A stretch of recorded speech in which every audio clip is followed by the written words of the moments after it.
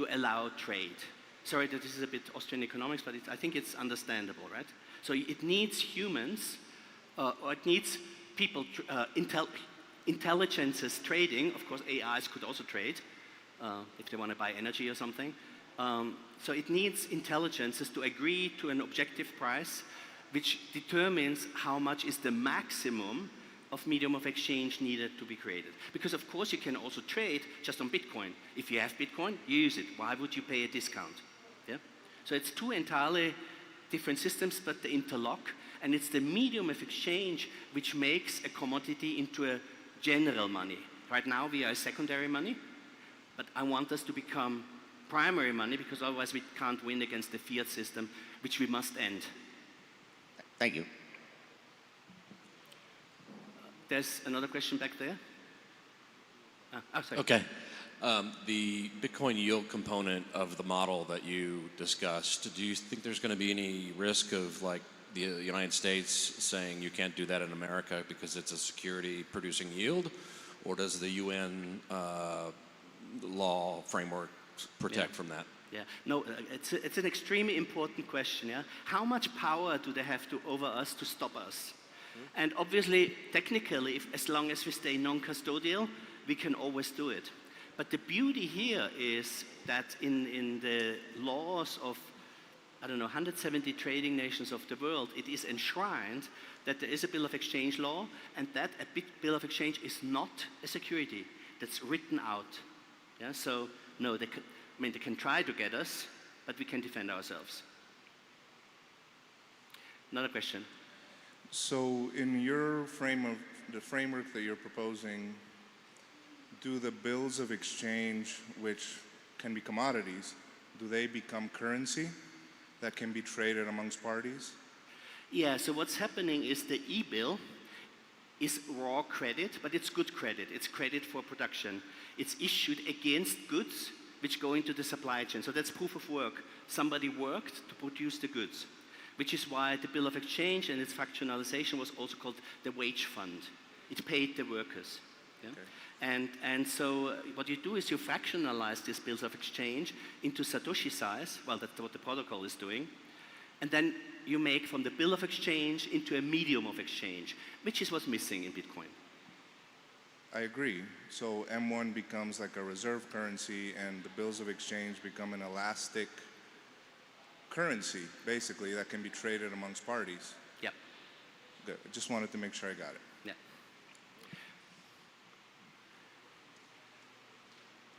Hi, great presentation. Thank you. Thanks. So if we're all in second grade, how would you break it down, explain it, what is the key value proposition? Like, what's the relative advantage to what you're proposing to what is the legacy solution? Yeah, I mean, the value proposition is enormous, yeah? Because lots of things happen once we go back to a sound money. So on a global level, we all of a sudden don't have floating exchange rates anymore because everything will be priced in Bitcoin. So you have stable currencies and unstable currencies, floating currencies are horrible for international trade. I could have developed a fantastic business which has 100 years of history of producing some fine good, and now the prices of my main market, the currency value changes, and all of a sudden I'm not profitable. Or the prices of my raw materials, which I need to buy in another country, changes, and I'm out of business. So it's a constant horror. And as I explained, you do have to live in constant danger these days that this permissioned banking system cuts you off any time and kills your business. The Trafigura guy happily was able to find a little bit more enterprising banks than BNP, so he was back in business. But if he hadn't, the whole supply chains of the world would have broken down, just like COVID or in the Suez Canal. And we all know what that did. So that's the big benefit if you do that. And of course, for me, the benefit is it ends the fiat system. Thank you very much, and enjoy the rest of your conference.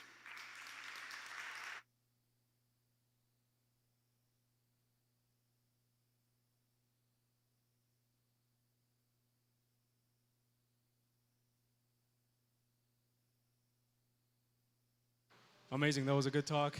Something that I really didn't think about until I met Hubertus, so really insightful. Okay, next up. Our next talk tackles one of the biggest challenges in Bitcoin, which is bringing everyday people, some might say normies, into the Bitcoin ecosystem. It's called How to Bring the Masses to Bitcoin Through Events. And the idea is pretty simple. People need real-life touch points, right? We need a community. Events create trust, habits, and momentum. And with tools like Satlantis and Nostr, those events become places where people can actually use Bitcoin.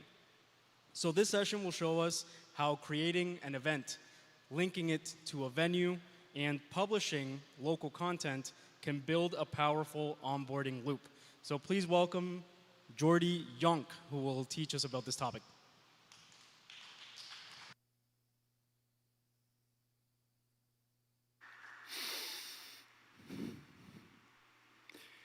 So we Bitcoiners, we like to talk about Bitcoin. And maybe talk is not the right word. We like to preach. We can stop talking. So, and the people that we're talking to, sometimes they are not ready because each one of us understands Bitcoin at our pace, at our own single pace. And there are many, many options or many ideas or many ways to get them onboarded. Today, I'm going to show you, as Gabriel was saying, a new idea that I've been studying for the last year, which is events.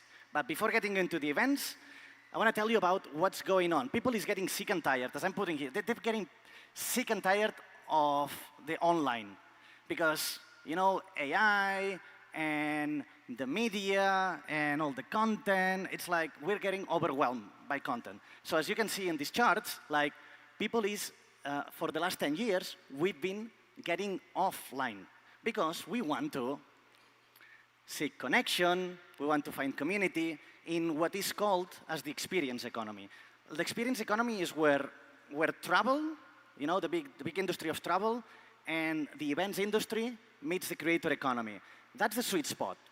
So for the last year, I've been traveling, I've been organizing and co-organizing meetups all over the world, especially in Barcelona, the community I come from. And I realized that, yes, we like to do in-person events to talk people, and the more events that you do, the easier it is for people to come and see and learn about Bitcoin at their pace. But the more events and the more communities I've been talking to, the more I realize that we keep using fiat platforms to launch these events. We keep using Eventbrite. We keep using meetup.com. We keep using Luma. But aren't we supposed to onboard people to Bitcoin? Aren't we supposed to orange pill them? So on this last year, I've been learning from a lot of communities, and I'm here today to show you what we have built, which is an events platform, an alternative for Bitcoiners. And I'd like to introduce you the new Satlantis, the Bitcoin native social events app. So why do we need that? Well, because we Bitcoiners are organizing many events. I'm talking about meetups. I'm talking about workshops. I'm talking about masterminds. I'm talking about conferences like this one. I don't know, maybe just a birthday party with my Bitcoin friends. All right, you can do that.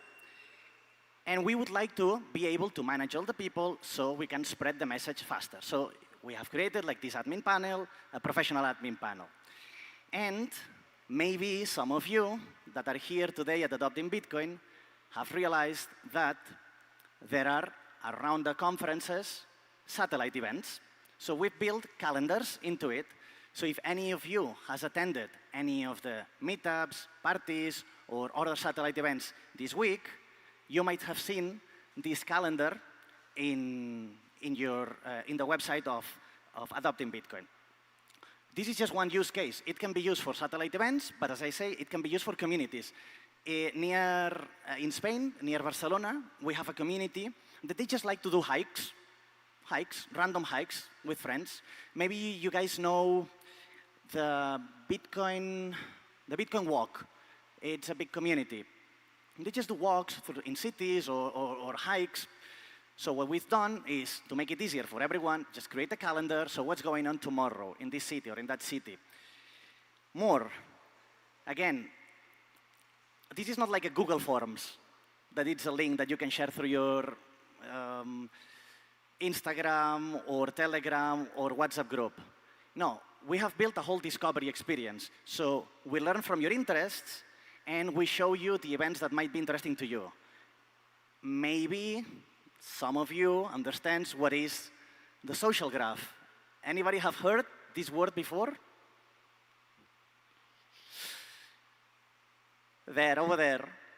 So the social graph, it's a part of Nostr because Atlantis, it's been powered by Nostr, meaning every one of you that already have a Nostr account, maybe have created a Primal account that has posted some content, that maybe have seen some podcasts using Fountain, maybe you are connected with other people and you have a lot of connections. This is part of your social graph. So if you liked a post today, maybe tomorrow, and you go to a new city, you'll see events that are related because it's powered by the social graph.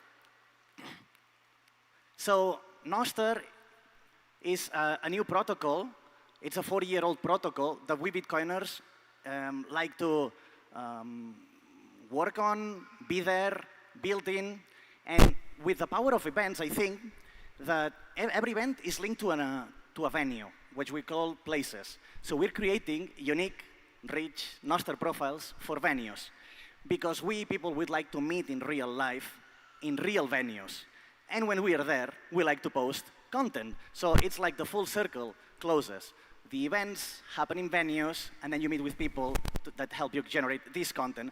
That generates this social graph that, again, generates this infinite loop of recommending you people, events, and places that are related to you. It works on mobile. It works on desktop. We have beautiful apps for iOS, Android, web. And starting today for this conference, we've built a wallet for each event. Let me give you an example. Today it's the second day of the conference, and this evening there is like the official after party that is sponsored by BitTaskers. Anybody heard of the party? Yes, so you guys can attend and you can buy your tickets using Atlantis. So it's tonight at 8 p.m. and you can buy the cheapest ticket starts from 10,000 satoshis, and you will get free drinks, free food, and you should bring your keychain. That's it. So if any of you is organizing an event or running an event, now you can ditch Eventbrite or whichever other tools that you were using and start charging for your events. Or if you want to do free events, you can do it as well. So if anybody here is running events, maybe meetups, maybe masterminds, maybe conferences, maybe private birthday party, scan this QR code, get on board with Atlantis as soon as possible, and reach out to me. Those are my socials, and I'll be happy to answer any questions or to demo the app to you. Thank you very much.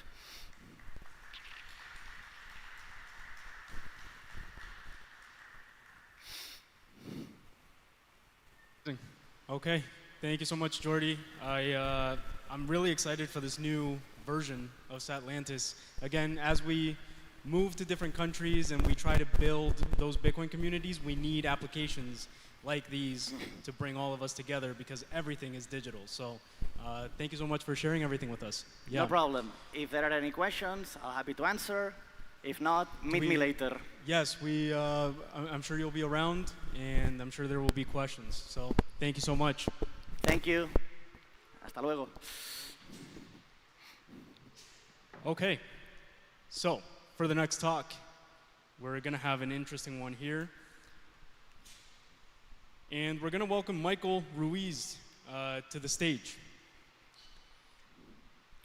And Michael there you go. Is going to look at El Salvador not just as the first Bitcoin nation, but as a place where culture, architecture, and legacy can be rebuilt with low time preference values. This talk is titled Beautifying El Salvador, Why Bitcoiners Must Build for Legacy. His session is going to explore how Bitcoiners can help revive beauty, art, and craftsmanship in the country's development, taking inspiration from the coffee barons of the 1800s and contrasting fiat short-termism with Bitcoin-driven permanence. So please help me in welcoming in a few minutes here as we get set up. one. Michael Ruiz. Oh, there you go. Oh. What up? Oh. It's not this one. There we go. Okay. All right. I didn't know this was on already. Hey, everyone. I hope you guys are having a good time here in El Salvador at adopting Bitcoin. I haven't done a presentation. Actually, I need a clicker. In like 20 years since college. So this is going to be a new one.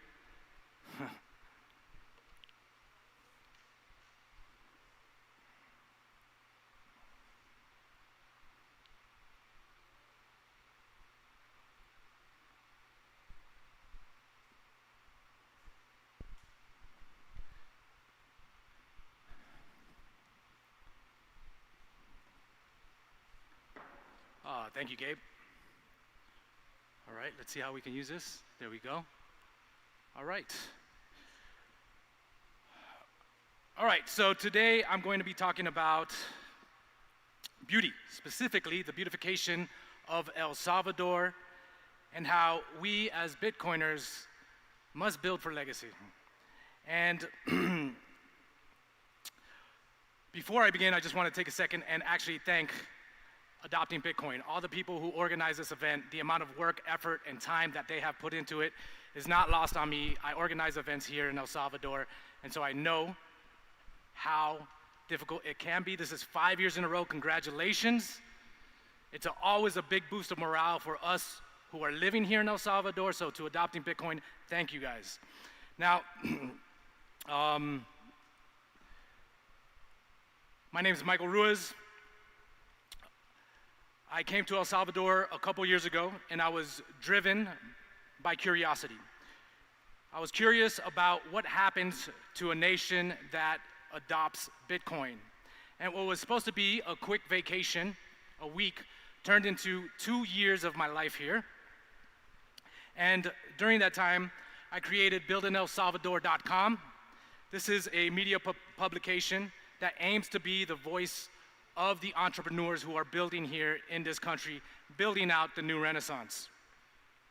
We also host masterminds, and over this time, I have met plenty of people here.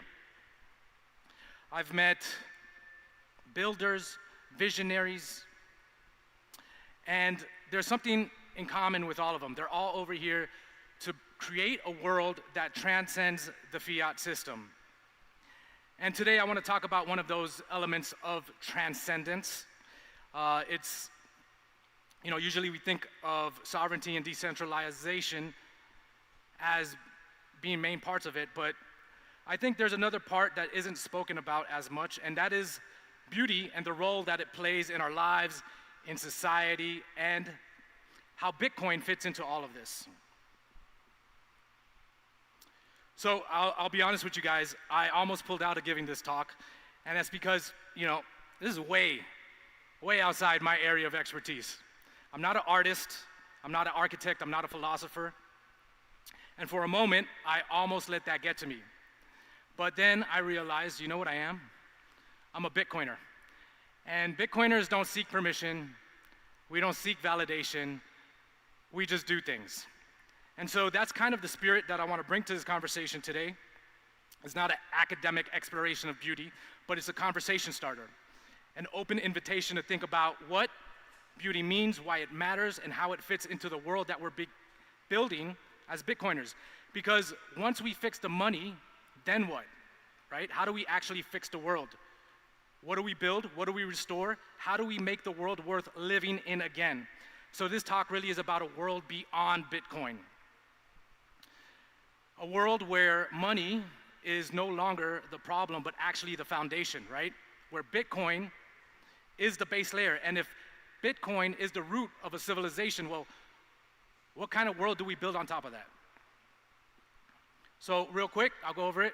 I'm going to talk about why beauty matters, how fiat-driven incentives, economic incentives, distorted beauty in our modern world, why Bitcoiners are in a unique position to restore it, how El Salvador can serve as this canvas for revival, creating a new renaissance here, and finally, how each of us can participate in that. So let's get into why beauty matters. Many people think that beauty is subjective. These are the relativists. They say that beauty is in the eye of the beholder. And to some degree, that's true, right? We each have our own tastes, our own style preferences, our own cultural lenses. But what the relativists miss is that there is also objective qualities to beauty. There are universal principles that make something beautiful, patterns that transcend cultures, languages, and personal experiences. So this is what is known as aesthetic perception, the idea that human beings are wired to recognize harmony, proportion, and order. Our brains instinctively respond to balance, rhythm, and symmetry. They mirror the structure of nature itself. And this is why nature is the oldest, most instinctive form of beauty we know. It follows patterns that resonate with the way our minds are built. And just as we sense beauty in nature's patterns, we can also recognize it in other systems that are built. Many Bitcoiners will call Bitcoin beautiful, right? Because the protocol embodies those characteristics through its simplicity, its elegance, its harmony, its balance. And when we recognize beauty, whether in nature, architecture, an urban setting, or in the design of a monetary system, something deep inside us says, this is right. And so I'd actually also go as far to say that beauty is not just a matter of opinion, it has measurable effects on the human mind, body, and spirit, right? There have been studies showing us that simply being exposed to nature and its harmony supports physical recovery.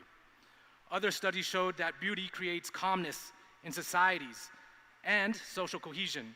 A Yale University study showed that beauty strengthens belonging and long-term stewardship. Basically, beauty is vital to us as human beings to flourish. This is Roger Scruton. He's a big inspiration for this talk. And he said, beauty is a value as important as truth and goodness. And I think that is a profound statement, because if we think about it, I mean, think about the world that we see if we don't have truth. It's filled with lies and deceit. And think about a world where we don't have goodness, right? Well, cruelty takes its place. And I think we can all see aspects of that today in our modern world. And so what happens then if we lose beauty?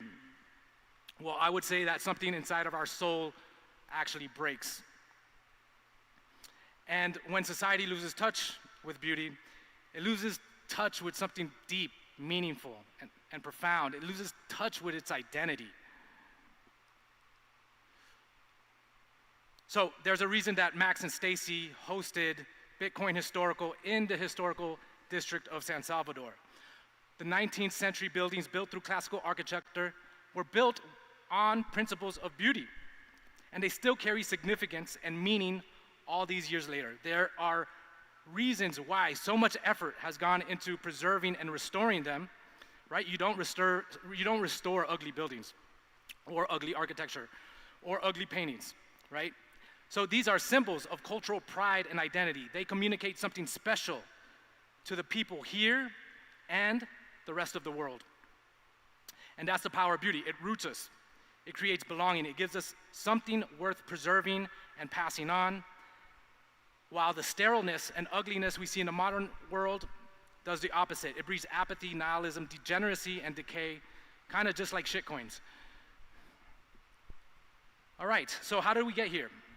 If beauty is something we're wired to recognize and something that uplifts our soul, something that is vital to truth and goodness, then what happened?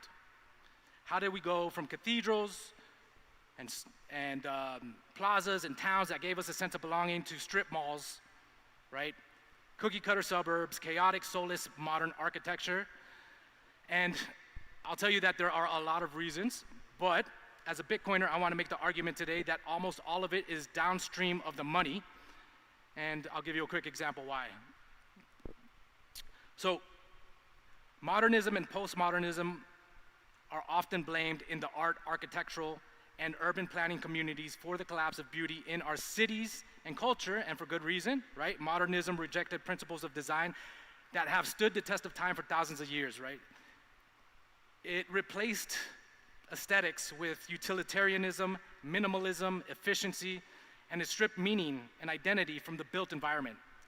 Postmodernism took all of that and went even further. It denied the very objective reality of beauty.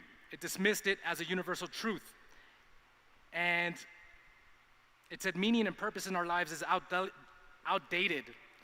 And it celebrated irony, novelty, and the deconstruction of any shared aesthetic language as progress. But here's the part that no one really talks about in these communities, and this is kind of what I want to bring up today, what I want to communicate to the art, architectural, and urban planning environments, and that is that these ideologies could only take over because fiat money insulated them from consequences, from economic consequences. Government agencies, planning departments, and universities were funded through money printing and were able to propagate unpopular, anti-human design for decades because they didn't face any market consequences. And in fact, right, if we look at studies, over 3/4 of people actually prefer traditional and classical architecture. Architecture that's built on principles of beauty over modern architecture. And so how does an idea that no one wants continues to exist, continues to flourish for decades? And I would have to say that you have to look at the nature of money itself. And so that's not all, right? Fiat also gave rise to centralization, allowing governments to grow in power, giving top-down central planners control over entire cities instead of bottom-up communities shaping their own environments. So this book here is a great book. It's seen like a state. If you want to get into the mind of how bureaucrats and government officials think, I highly recommend this book. But basically, it did a good job of talking about how the state standardizes and homogenizes the built environment for efficiency. Also, fiat turned real estate into a financial asset. When your money is being debased, you're pushed into hard assets just to keep up with inflation. It turned the built environment from homes and urban buildings into inflation hedges and speculation vehicles. And this incentivized high time preference behavior, right? Profit maximization, wealth extraction, cost cutting took priority. Those became the highest values, not building beautiful environments. So whenever I hear a conversation about beauty and why it's been lost, the one thing that I would like to hear talked about more is the role money, specifically fiat currency, had in it. And here's a good illustration of how important our built environment is. As you can see, modern architecture, it communicates something. It says you are only a consumer. You're just a cog in the machine.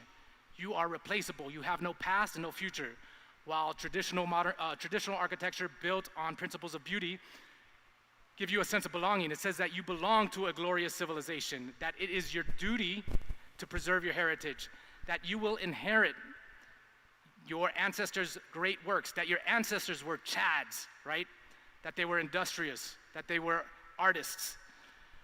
It also encourages you to raise a family so you can ensure that your legacy lives on. And that is just how important beauty is in a society.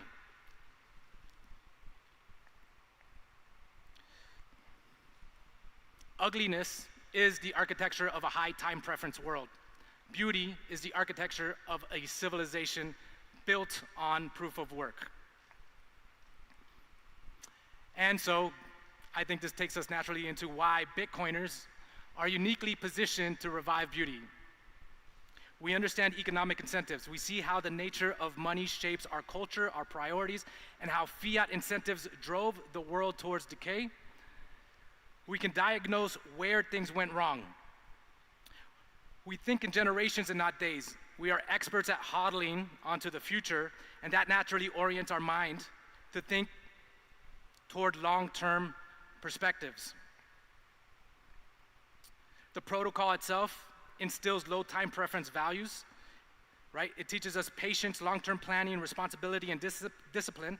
These are all values that naturally overlap with a society that also values beauty. We can invest in quality, craftsmanship, durability, because our money isn't constantly being debased. And Bitcoin restores optimism. When people trust the future, they create environments, homes, buildings, art, communities that reflect that hope. Bitcoin is truth, Bitcoin is goodness, and I'd say that beauty is the next ascendant extension of that. And this has kind of been my train of thought through my Bitcoin rabbit hole journey, right? Bitcoin is just a new way to send money. Bitcoin is a cryptographic asset like digital gold. Bitcoin is the base layer of a civilizational protocol stack. Bitcoin is the seed of a new cultural order built on truth, goodness, and beauty. All right, and so now I want to get into why El Salvador, I think, is the place to revive beauty. It's opened its doors to Bitcoiners. Number one, the country just doesn't tolerate us, it actively celebrates us, right? It's adopted Bitcoin. It's now seeping into the base economic layer of this country. It's drawing in like-minded people from a new economy to form a new economy where long-term planning and relationships can form. It's emerging from its own dark ages. After decades without meaningful development or investment, this country is rebuilding its foundational layers. It's literally a canvas waiting for Bitcoiners to come and paint it. Also, safety and security have been restored. Nothing beautiful gets built if it's going to be torn down the next day.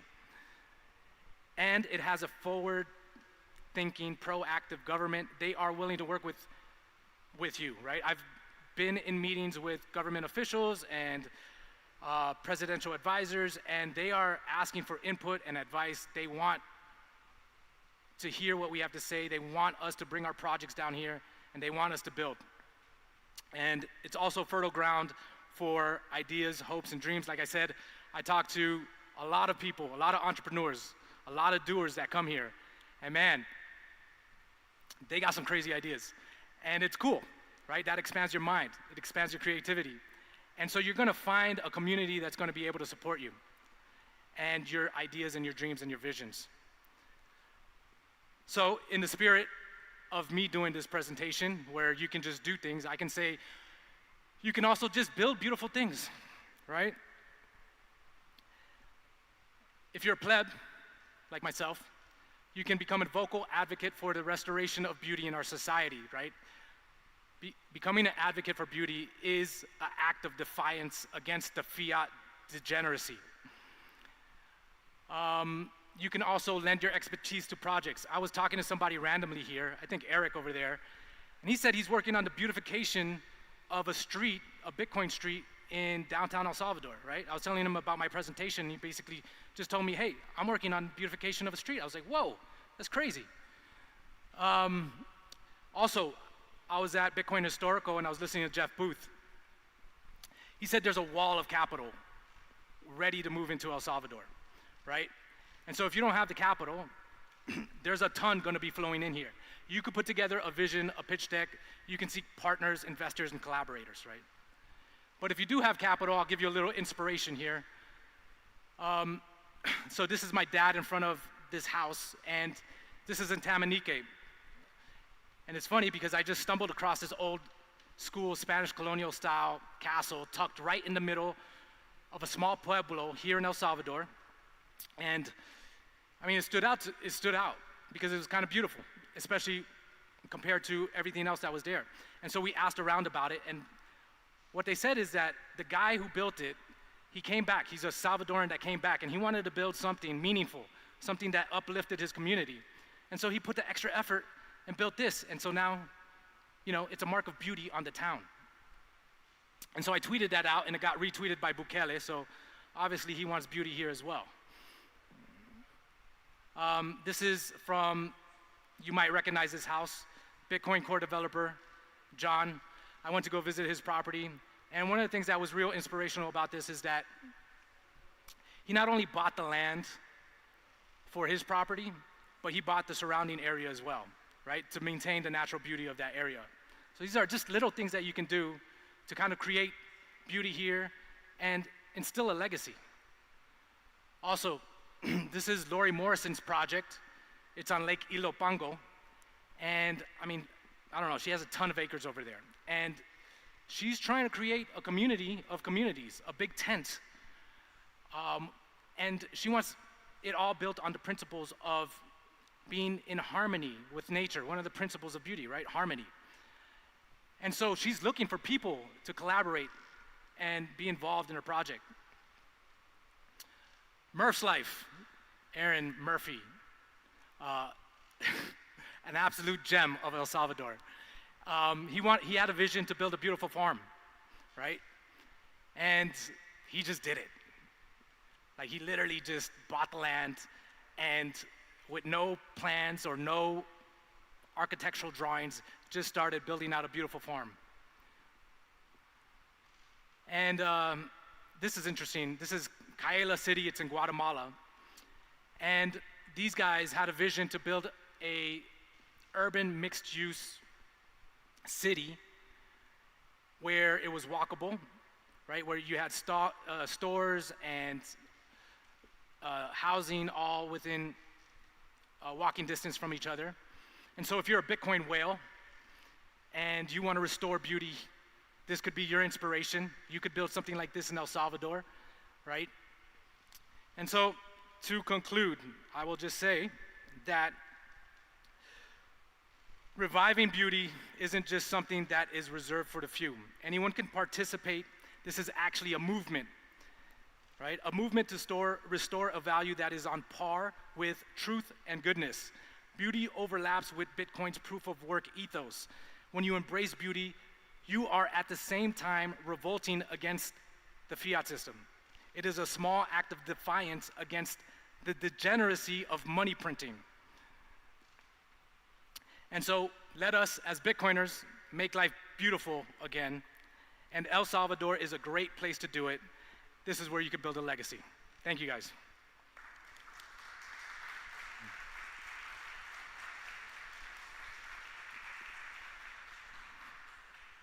Thank you, bro. All right. Amazing. What a great presentation. So many inspiring talks here at Adopting Bitcoin, and we'll continue to have them throughout the day. Again, as a Bitcoiner, you can understand Bitcoin, but there's a life cycle to a Bitcoiner, right? So if you're at the stage where you understand it and you're trying to communicate Bitcoin to your friends, your family, well, now is the time to build your legacy and leave something behind. So thanks, Michael, for that. Okay, our next talk is called We Are All Born Creative, Life on a Bitcoin Standard. And Kyle is going to explore how Bitcoin can reignite our creativity and help us build a life aligned with our values. Drawing from personal experience in filmmaking and business, Kyle will share lessons from his journey in Bulgaria, showing how Bitcoin is more than money. It's a way to bring your gifts to the world. So please help me with a round of applause to welcome Kyle Huber.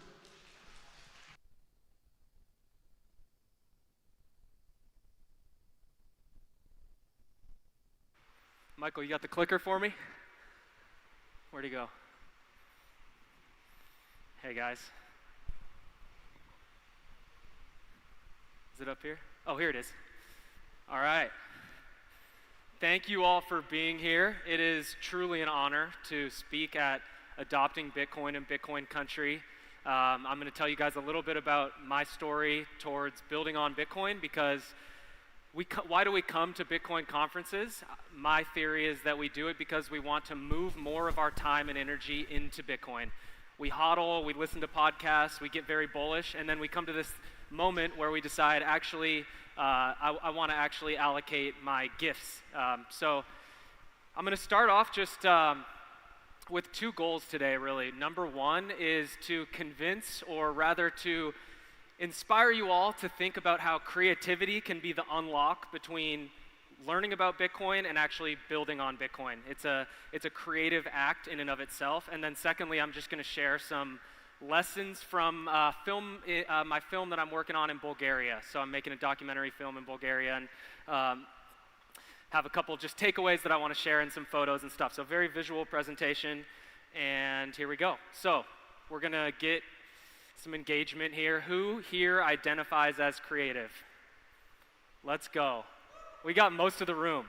Okay, so when I was in university studying business, my professor asked this question and said, to the class of about 30 students, who identifies as creative? Not one person in that room raised their hand, including myself. And at the time, I didn't really think anything of it. It was just like, yeah, I'm not creative. I'm a business mind. I'm a logical thinker. Creativity is art. And it started this chain of reactions where I actually realized my creativity and decided to start taking action. I picked up a camera and started telling stories. So basically, what I've learned in sum is that we are all creative. It is an inherent part of being a human being. Like, we created our route to get here. We co-create conversations with each other. We're literally creative. We're a creative species. It's what makes us human. And the school system, the fiat system, many of the pressures in our current society, they train that out of us. They put us in these desks where we just regurgitate information. And by the time we get to college, we don't even raise our hand when we are asked, are we creative? And ultimately, the ultimate creative act being creating the life that you actually have. So the future you, the life that you have, is a result of the actions that you take today and in the past. So when you realize that, you realize you actually can create the future that you want to live. And for me, it's been through actually holding a camera, making videos, but we all have our different talents. And so, I'm just going to explore a little bit about what I've learned in that journey. So after college, my goal, my dream was to be an adventure filmmaker, to go in nature, to tell stories, and to get paid. I mean, for me, that was the dream. And I did, I got my foot in the door a little bit. I worked on a documentary film on a river in Utah. That bottom photo there is like one of the coolest film setups if you're a film nerd. They had a gimbal on a crane on a raft in the Green River. It was just awesome. But over time, I gave up on it because it was just financially not feasible. The goals that I had, I want to raise a family, I want to have kids, have a home one day. I just felt like trading time for money, I could never get there. And I had not understood Bitcoin yet at this time. There's this meme here, the 9 to 5, just rolling the ladder up as you go. When you're self-employed and a freelancer, it's even harder. So I gave up the freelancing career to actually get a job and eventually start a business, because I thought, let me scale a business that I can sell. That's really the only path to wealth. So I did that. I started a supplement company. It's called Earthy, and it has a lot of alignment with Bitcoin, even though I wasn't orange pilled at that time. But we saw that the supplement industry was just full of very sketchy business tactics. If you ever take supplements, read the back. It'll say a bunch of lists of ingredients and then proprietary blend. So they don't even tell you how much of each ingredient that is in the product. So if you want to go verify what is the scientific study that backs up, is this actually efficacious, does this work? You can't, because you don't know how much is in there. So we decided we were going to make a supplement. It's a pre-workout for endurance sports where we just tell our customers every single ingredient in the product. Over time, building a business is very hard. I have a ton of respect for people who do it. It didn't really work out. My business partner and I had differences of opinions, and he invited me to leave the business. It was a challenging time, but at that exact same time, I'm getting orange pilled and very excited about Bitcoin. I had this internal dialogue that if I weren't building Earthy, I would do something with Bitcoin. I didn't really know what that was. And so I put it out in the world. Well, one more slide in here. I didn't call it this at the time, but the process of moving towards a Bitcoin standard is taking action, not just hodling, but building on Bitcoin. So it's not just about writing code and stacking sats. We all have different passions and skills, and so the goal would be to bring together what you're passionate about with Bitcoin and how can those things align. And we're all doing it in different ways. And so it's just a topic that I've just really curious about. And let's see. So my first Nostr post is on the left side. I put it out in the world. I think I had 3 followers. I said, I'm going to move professionally towards Bitcoin. And while I was on a Fiat client photo shoot, video shoot, Luke Broyles, anybody know Luke? He tweeted, he's a YouTuber, he tweeted, hey, I need a videographer to come with me to El Salvador. And I responded to that tweet right away, and we were on the phone a few minutes later. 3 weeks later, I'm in El Salvador for my very first Bitcoin event at the halving party. It was like just such a trip for me to go from listening to podcasts and hearing all these people speak to meeting them in real life. I'm having dinner with Larry Lepard and Ben Sessions. This is a funny story. I told Ben Sessions, it was one of those fanboy moments. I was like, man, when I did my first Bitcoin transaction, I cried because I was so emotional about it. I wrote in my journal, it was just this like accumulation of all the effort that I took to learn how to run a node and get my hardware wallet. I did it all on my own, and Ben took it well. He wasn't too weirded out by me. But it was an amazing time. Got to meet Max Kaiser, went to Bitcoin Beach, and during that week I met Tim from Berlin. And if anyone knows Tim, he is an absolute legend. He invited me to Economy of Bitcoin. So I went from the halving party straight to the coolest circular economy. And I saw Bitcoin really growing from the grassroots level. I spent sats for the first time at the market there, bought tacos with sats. I met Evelyn and heard the story of how they started things, and I was just insanely bullish. I was just so fired up. It was like coming home. I just couldn't even put into words to my family like how excited I was. Obviously, I had to start a podcast, right? It's just a natural conclusion. And so, yeah, I started a podcast called We Are Satoshi. From there, my next Bitcoin event was Bulgaria, Sofia, so another random place, and I really resonated with the people there. They're very warm and welcoming. In the bottom middle photo there is the organizer of the conference the night before taking Luke and I to dinner, showing us around town. After the conference, we got to see some of the monasteries and the beautiful things Bulgaria has to offer. Hung out with Daniel Prince, who's a big inspiration to me.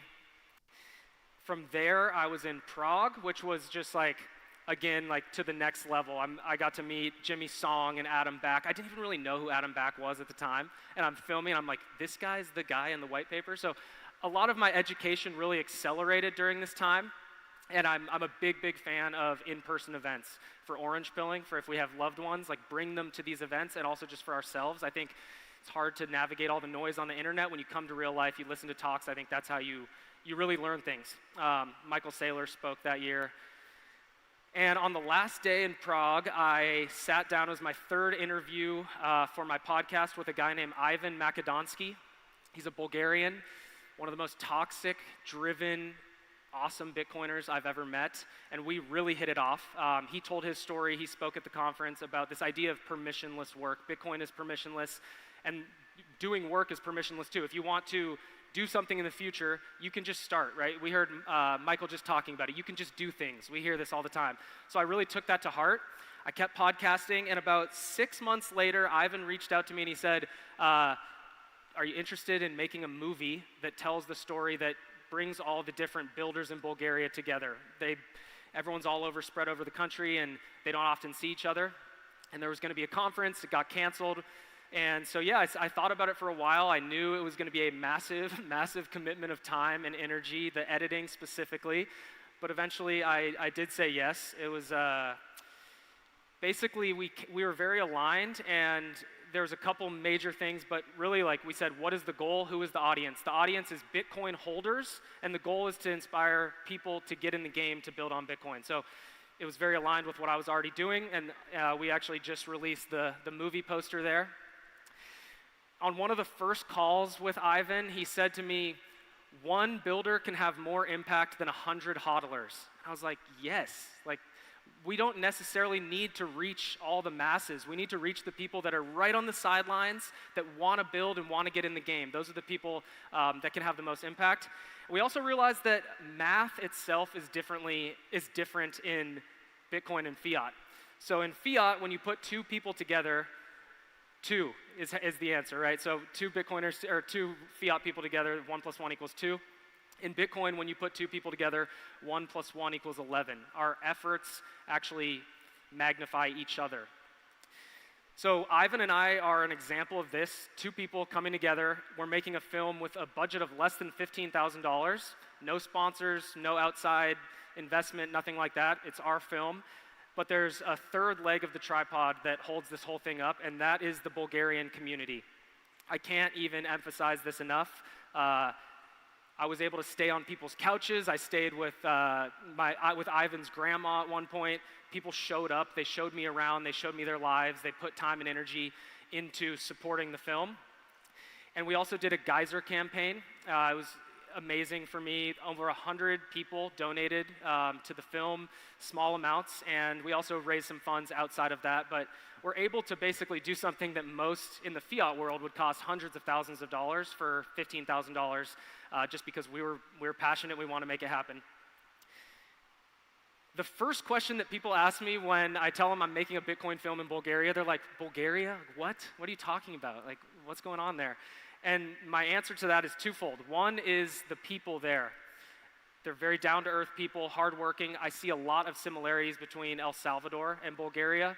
They don't trust the government. They figure out how to make things work on their own. And secondly is the story. As a storyteller, you're always looking for a story that A, has not been told, and B, you believe can have tremendous impact. So it checked those boxes for me.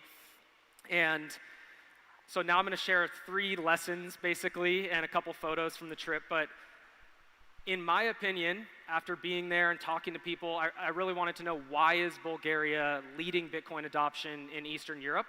And I think it is cultural, yes, historical, yes, there's a lot there, but I think the main reason is that they educate each other very effectively. Bitcoin education is just how we communicate about Bitcoin to one another. And I've traveled all over more than a dozen conferences, and everywhere I go, people are talking about, how do we get through to the people that we love? How do we engage on this new topic that many people, we're all on different stages of our Bitcoin education journey. And Bulgaria's done a great job. A few examples, Plamen Andanov is an absolute legend in Bulgaria. He's orange-pilled so many people. Probably half the people in the film, at some point in the day, they said, Plamen orange-pilled me. He's a YouTube channel. They have a Bitcoin club in Sofia, so they have a dedicated space. They bring people together. The day I was there, actually, it's on the next slide, but there was just a very vibrant discussion after the talk, which is always a good sign if someone has a talk, and then afterwards it sparks conversation. In the bottom left, George Monolov, if anyone knows him, he was part of the Botiv Plovdiv football club, which is the oldest football club in Europe. They were adopting Bitcoin at the time. He translated the Bitcoin standard, fiat standard, Jeff Booth's book, The Price of Tomorrow, into the Bulgarian language. When you speak English only, you kind of take it for granted that there's educational content out there in English, right? In Bulgarian, for people that don't speak English, it's a big hurdle, and they sold thousands of these books. So that's another huge element. And then the meetups, Joro in the top right, he runs a website that takes people basically from A to Z with Bitcoin. And then the meetups, I think this is just, it's a great place to start other projects. I went all over the country from the east to the west, 4 different meetups. We saw that when Bitcoiners put out the bat signal, when they say like, hey, Bitcoiners, let's get together, Bitcoiners show up. So that was a big takeaway there. In the bottom right, Container is a taco stand, and the owner accepts Bitcoin. They host the Varna meetup there. This year, they took it to another level.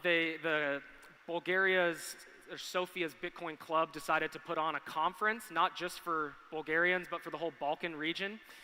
And it's, from my perspective, sort of an interesting dynamic where Balkanization is the separation of many states, the disintegration of borders and splitting up of nations. And now Bitcoin is bringing those nations back together. So it's a theme I'm playing with in the film. This photo here was probably the highlight of the conference. It was 7 different guys from the different Balkan communities sharing knowledge, talking about what's working, how they've gained some success, and the through line through all of them was education. One example, Philip on the right, he's from Croatia. They started as a university club and they raised some money even to send students to Bitcoin conferences. So just super cool, and meeting the younger Bitcoin builders is also just very inspiring. The second thing is, if you want to build on Bitcoin, you don't need to reinvent the wheel. You just need to solve problems for people, add value. You don't need to come up with some crazy idea. And this is where creativity comes in. I'll get to that in a second. There's a few do-it-yourself DIY projects that were just super fun. Demeter also, both of these guys are Demeter. We have 4 Demeters in the film. It's like Demeter 1, Demeter 2. Ivan and Demeter, the most common names. So Demeter on the left side built a do-it-yourself Lightning ATM, and he put it at the coffee shop that accepts Bitcoin. So the barista or the person working at the coffee shop can take tips in fiat and just immediately put that straight into his wallet. People can also just put coins into the machine and get a small amount of Lightning to pay for their first Bitcoin. Sort of a fun orange pilling project. And then on the right side, they built a vending machine. So at the club, they basically scan the QR code, and then once you do that, it unlocks the drinks.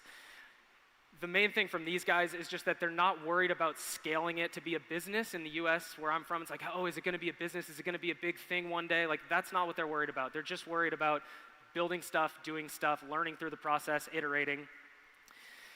Stoyan and Mira, also 2 of my favorites.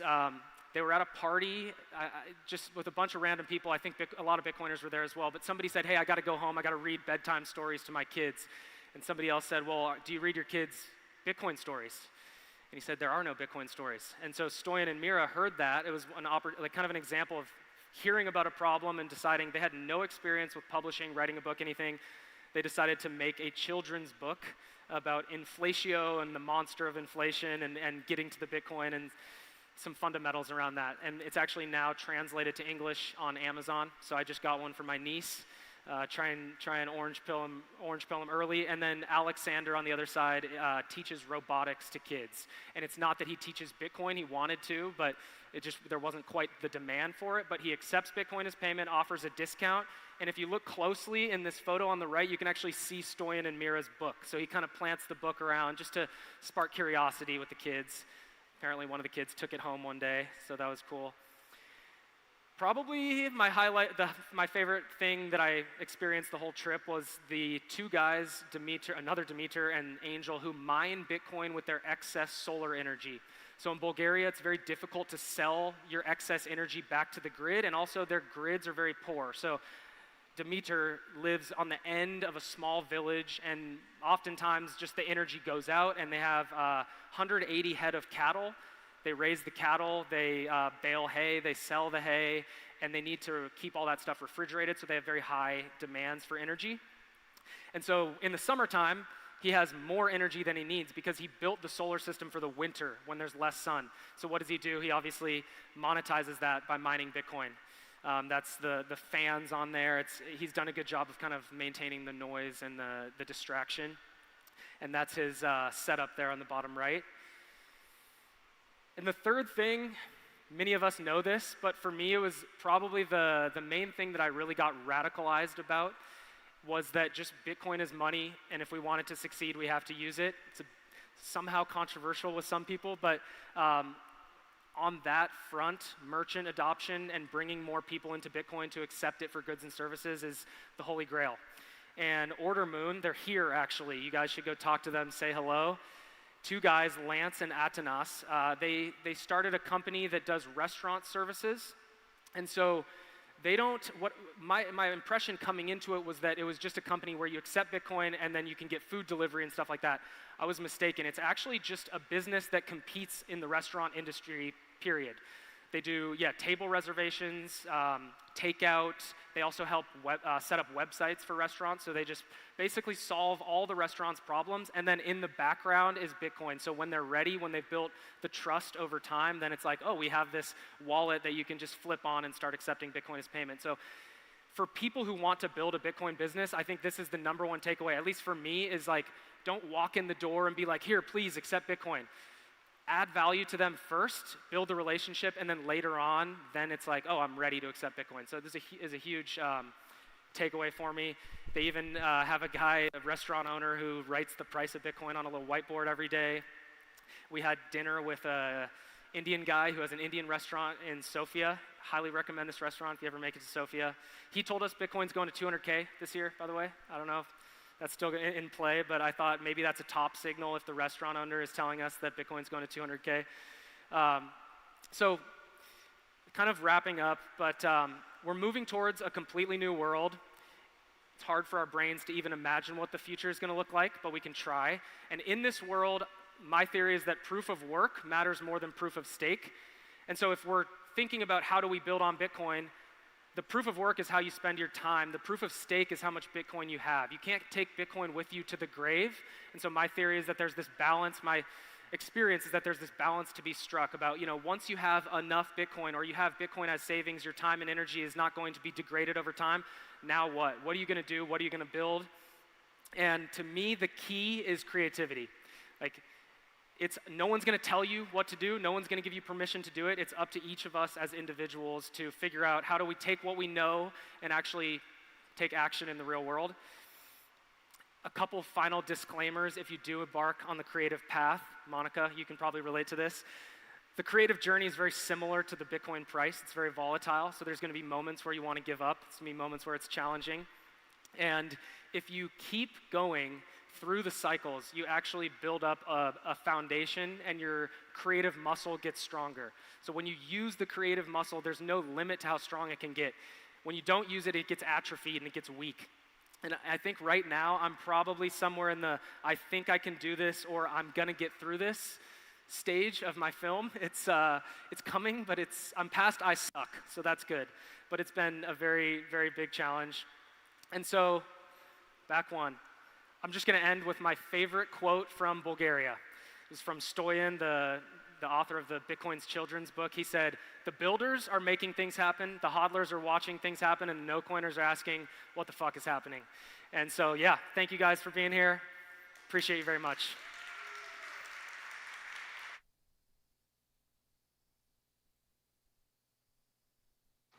Amazing. Thank you so much, Kyle. That was awesome. I'll give you Yeah, again, this is why this is one of my favorite conferences, right? We get builders up here at Adopting Bitcoin, and we're looking for that motivation, that inspiration to go out. And like Kyle said, that creativity is what will drive us to build a better world, a more beautiful world, like Michael said, right? So, yeah, let's continue with this energy to keep building, maybe learn some lessons from what we've seen in the past. And I want to welcome Ben DeWall to the stage, who's going to talk to us about some of the lessons that he learned from 2023 when he was last year in El Salvador with merchant adoption. So, Ben, if you're ready, I'd love to welcome you on the stage. Please help me with a round of applause. Thanks, Ben.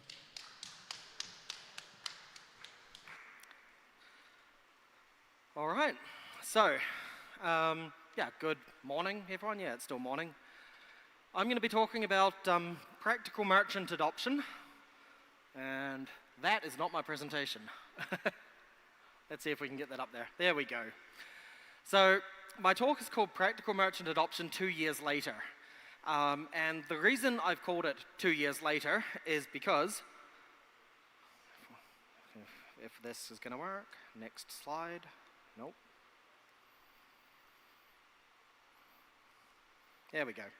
Is because 2 years ago, I was here in El Salvador, and I gave a talk called Practical Merchant Adoption at Adopting Bitcoin, 2023 that was. And some things have changed in that time. I'd kind of like to give an update on my thoughts around merchant adoption. But the best place to start would actually be to give you a brief overview of what I talked about 2 years ago. So I talked about, first of all, what do the words actually mean? What does it mean for something to be practical? What is a merchant, and what does it mean for them to actually adopt Bitcoin? So what is adopting Bitcoin from a merchant perspective?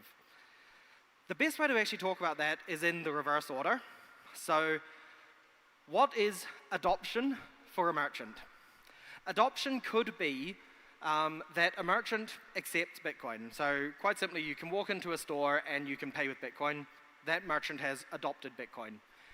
Or it could mean that the merchant themselves is now holding Bitcoin when previously they didn't hold Bitcoin. So merchant adoption in some cases could be, it depends on your definition here, could be that they not only accept Bitcoin, but then they also continue to hold it themselves. They're not just exchanging it directly for fiat, for example. But then, what's a merchant?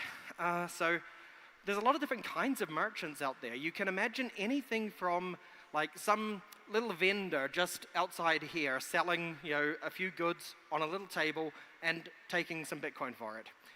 Or a merchant could be an e-commerce store. So a web shop. You log on, you select your goods, you hit checkout, and one of the options there is to pay with Bitcoin. A merchant could also be a restaurant. So you walk into a restaurant, you order a nice meal at a sit-down restaurant, and they've got a lot of staff. It's kind of a bigger restaurant, complex operation with a lot of stuff going on. All of those are different kinds of merchants, and they have different needs, different requirements. Overall, one of the things that you need to think about with merchant adoption is how many different kinds of merchants are there, and what are their individual needs? Because the needs of one of those little stands out there is very, very different to the needs of an e-commerce store or a big restaurant or other kinds of sales operations. And then, of course, practical. Okay, we can talk about merchant adoption as much as we want, but what makes it practical versus not practical? Do they hold the Bitcoin that they receive, or do they exchange it for fiat? What are some of the problems that they could face doing either of those things? What are some of the difficulties from a technology standpoint, from a regulatory standpoint? So these are the sorts of things I talked about 2 years ago. I'd like to kind of jump just a little bit into some of the hurdles, some of the difficulties that merchants can face when adopting Bitcoin. One of the first hurdles that merchants often face, one of the first things that they need to think about is things like taxation and accounting. If I'm a little shop somewhere and I say, I'm going to accept Bitcoin, somebody comes to me and they pay me in Bitcoin for the goods or services that I sell, great, awesome. Now the tax office comes to me and says, hey, you've done this thing, and that means you have to fill out this paperwork, and you have to pay me this amount, and you received some Bitcoin, and then you exchanged it into fiat later, so there's going to be some kind of tax burden associated with that, maybe capital gains tax or whatever. And what makes it really annoying is that that is different in every single country you go to. So the accounting and tax considerations are different in El Salvador and in Germany and in the US and in the UK and everywhere else. Everywhere you go, there are different kinds of tax considerations and accounting considerations. But that's just one issue, one hurdle that merchants have to face. The next is, okay, if I'm going to hold my Bitcoin, or if I'm going to exchange my Bitcoin for fiat, how do I do that technically? What are some of the technical considerations that I have for doing it? And then what are some of the implications? What are some of the regulatory problems? And again, that comes back to things like the tax and accounting. So I need to think about not only how, but also what does it mean and what else do I need to do as a merchant who's accepting Bitcoin? Another consideration that lots of people don't think about is cost. So for a larger merchant, there's a lot of different services out there that say, we will help you, we will make it easier to accept Bitcoin. It's not just, running a wallet on a phone or something. It tends to be a larger kind of operation. And there might be monthly fees associated with it. There might be the purchase of an additional bit of hardware that they are going to use for their Bitcoin acceptance. Those things cost money. Let's say as a shop, I only get like 2 people a month coming in and paying with Bitcoin. The rest of them are paying cash or with card or something like that. can I justify that expense? So that's another hurdle that merchants are going to have to cross. If they choose something simple, let's say they say, okay, I don't want to buy another bit of hardware, I don't want to pay monthly fees, I'm going to run a wallet on my phone. Now there's other considerations. I'm a shop, I've got more than just myself working there, there's some staff. Do they know how to use that software on the phone, the wallet that's running on the phone? Do they know that they can put it on their phone as well, or am I just running it on my phone? If I'm just running it on my phone and I'm not there, now all of a sudden my shop can't accept Bitcoin because somebody else is working today. Or if it is a wallet which everyone can access, what stops my staff from stealing from me? What stops them just using that wallet to now send out again? So, there's all of these different things you need to think about, but the biggest hurdle, the number one difficulty in getting merchants to accept Bitcoin is that most of them simply don't care. The vast majority of merchants don't have an interest in accepting Bitcoin right now. So they just say, why should I? There's all of these other difficulties. There's the cost, and there's the security, and there's the taxation and accounting, and there's the technology questions. Why should I accept Bitcoin? So you can go around and just orange pill all of the merchants around you. You can convince everyone around you to accept Bitcoin. And if you do that, sure, you will onboard some merchants. You will get merchants accepting Bitcoin from you. I've done that myself a lot in my life, getting little shops around me to accept Bitcoin for goods and services. But that's not really true merchant adoption at scale. You will never scale that up to the world. So I've spent the last couple of years since that last presentation thinking about these kinds of issues, thinking about how to accelerate and expand merchant adoption a lot more. And for those last 2 years, I've been working with a company called Musket. This isn't an advertisement for the company I'm working for, but in some ways it kind of is. I'm going to talk about now what we at Musket are doing and why it's the right approach to accelerating merchant adoption in a practical way, potentially globally. So what does Musket actually do? For a start, we do Bitcoin and fiat. We don't just do Bitcoin. We do card payments as well. We do both in-store payments, so point of sale. We have a point of sale device. Anyone who wants to see that, by the way, come and see me after the talk. I have one with me, and I can show you a single device that takes American Express, MasterCard, Visa, Bitcoin, including tap and pay for bulk cards. So very seamless payment. And we do online payments. So we have a merchant gateway, a payment gateway, where you can hit checkout on your web shop and you see pay with credit card, Apple Pay, Google Pay, and Bitcoin. So the front end supports fiat and Bitcoin together. The back end does as well. The entire back office system is built that a merchant can log in and they can see all of the payments that they've received in Bitcoin and fiat, all in one system. A lot of other people have tried to solve the Bitcoin payments problem. How do I get more merchants to adopt Bitcoin? And the way they've done it is they've said, well, over on this side, we've got the fiat payments, and they already work. The merchant already has a way to accept cash and card. They've got all of these different things. They've got all these different technologies. They can accept payments with that. So we're going to offer an amazing Bitcoin payments experience. We're going to build the best Bitcoin payments. And they keep these two worlds completely separate. That's actually the wrong approach. Building Bitcoin payments for somebody who really probably isn't that interested in Bitcoin isn't going to achieve anything. You're not going to get adoption of Bitcoin by merchants who just aren't that excited about it. You're only going to get Bitcoiners as merchants, and there aren't that many of us out there yet. So you need to bring those two worlds together. You need to have one system that does the fiat and the Bitcoin together. So that's our unified approach. Excuse me. So how many people, I should say everybody in this room probably understands Bitcoin pretty well. You know, most of us, we're Bitcoiners. We know how it works. But who in here knows the payments industry? Who in here understands the kinds of problems that merchants actually have accepting payments and dealing with all of the technologies, all of the problems around payments, the entire payment system? You know, I'm going to give you a nice little example. This is what credit card processing looks like when it works well.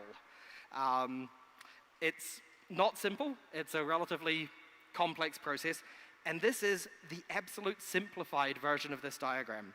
It doesn't include batching, it doesn't include chargebacks, verification requests, like when you tap your card and it says, okay, you're going to need to enter your PIN or you're going to need to sign. You know, those are all additional steps which aren't represented here. Bitcoin is way simpler than this. Bitcoin is way easier than this. As Bitcoiners, we know this. Bitcoin doesn't have all these stupid middlemen, all of these you know, verifications back and forth. Bitcoin is honest, simple, straightforward money. But this is the current reality. This is how payments work today for the vast majority of things that you buy, the vast majority of goods and services that you buy, where you use your credit card. This is what's happening behind the scenes. There's also something called fiscalization. This is such a horrible thing, but essentially it's a legal requirement, usually generated by tax officers, to say that when you make payments as a merchant, you need to record those in a very specific way, a very specific format, and you need to push that data over to the tax authority in some way so that they know what sales have been made and they can tax you appropriately for it and so on. Fiscalization is also really complex. It contains a lot of stuff like you need to say, I'm starting a transaction now, and I get a particular ID back, and then I will associate other things with that transaction, and eventually I close the transaction. And here's an interesting little tidbit. A lot of these systems that do fiscalization actually use a similar idea to the time chain method of using a hash to refer to previous data. So every time you write a transaction into one of these fiscalization systems, it contains a hash, and the next transaction that you do references the previous one's hash. So if you changed any previous data, you couldn't modify future ones. Exactly like Bitcoin's time chain, which is kind of cool to know, but this kind of complexity has to be pushed over to the merchant. This isn't something which the tax office does for you. This isn't something which you know, merchants just sort of buy it and then forget it and it's going to work with any of their payments. It needs to be integrated into their systems. And if you have a Bitcoin payment system which is entirely separate to the rest of the payment system, they need to manually do this for every single transaction which is happening. Most of them probably don't, but that's between them and the tax office as to whether they're reporting those transactions. But they are actually required to. It can be an on-premise device, it can be a cloud service. There's a bunch of different ways these things work. And it's a pain. It really is a pain. The entire fiat payments world is annoying. But then we can get onto the things that the merchant themselves actually care about, things which are important. If I'm a restaurant, I have usually some kind of stock management system. So I've got a certain amount of fish in the freezer out the back, and I can serve a certain amount of fish dinners before I run out. And once the amount of fish that I've got is running low, I want to order more fish, but I don't want to order too much fish. If I have a recurring order for lots and lots of fish, I might end up with a freezer full of fish, which I'm never selling. So there are automated systems for managing those sorts of things, stock management systems, restaurant management systems, table booking systems. All of these kinds of things are tied into the payment systems that these companies are using. So a restaurant's payment system is directly tied into their stock management system. If I just build a standalone Bitcoin payment little terminal, there is no way it's going to automatically work with all of these things. The person working in the restaurant is going to need to do double entry. They're going to need to say, okay, here it is inside this system, and I'll make the payment inside this system. So they need to do everything twice. And bigger restaurants, bigger merchants, they're not going to do that. They don't want to do that. So if you've ever walked into a big restaurant and say, why don't you take Bitcoin yet?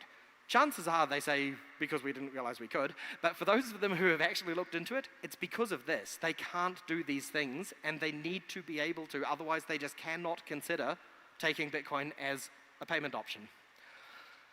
There's a whole lot of other stuff. So as Musket, we're partnered with a EPOS company who does essentially all of these types of things. I'm not going to go through them all, but you can see all of these are different things which different kinds of merchants are going to need to do, tied intimately to their payment system, in order to be able to say, yes, I am now willing and able to accept Bitcoin. If we understand these things, which at Musket I think we do, it lets us have a Trojan horse approach to getting Bitcoin into merchants.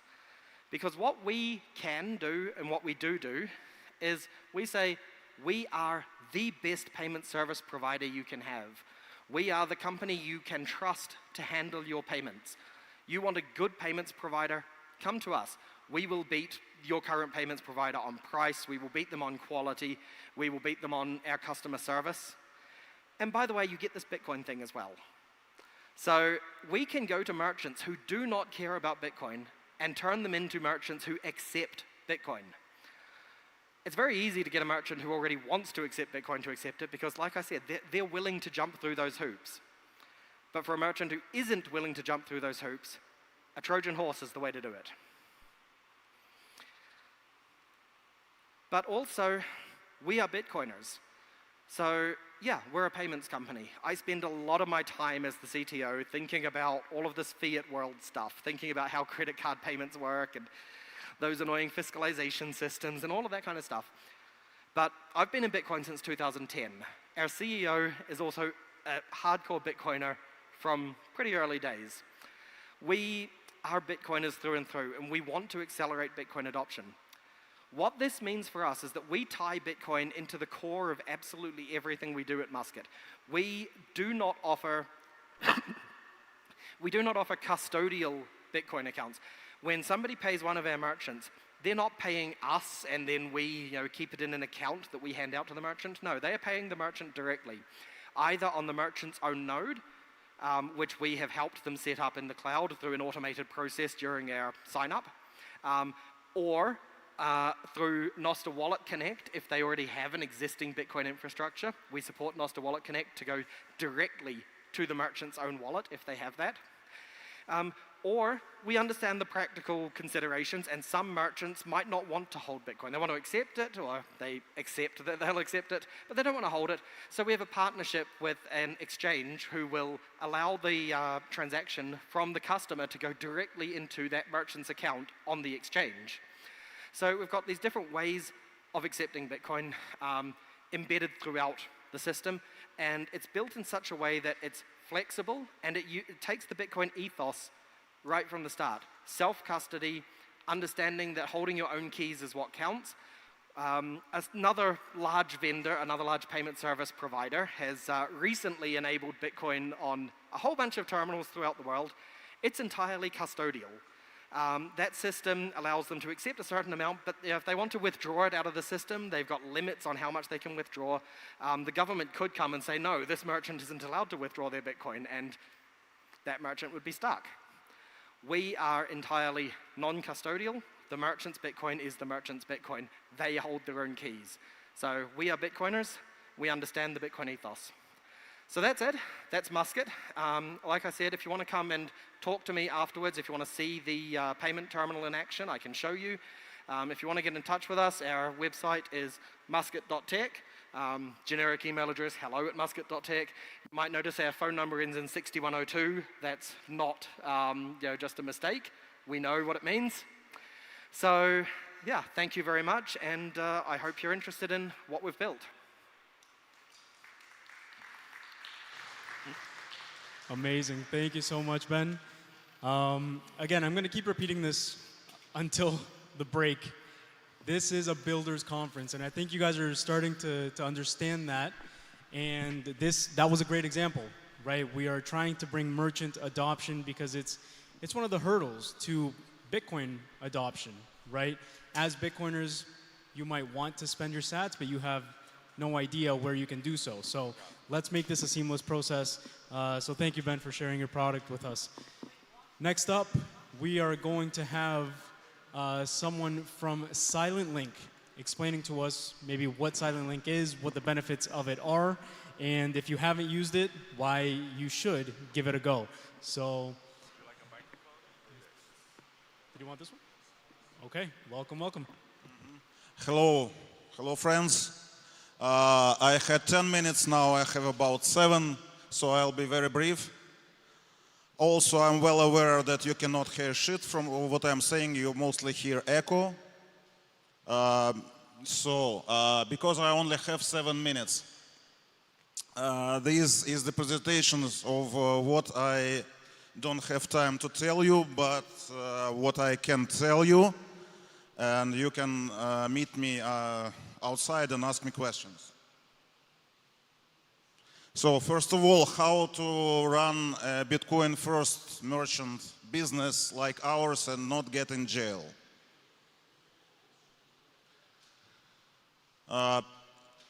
This is what inspired us. What we use in our work, it's BTC Pay Server and X mostly. This is our setup. We are ready to share any advice on how to have your own servers like ours, not necessarily selling telecom services, but whatever. This is our friendly advice to just embrace Linux and use it, and it will save like years of your life.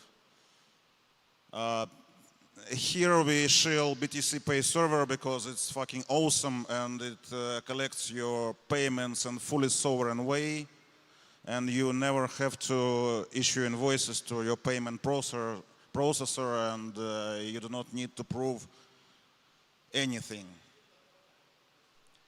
Here's the friendly advice on what crypto you need to accept. It's not trivial. It's a little bit fucked up at the moment, but we can tell how to deal with it and be happy about it. Here's our friendly advice about running Lightning node.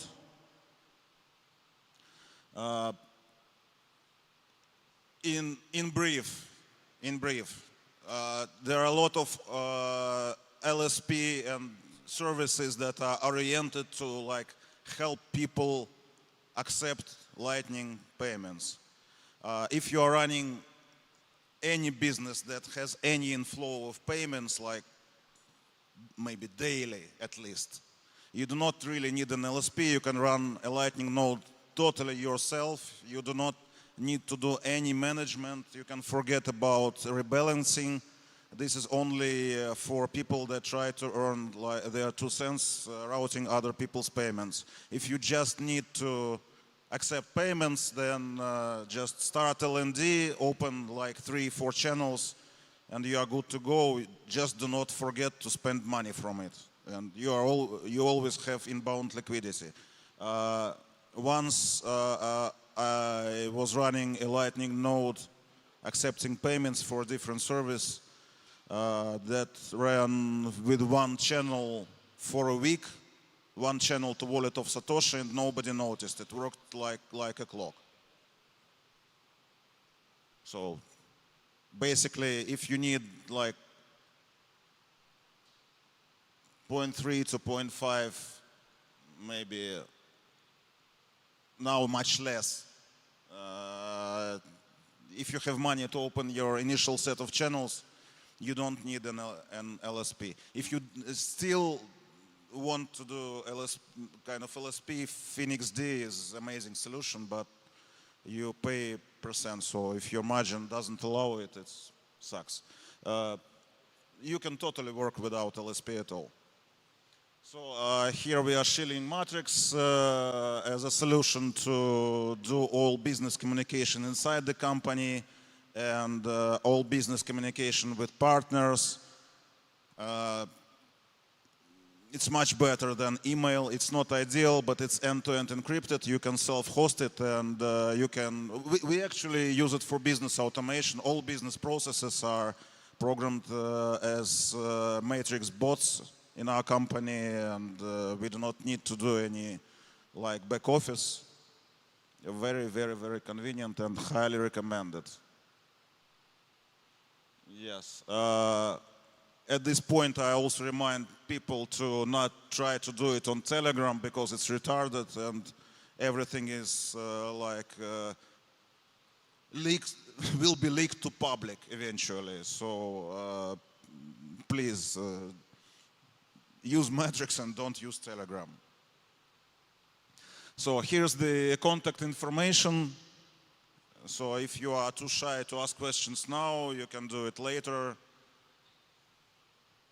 DMs are open. Nostr is working.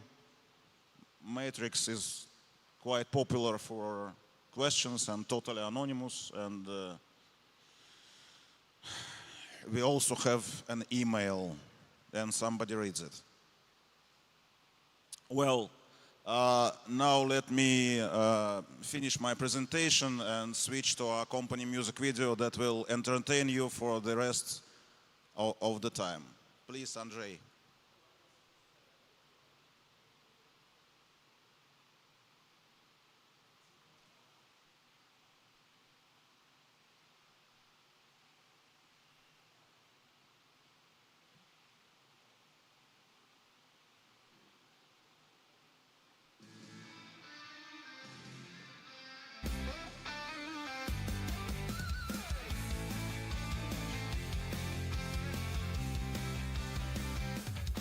Oh, babe, I better fly. I watch you fade as time goes by. You chase a shadow, but I'm not there. A silent game, but do you care? Every heartbeat, every move, something pulls me back to you. No one else can see what's real, but I know you feel it too. Only we have the silent link, talking in a way they'll never think. Every glance, every touch says enough, yes, says too much. Only we have the silent link. One look and I know just what you mean. Like a spell, like a dream. Nothing's ever been this deep.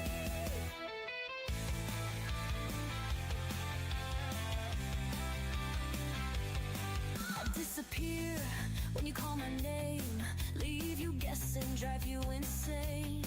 You try to reach me, but I'm long gone, yet you keep holding on and on. Every heartbeat, every move, something pulls me back to you. No one else can see what's real, but I know you feel it too. Only we have the silent link, talking in a way they'll never think.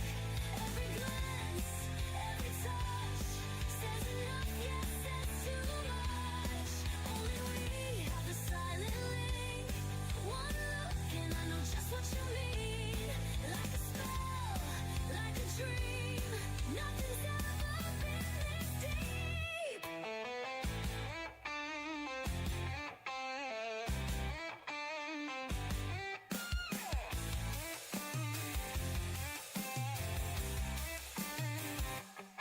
Only we have the silent link, talking in a way they'll never think. Every glance, every touch says enough, yes, says too much. Only we have the silent link. One look and I know just what you mean. Like a spell, like a dream. Nothing's ever been this deep.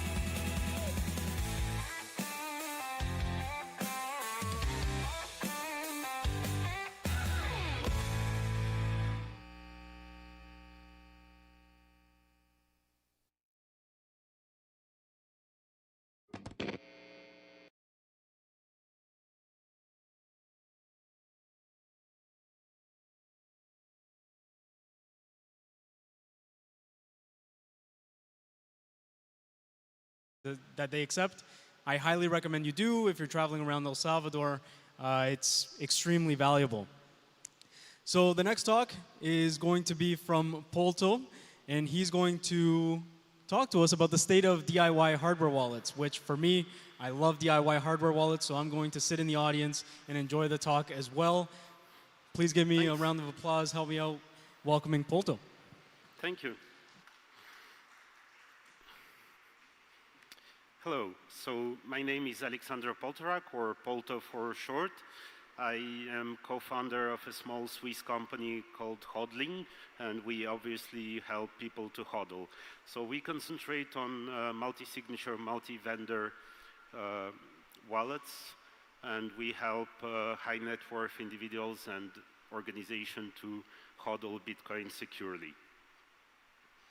But my today's talk is about the state of DIY hardware wallets and a little feedback from the first DIY hardware wallet retreat that we had all together with the different DIY hardware wallet projects. So my goal today is, I have two goals. First, like a little feedback from this retreat. And the main goal is to convey to you that DIY hardware wallets are not a tool for weird geeks, but really as a security tool for everyone that all of you should definitely use. So why DIY Bitcoin hardware wallet? I start with this quote from the Cypherpunk Manifesto that definitely, if you haven't read it, you should, because it's the core of what we are doing here. So it starts with Cypherpunk write code, and one of the DIY hardware wallet projects added, and Cypherpunks build their own Bitcoin hardware wallets.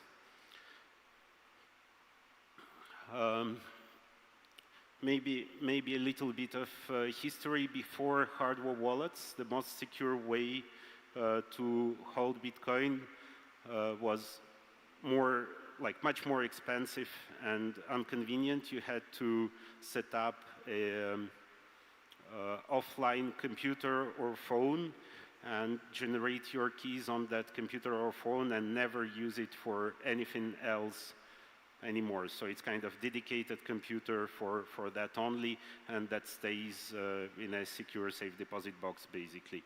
So hardware wallets changed this, but the first hardware wallet were products, proprietary products for companies.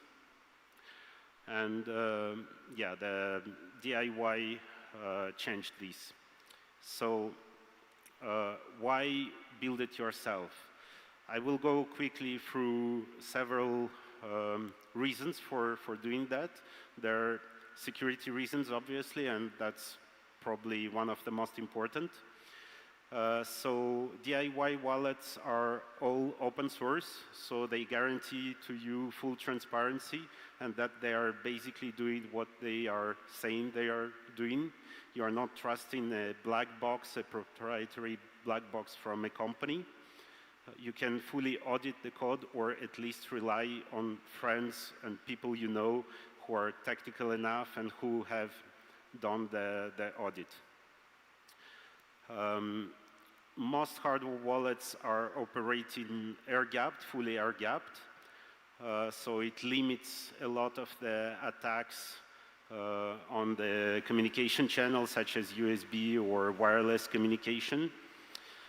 You have deterministic reproducible builds, so anyone can verify that even the binary firmware that the least technical of you download is built from the source code, which is published on GitHub, and that developers have audited. And DIY hardware wallets are built from off-the-shelf components that you can easily find all around the world, including in countries where Bitcoin is forbidden and where definitely you will not get delivered any, let's say, Ledger or Trezor hardware wallet. So also you get rid of supply chain attacks. So because you are buying components that are not specific to Bitcoin, nobody knows that you will do Bitcoin with these components and that you will use it as a hardware wallet or as a signing device. There are philosophical arguments, obviously, also. DIY hardware wallets extend the don't trust verify to your private keys and allow you to manage it in a self-sovereign way. So you can learn to build your own firmware, to build the device, to flash it, and you're self-reliant and not dependent on vendors that may, time to time, push firmware upgrade that do weird stuff like allowing exporting your private keys to third parties. They don't have any telemetry, so nobody is monitoring your wallet, nobody knows how much funds you have or even that you are using Bitcoin. They're fully offline and untraceable. There are practical benefits. So as I mentioned, now we have a full variety of different boards based on different architecture that you can use for DIY hardware wallets. So you can get components from different countries all around the world. And if one of the suppliers stops, you can easily switch to another supplier. They obviously all use open standards and are fully interoperable.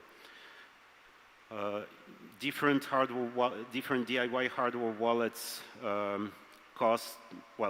they're built from different components, so costs vary a lot.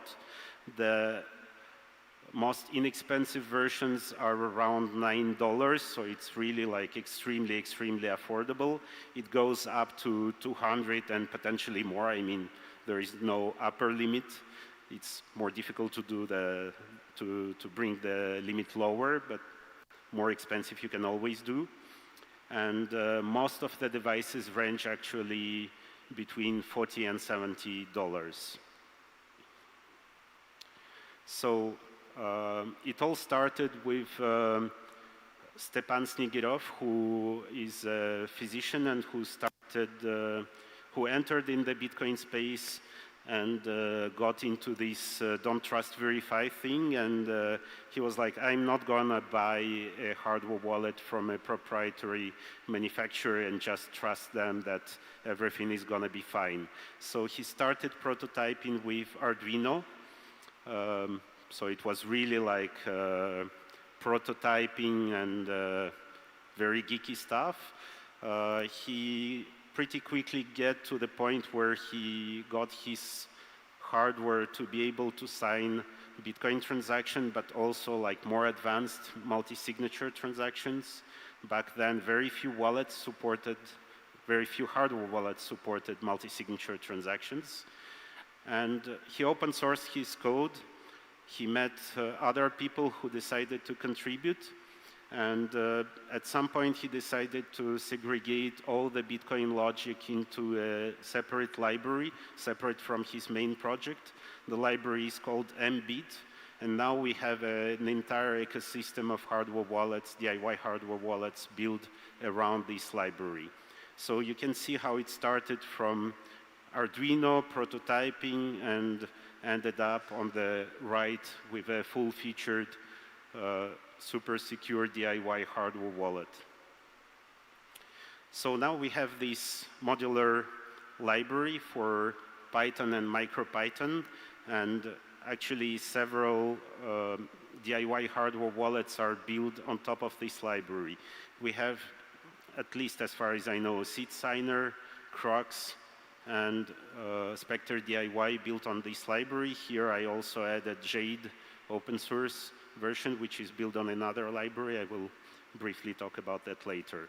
So the library handles all the key management, all the signing stuff, transaction management, script serialization, and is used by multiple projects nowadays. So the pioneer was definitely Spectre DIY. That's how it's all started. It's based on a development board that you can buy in many places all around the world. The wallet was initially built in C++ and then ported to MicroPython. It supports all the advanced features that we have in Bitcoin, like multi-signature wallets, mini-script wallets. It was actually the first to support mini-script.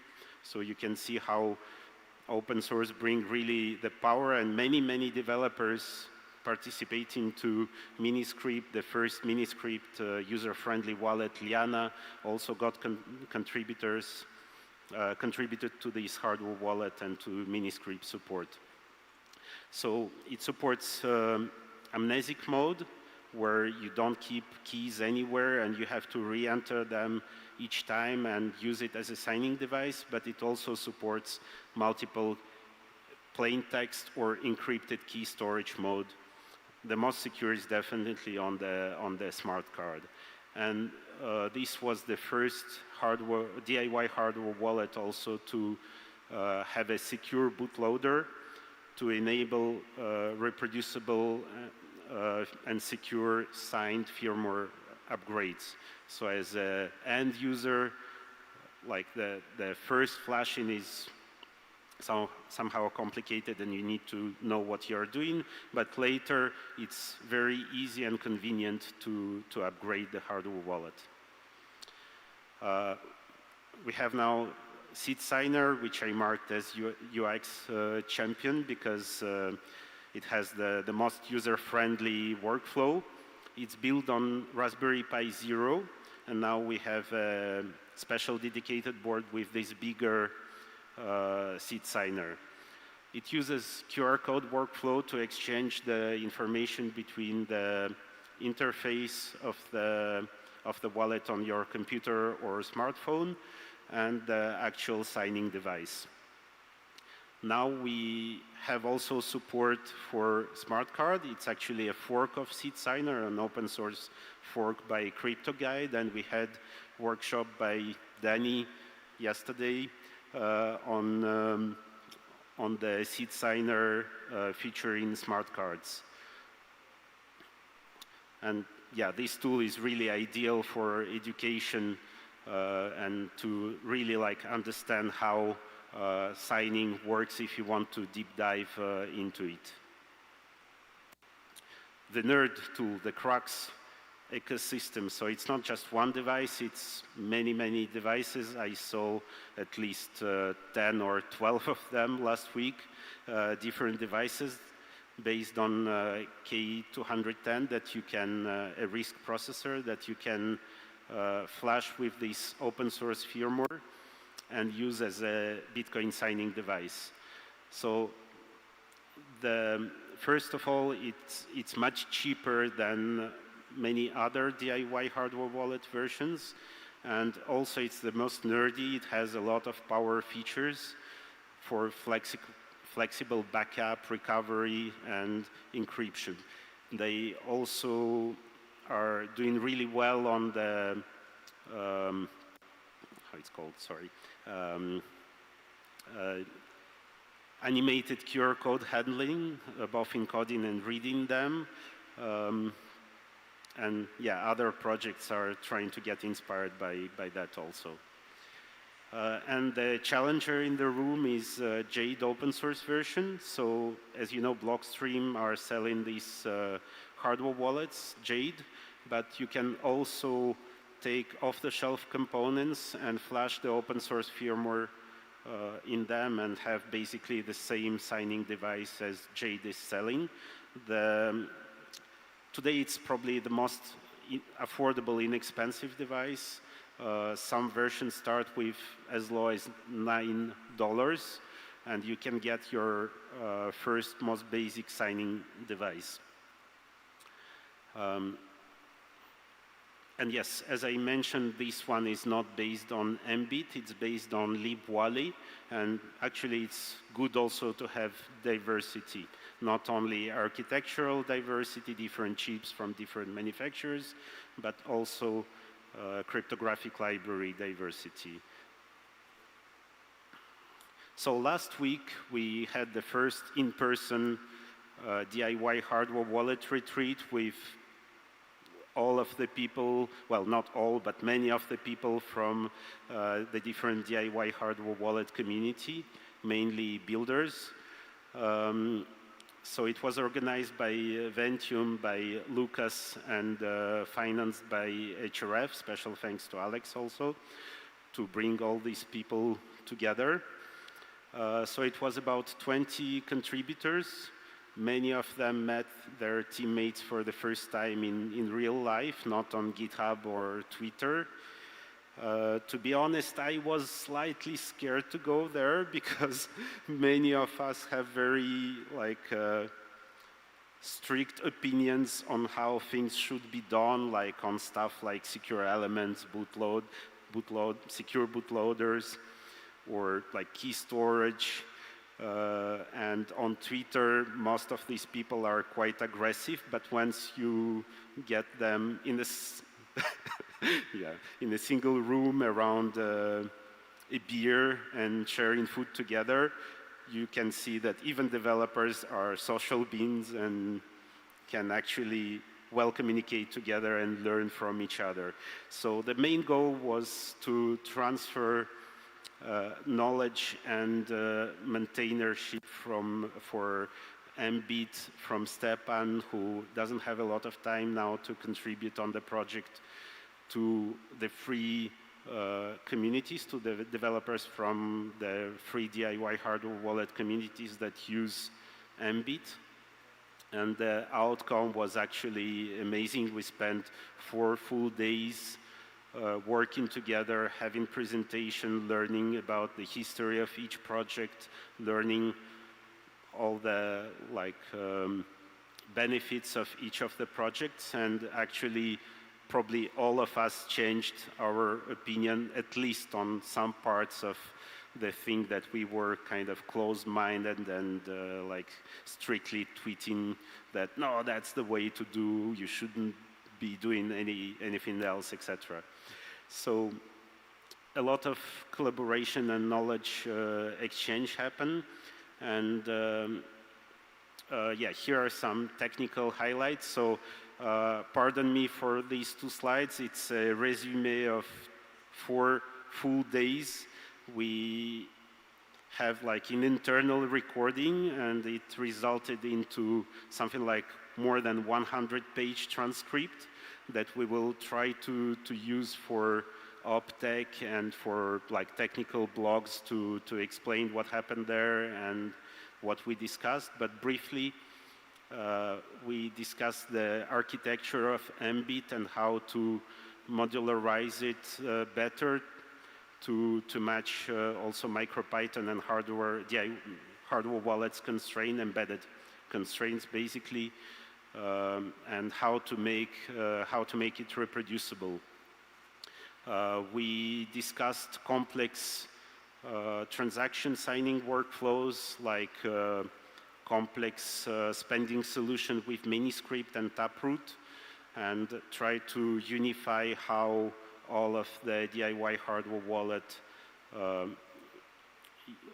use the descriptors and these complex wallets. We discussed the secure bootloader and potentiality to port it to different devices, not only Spectre DIY. And we discussed testing suites and continuous integration suites. We discussed also UX from SeedSigner. We had an amazing presentation about SeedSigner's design system. It was the first time I heard the term, and we had a truly deep dive into the decisions that were made about SeedSigner's interface, and all of the other projects are trying to get inspired into how to make it much more user-friendly and accessible to everyone. We discussed mnemonic phrase generation, how to properly generate the secret and how to properly store it. And we discussed also one of the most contentious theme in this area of DIY hardware wallets, secure elements, because they are for now all proprietary with the exception of Tropic Square, which is pretty recent. So we discussed Java card, including Satochip open source firmware for Java card, Tropic Square, and potential integration. I think we reached consensus that all firmware should stay secure element agnostic, but should potentially allow optional use of secure element, like you've seen with SeedSigner and Spectre DIY. And we discussed future hardware that we may use for next devices and interoperability between those. So that's like a super quick overview. So what's next and how to get involved? First, get yourself a Bitcoin DIY hardware wallet or wallets. If you use them in multisig, you can order components separately, compile the code, and flash it into the device. That's the most advanced way, and that's what you should be aiming for.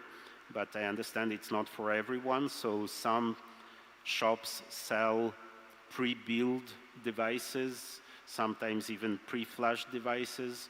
We have many people like Danny doing workshops all around the world on the DIY hardware wallets. So there are like many places where you can get them. Here we have the Bitcoin hardware store from El Zonte, so they sell many of these devices you can get from them.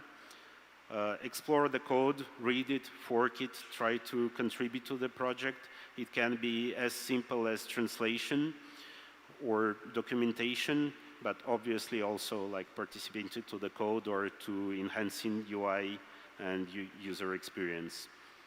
Join the movement, help to improve it, and share the idea.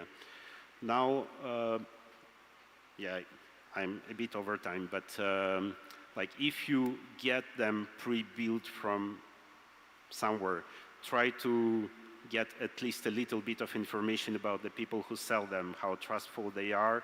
And again, it's DIY, so ideally you can start with like a pre-built device, but learn how to flash it and build it yourself. Thank you.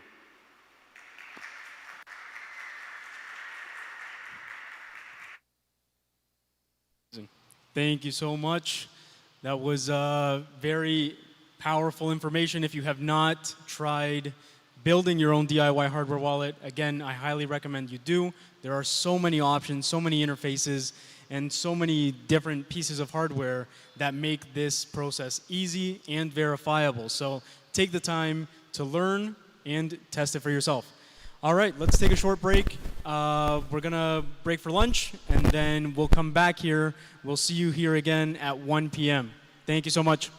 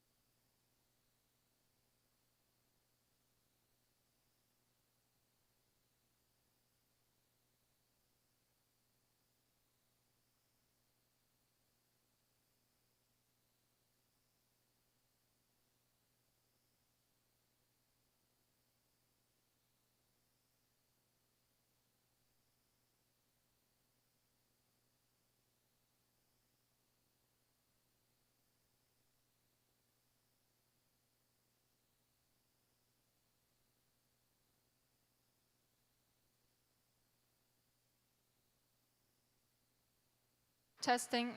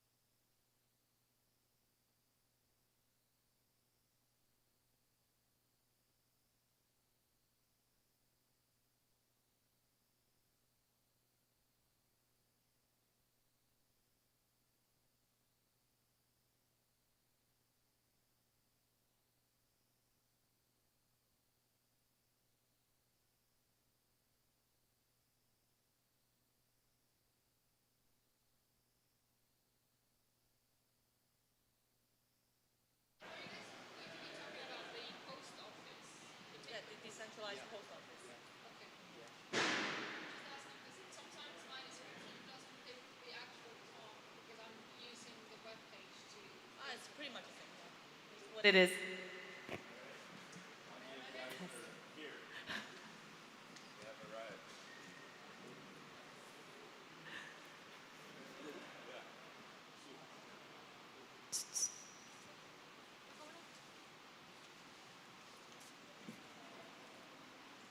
Hello, hello, good afternoon. I'm Vanya, all the way from Mexico. I'll be your MC this evening, this afternoon. I'm really happy to see all you guys' faces. Welcome to the second day of Adopting Bitcoin. I hope you're having a great time. I'm going to introduce our next speakers. They have actually been working on Lightning tools and trying to help Bitcoin adoption. But right now, what they're going to talk to us about is their most recent project, which is the Bitcoin Post Office. With us, we have Ugo Doyon and Mei Yi Wong. Please give them a warm welcome to the stage. Thank you, Vanya. Hi, everyone. Hello, everyone. Just waiting for the slides.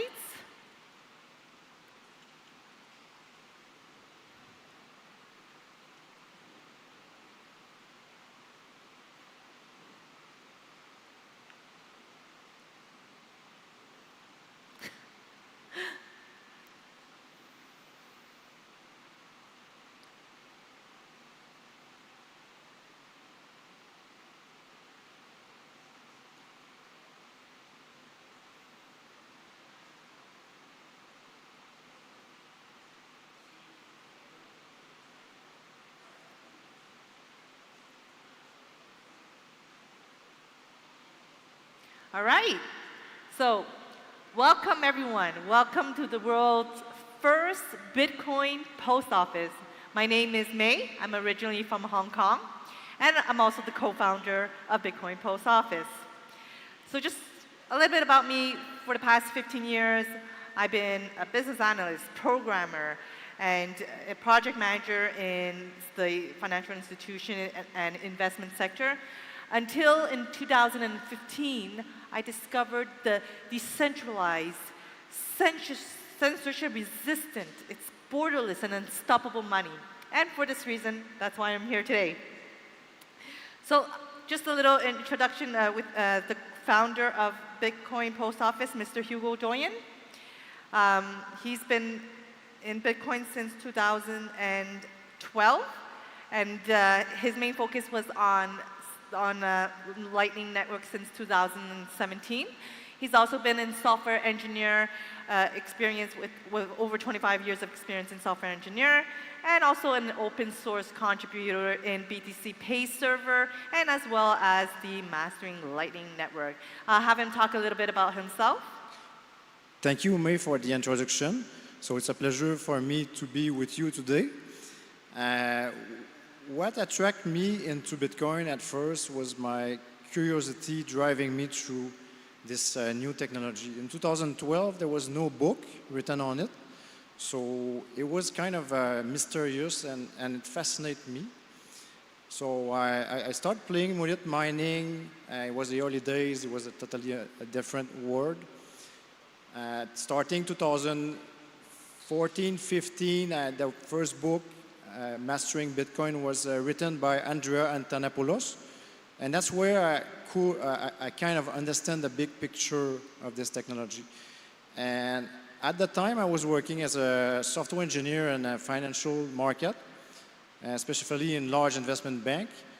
And I become, from curiosity to fascination, I became literally obsessed with that technology because in my day-to-day work, I had to fix the current financial system. I was working with trading software, building trading software, derivative, semi-structured product, gold, precious metal, any kind of trading software. And so I was able to see the code that's behind this monster that is traditional finance. And I was able to see on the other side the code that was behind Bitcoin. And I became so obsessed that every day I was literally talking to everyone about that from the morning to the night. So at that point, around 2017, I got a meeting scheduled by the CFO of the Société Générale, which is the largest investment bank in France, and the vice president. When I arrived there, they literally asked me to stop talking about Bitcoin. That's what they did. They asked me to stop talking about Bitcoin. And they told me, you don't believe that banks together will be able to make a better software, a better technology than Bitcoin? My answer was no. It's impossible. Because banks don't trust themselves. Between themselves, they don't trust themselves. So from that moment, I quit and I never came back. That's where I start as an open source contributor here and there in different projects, trying to help the community. And today we're launching the world's first Bitcoin post office, which is one of our first project, but we intend to do many. Thank you. Thank you. So exactly what is the world's first Bitcoin post office? Basically, it allows you to send letters via the traditional courier, but with Bitcoin. What does that mean? Basically, it's more easy, more convenient, and more private. You no longer need to go purchase papers, get stamps, envelopes. And the best part of it is that you don't even need to go to a physical post office to have your letters sent out. So our attempt today is to modernize and decentralize the traditional courier services.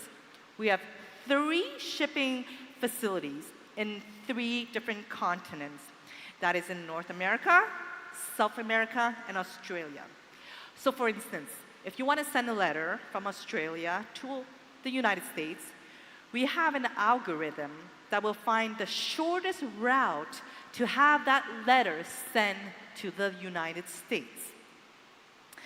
Also, we would encourage anybody who's also interested in being part of the Bitcoin post office shipping facilities, you're more than happy to join our network.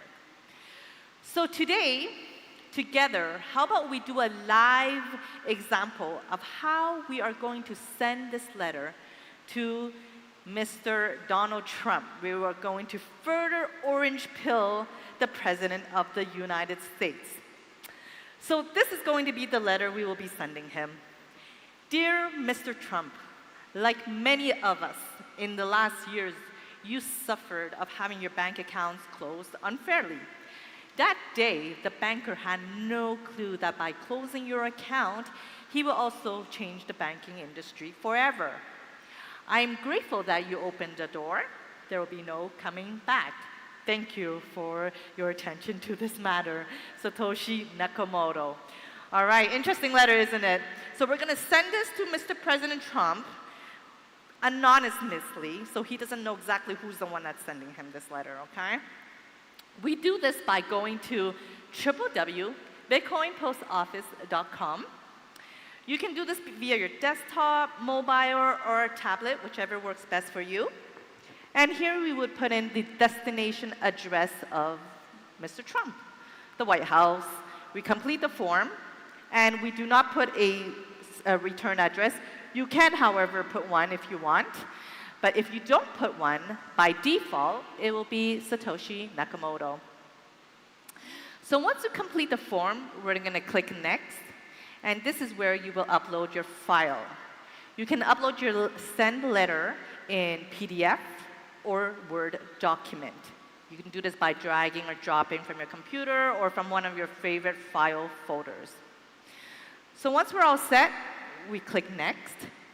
And there you see that your send letter has been successfully uploaded. And we continue to the payment transaction page.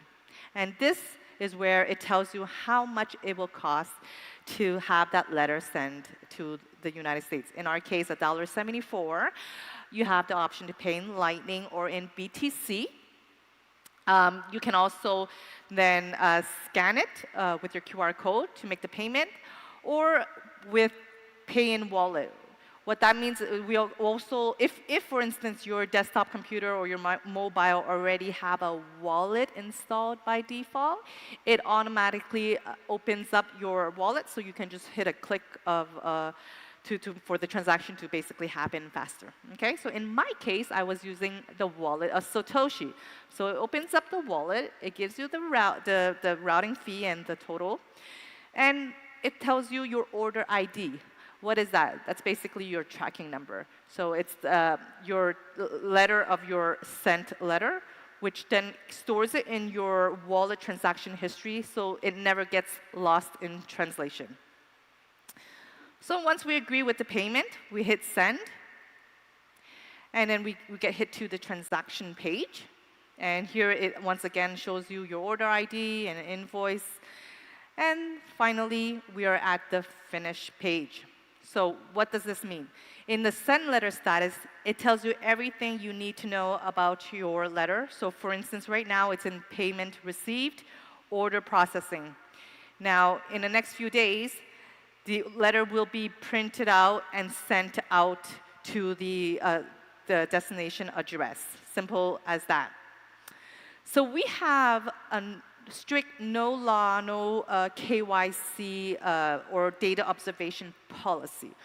What that means is that we don't ask your phone number, identification, or email. It's to protect the user's privacy, and it's strictly done by design. So that also means after 30 days, all your data will be erased. But again, you can always track your order by going to the Bitcoin Post Office /status/ the order ID that was appearing in your wallet history transaction. So we believe that the traditional courier service will never expire or never disappear. In fact, it will just revolutionize and transform. And for this reason, we believe that this project is great for Bitcoiners, for the community, and for remote workers that need to send letters. So that's it for our project for now. I'm going to have Mr. Hugo explain a bit more of the project. Thank you, May. So we're all here today because we're united by one thing, and that thing is called Bitcoin. For many reasons, Bitcoin unites us. Bitcoin is freedom, Bitcoin is for everyone, but the business case behind Bitcoin, it's all about banking, the unbanked people, and the underbanked. So this is a market that's roughly 3 billion people on 9 billion. That's a large market. That's what bank did. they did not bank everyone for many reasons. So what we figure out is that the very large majority of people that are unbanked or underbanked also don't have a physical address. So that's a big problem, because if you need to, for instance, get a life insurance or health insurance, you might have to fill a form and put an address on it. And what's the most interesting is by doing that, they also calculate the cost of the prime of your insurance.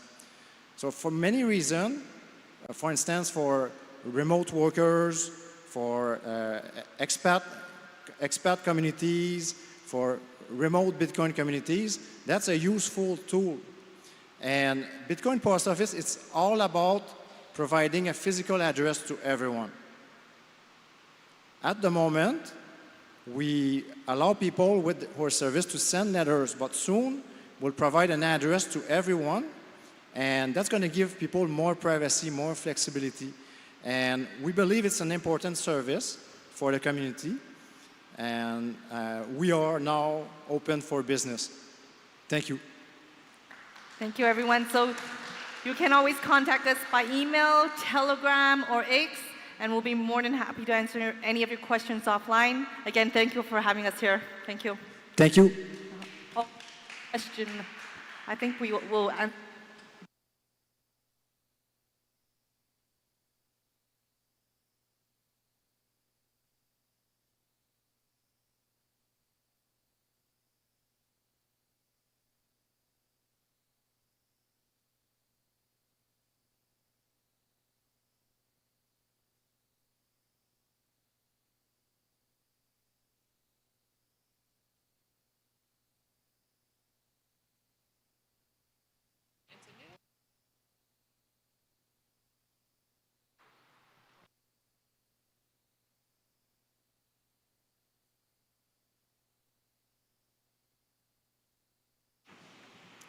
Well, that was actually really amazing, and trying to interact with public figures, outside of the conference, it's always a very exciting touch. I love it. Up next, we have two Salvadorians, actually, two locals, who are going to talk to us about the reality of Bitcoin businesses in El Salvador, right? Coming here, we always get the experience of going to the local businesses and spending sats, but how is it really on the other side for these people? Please help me welcoming to the stage Darwin and Juan.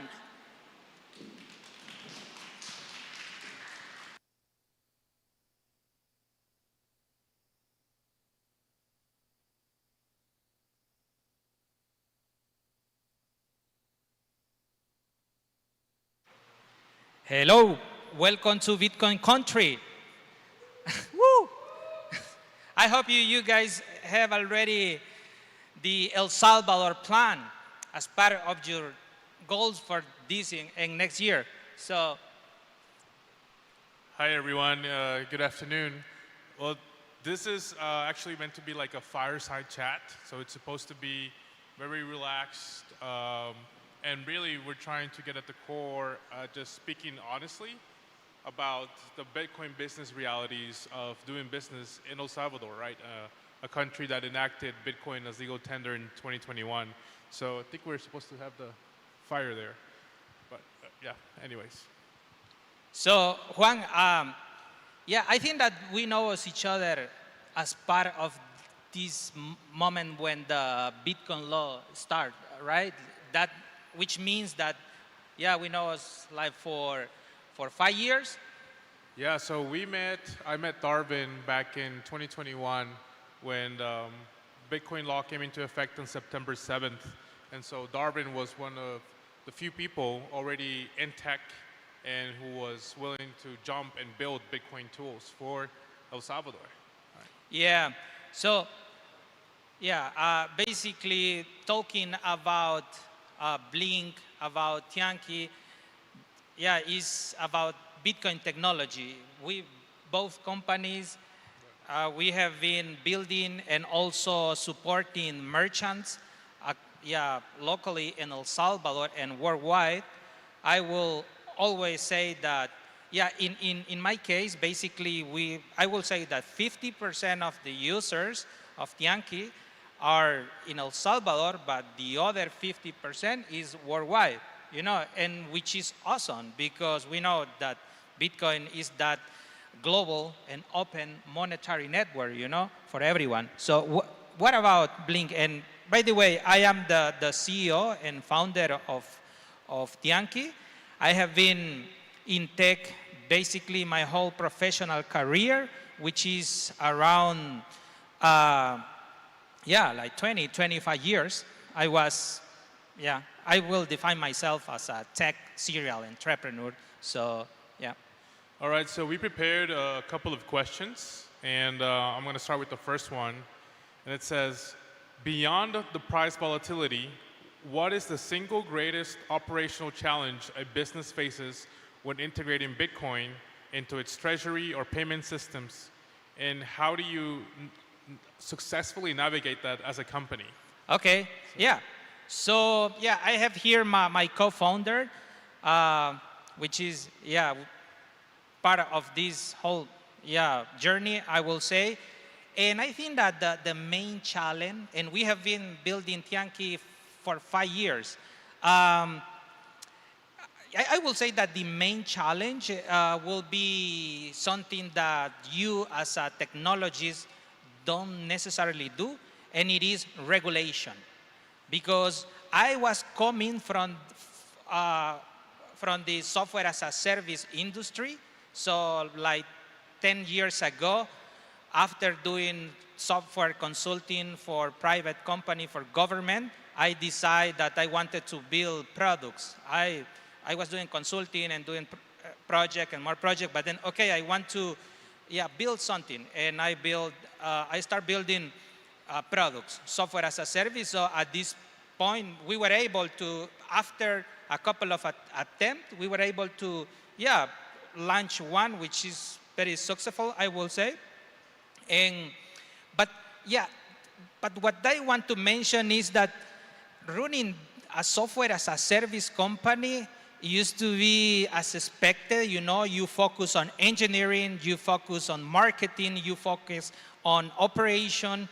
But when I made that shift, you know, from a SaaS company to a Bitcoin, so that was terrible because, you know, the compliance. Obviously, you need to know that maybe 30% of your budget will be just for compliance. So I never imagined that when I jumped to Bitcoin.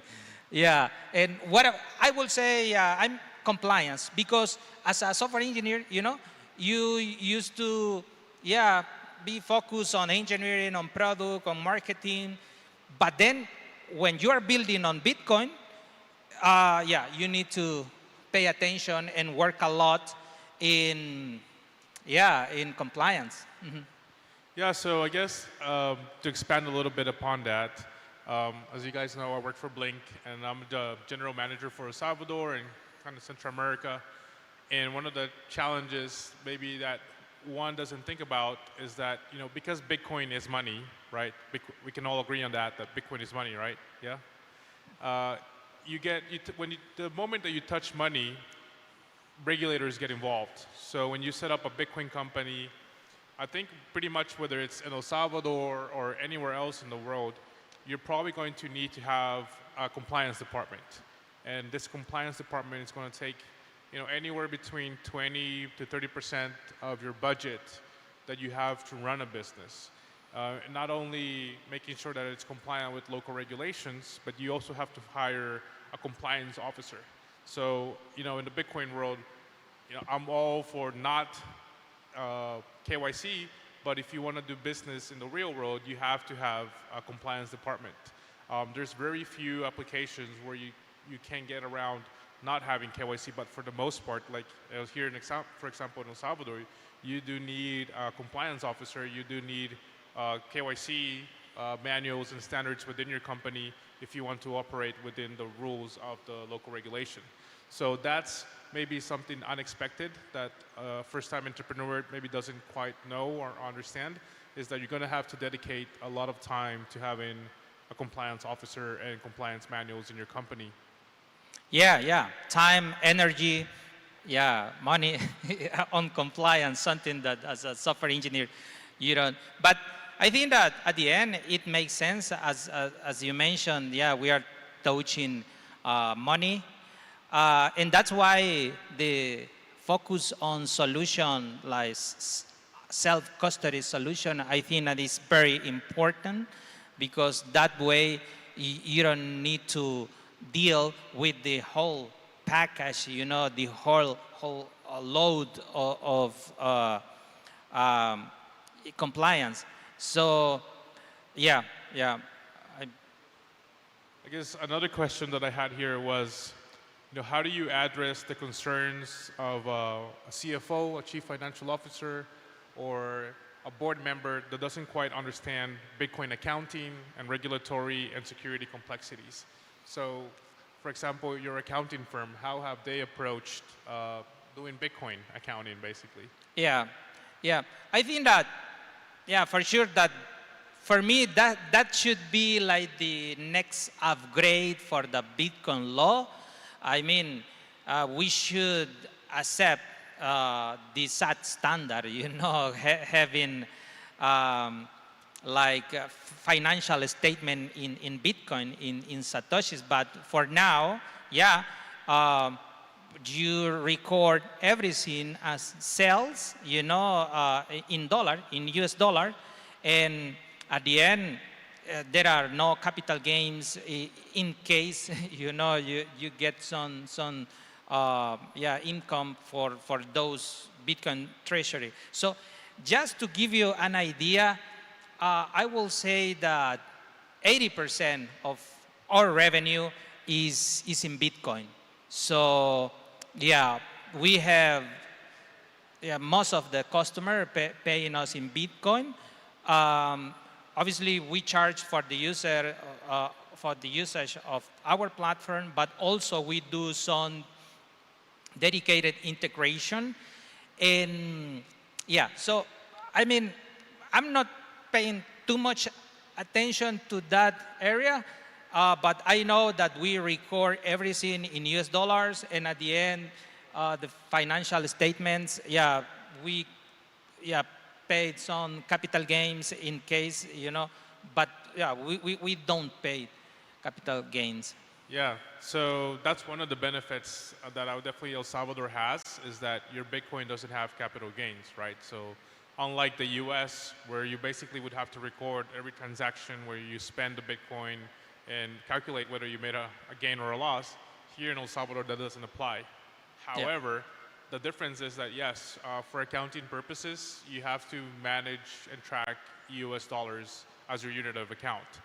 Unfortunately, Bitcoin is not a unit of account yet in El Salvador, but there are other jurisdictions like Prospera in Honduras where it is a unit of account, and so that means that it's coming, right? Yeah. I think it's a matter of time for jurisdictions to start allowing Bitcoin as a unit of account. So that can be a bit challenging, because when you find an accounting firm here, for example, in El Salvador, right, you're gonna have to translate your Bitcoin earnings or whatever income you make in Bitcoin to US dollars for accounting purposes, for local purposes. Again, this is like, we're all, like, the regulation has been around maybe 4 years, right, of Bitcoin becoming legal tender and then kind of losing some of its status here. But I guess where I'm going at is that Bitcoin is already in the minds of people here in El Salvador, right? So they know about it. They're not as afraid as maybe other countries where Bitcoin hasn't been legal tender. You have, for a moment there, you had people from all over El Salvador talking about Bitcoin and understanding how Bitcoin works. But basically for accounting purposes, you still do use the old way of doing things, which is, USD as a unit of account. Yeah. One question, because in our case, we used to bill customers, issue invoices every day, every week, every month. We have some recurrent payment. So I think that the tools, the process to run a Bitcoin business, yeah, obviously, in the fiat world, you already have the tools, you know, to manage your business. I'm curious because I know that Blink is paying most of their payroll or personnel in Bitcoin. I'm curious, for example, how you guys manage that, or even if we talk in terms of people, so personnel, vendors, how you manage those, which tools do you use? Yeah, so for the payroll, we pay one of the benefits, right, of working for a Bitcoin company is that you do get paid in Bitcoin. And so we get paid in Bitcoin, but within Blink, we also have this awesome feature called StableSats. So if you don't know what StableSats is, I would highly suggest downloading Blink and then setting up an account, and you see two accounts, basically a Bitcoin and then a USD account, which is StableSats. And you can convert your Bitcoin to StableSats, and then it will hold a stable dollar value, but it's always Bitcoin. So what do I mean by that? Is that you can scan a Lightning invoice from Phoenix, another Lightning wallet, and you can use your StableSat balance to pay that Phoenix invoice because it's always Bitcoin. So that's one of the benefits, I would say, of having Bitcoin, being paid in Bitcoin. You can withdraw your Bitcoin to cold storage.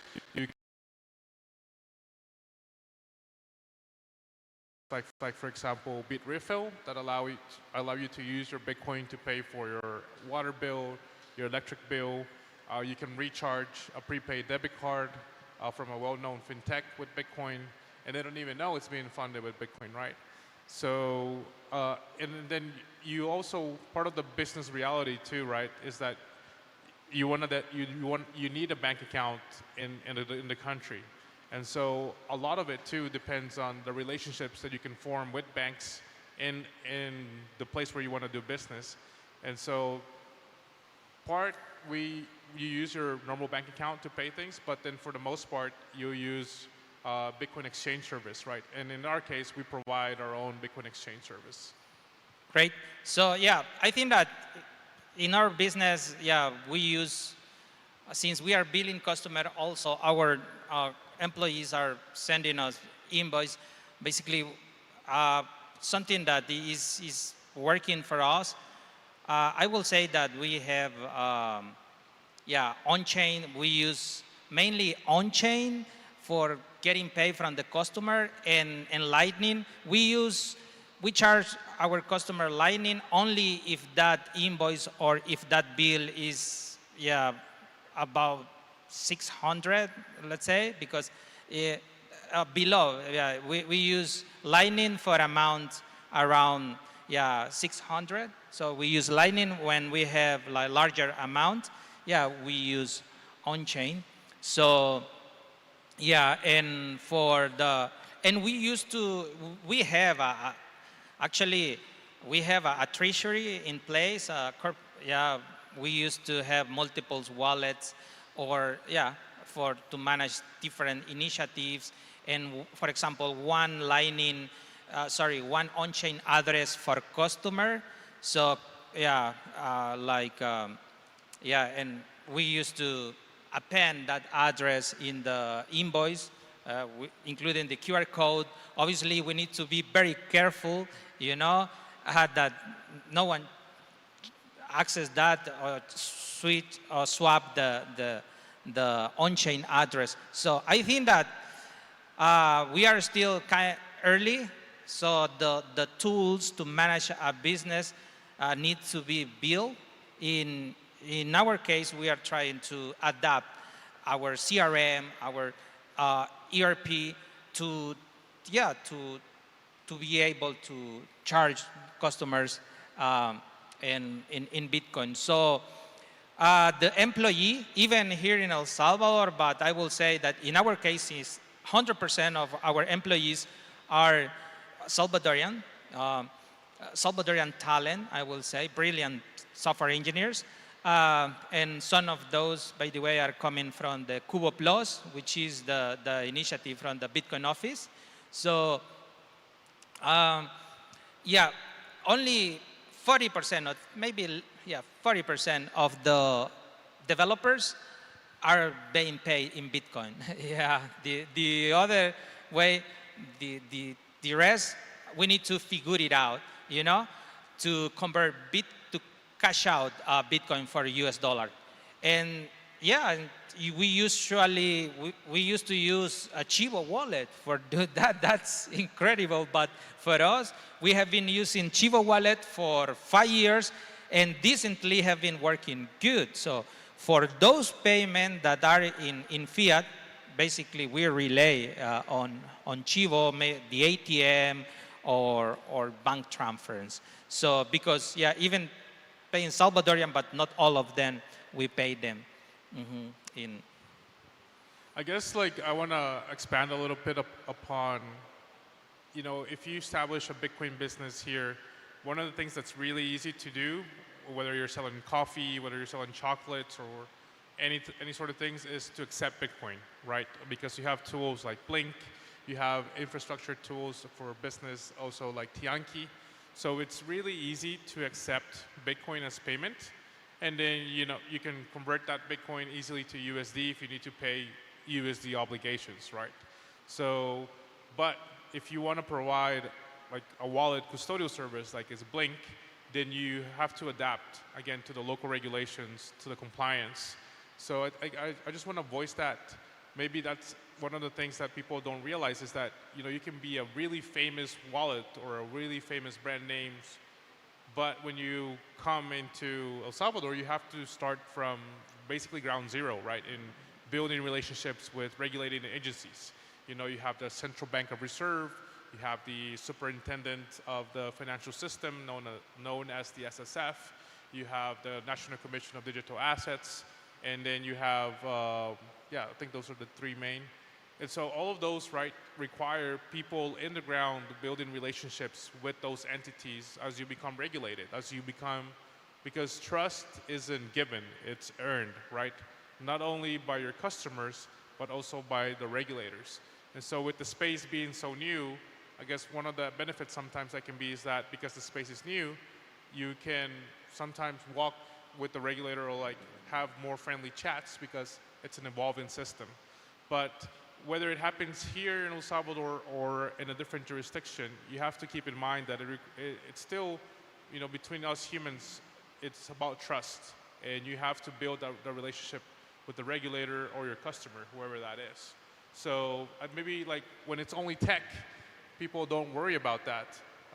They think that, you know, I'm just sending a payment, you know, but sometimes people want refunds or people have, they have issues and they want to submit a complaint. So, you know, being a trusted brand means having avenues where you can receive feedback to improve, where you're being held accountable by regulators. So that's sometimes maybe the pain of regulation is not necessarily just being regulated, but it's like the regulator's there to at least help protect the consumer, right? So that you don't get scammed. Maybe like, for example, you know, an exchange that could go bankrupt.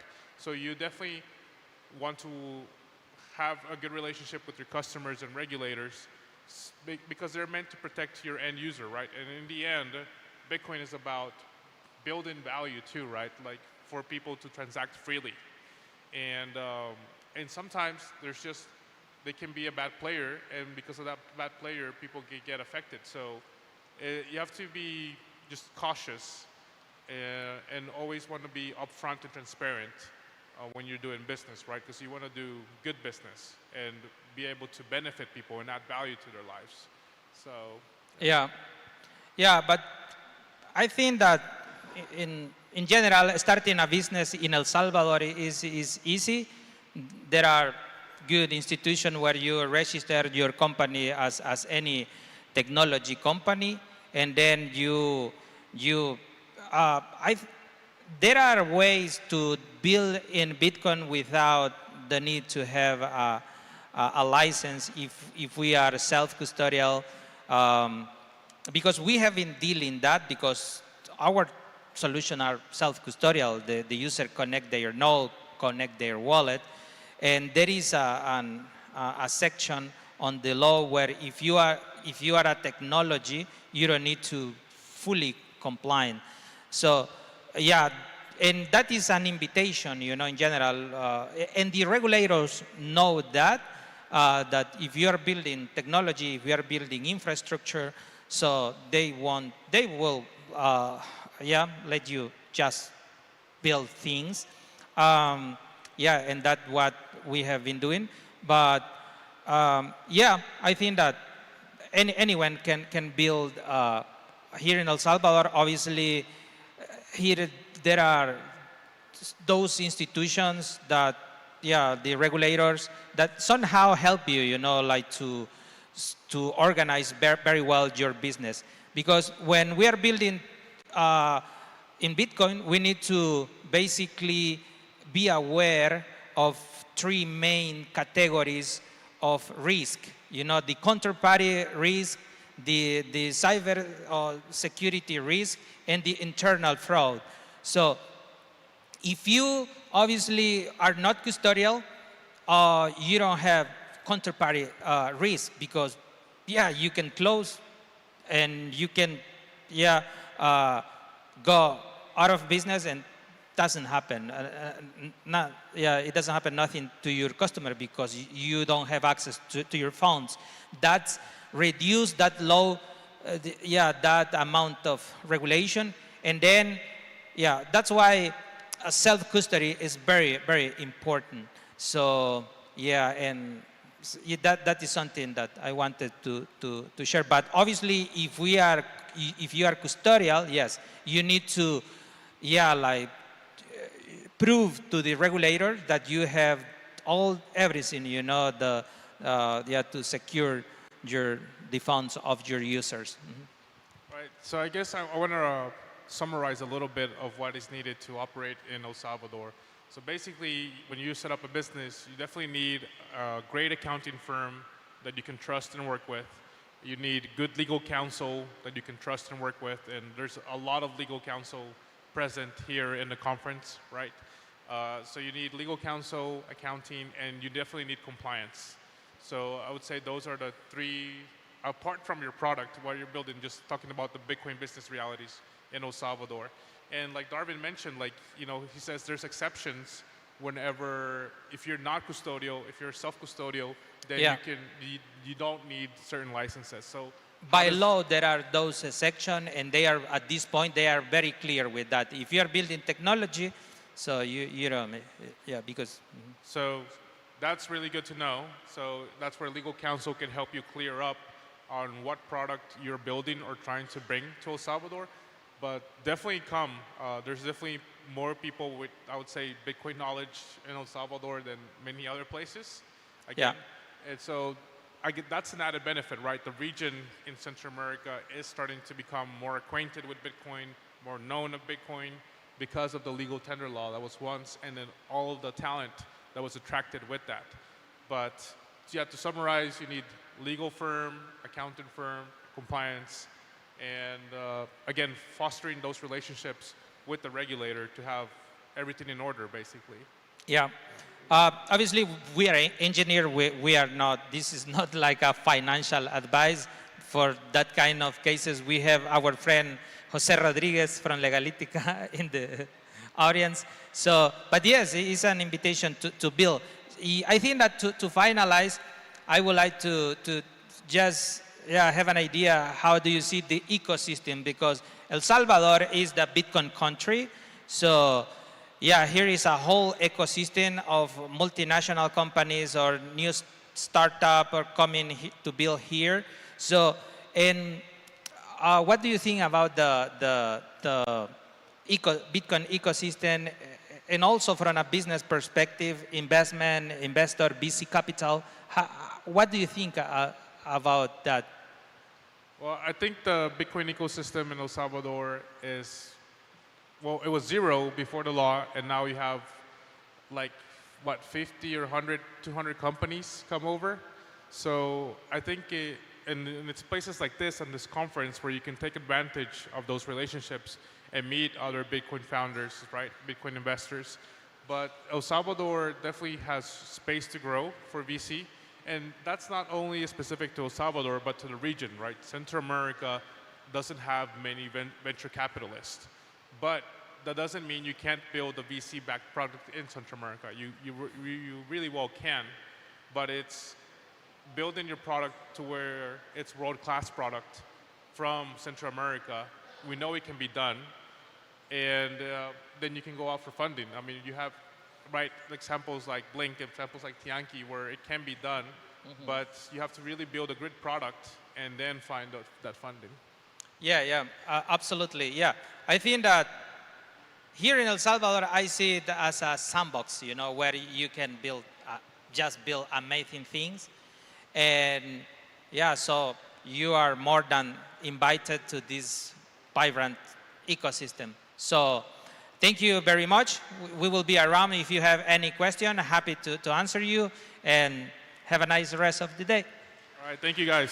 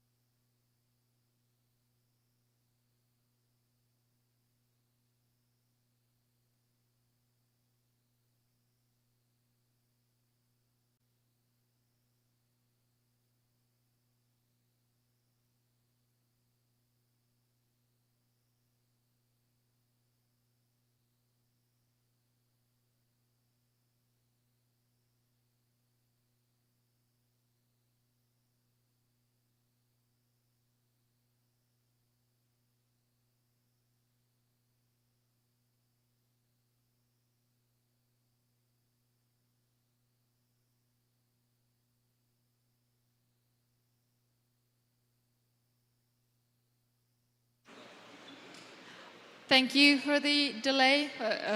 We wrapped up things a bit earlier with our previous speakers. Now, to take the spotlight, we have the team that actually made it possible, or what many believed impossible, they made it possible. They created a Bitcoin circular economy, and now they're here to talk to us about how to make things global. We have the marvelous team of Bitcoin Beach, Roman, and Mike Peterson. Please, a huge round of applause.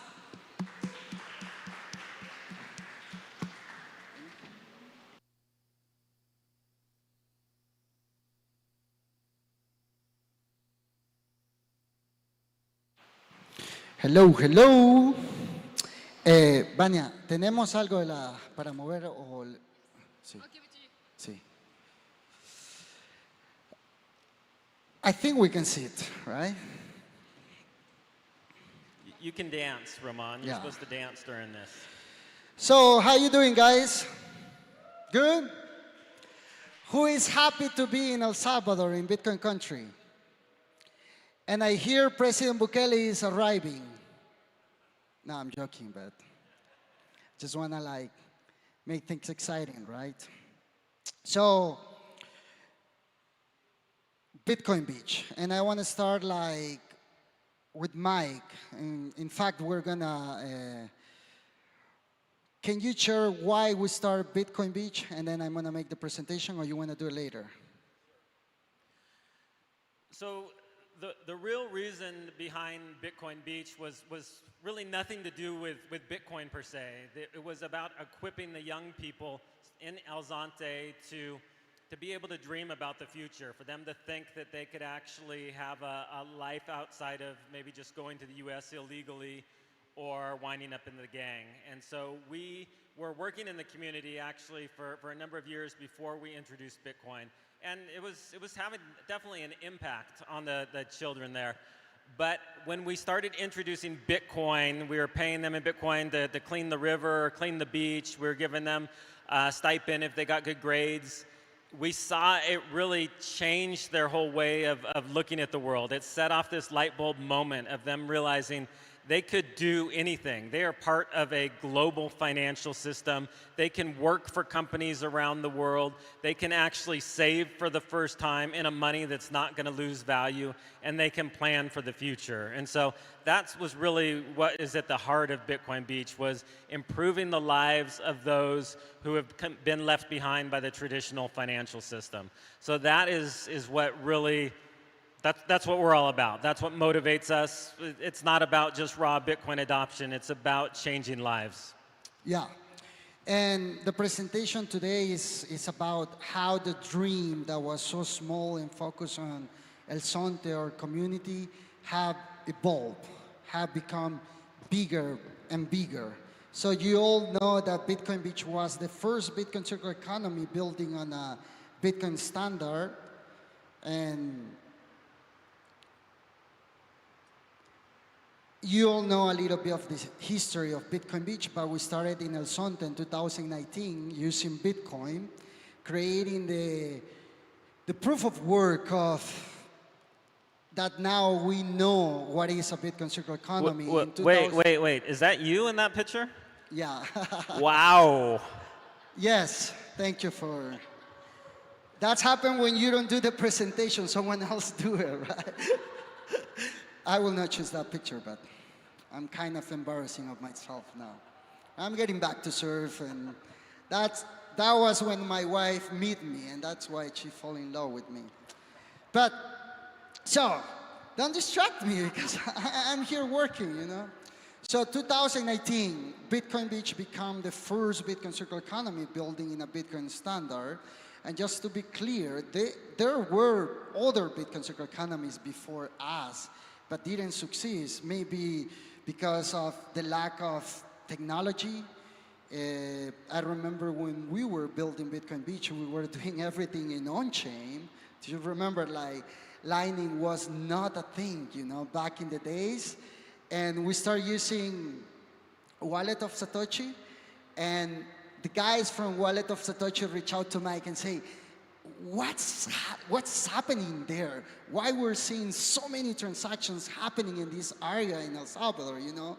And that now become, in 2019, El Zonte become Bitcoin Beach and become the first Bitcoin circular economy in the world, you know, and inspire adoption all around the world. And as I say, our dream was changing our community, how we can change our community. And I think we did. And I like to say that Bitcoin didn't change El Zonte, didn't change our community as many people used to say. I like to say that El Zonte proved how one community, one small community can change using the right technology, using Bitcoin as a tool to change our community. And this is the new dreams that we have for El Salvador and globally. So our mission today have been involved a little bit, right? So we keep working really hard to keep El Zonte the example that when people say Bitcoin is not for poor people, Bitcoin is not for the vendors in the street, when people say Bitcoin is not working, most of the people here in El Salvador told everyone and say, no, go to El Zonte, go to Bitcoin Beach and see how Bitcoin actually can be, how Bitcoin actually is changing our community, you know, and we feel really proud that I will say Bitcoin Beach is one of the places that if you want to live in a Bitcoin standard, you can do it.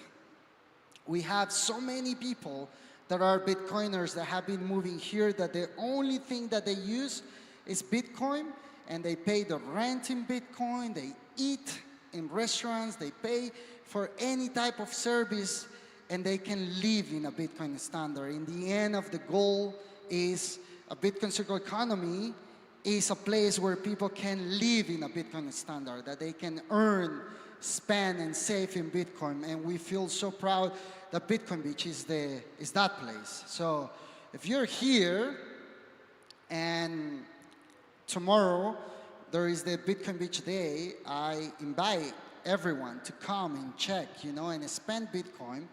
And there are so many events that we will have. And also for those staying longer, we're gonna go to the East, Sur City 2. We're having events there as well. And then Bitcoin Berlin is another place that you need to check. And if there are the guys here, yeah, Jetro is here. But you can see the power of Bitcoin behind communities. And this is a new dream that we have, and we see,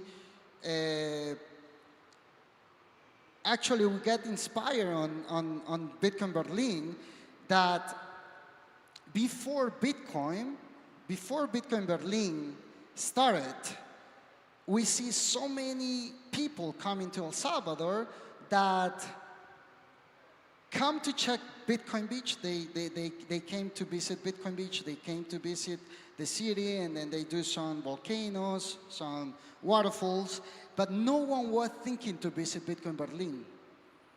Or before Berlin, right, before Bitcoin. No one was really thinking to visit Berlin. And now in El Salvador, we have something that we call the Bitcoin tourism. You guys. People from all over the world that come here to El Salvador excited to spend Bitcoin. That doesn't happen anywhere else, right? Most of the people don't want to spend Bitcoin. But here, everyone is like, no, we are in Bitcoin country. And if you're here in Bitcoin country and you're not spending Bitcoin, don't come back. I'm joking, but you should spend Bitcoin. I think you get the message.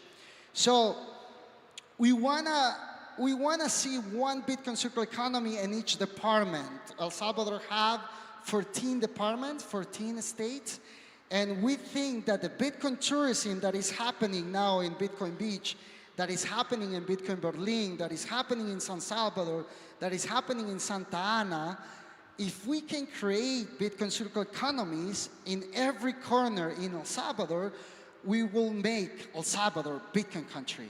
Because one of the challenges that we are facing now as a country is that one of the only way that we have incomes in Bitcoin is through tourism. People that show up here, that want to visit El Salvador and that want to pay in Bitcoin.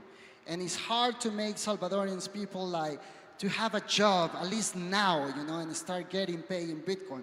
I think it's going to happen, but we're not there yet. And we do believe that if we build these 14 Bitcoin circular economies, we're going to give you guys an excuse, an opportunity to visit in all these beautiful towns across El Salvador, that actually El Salvador is not just beach, like Bitcoin Beach, We have mountains, we have lakes, we have volcanoes, we have the most beautiful people in Central America. No, I'm sorry. And so this is the new dream. We want to see one Bitcoin circular economy in each state of El Salvador. And today, we can see that there is a Bitcoin circular economy in El Zonte, Punta Mango, Berlin, Bitcoin Berlin, Chalchuapa. We started building Bitcoin Chalchuapa. I don't know if Melissa is here, but talk to her. And San Miguel, we have Bitcoin Oriente. We have Isla La Pirraya, the BTC island. And I don't know if you know, but we have some beautiful islands here in El Salvador that you should go and check it out, And there is a Bitcoin circular economy now. So I hope next year when you come back, I would love to show you a map that will show El Salvador map with all these 14, or maybe more. Why not more Bitcoin circular economies? The idea is to start with these 14 Bitcoin circular economies and then see what's happening next. And from a local experiment, we go global. This is our global mission that we're doing now. So when El Salvador made Bitcoin legal tender and people started knowing about Bitcoin Beach, there were so many people asking about how you guys did. So we created a Bitcoin Beach white paper.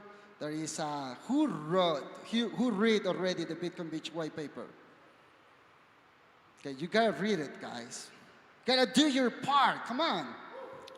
And so the Bitcoin Beach white paper, the Bitcoin Beach grants, the Bitcoin Circular Economy Federation, the Bitcoin Beach Fellowship, and the Bitcoin Circular Economy Summit are some of the ways that we're helping the leaders building Bitcoin circular economies around the world.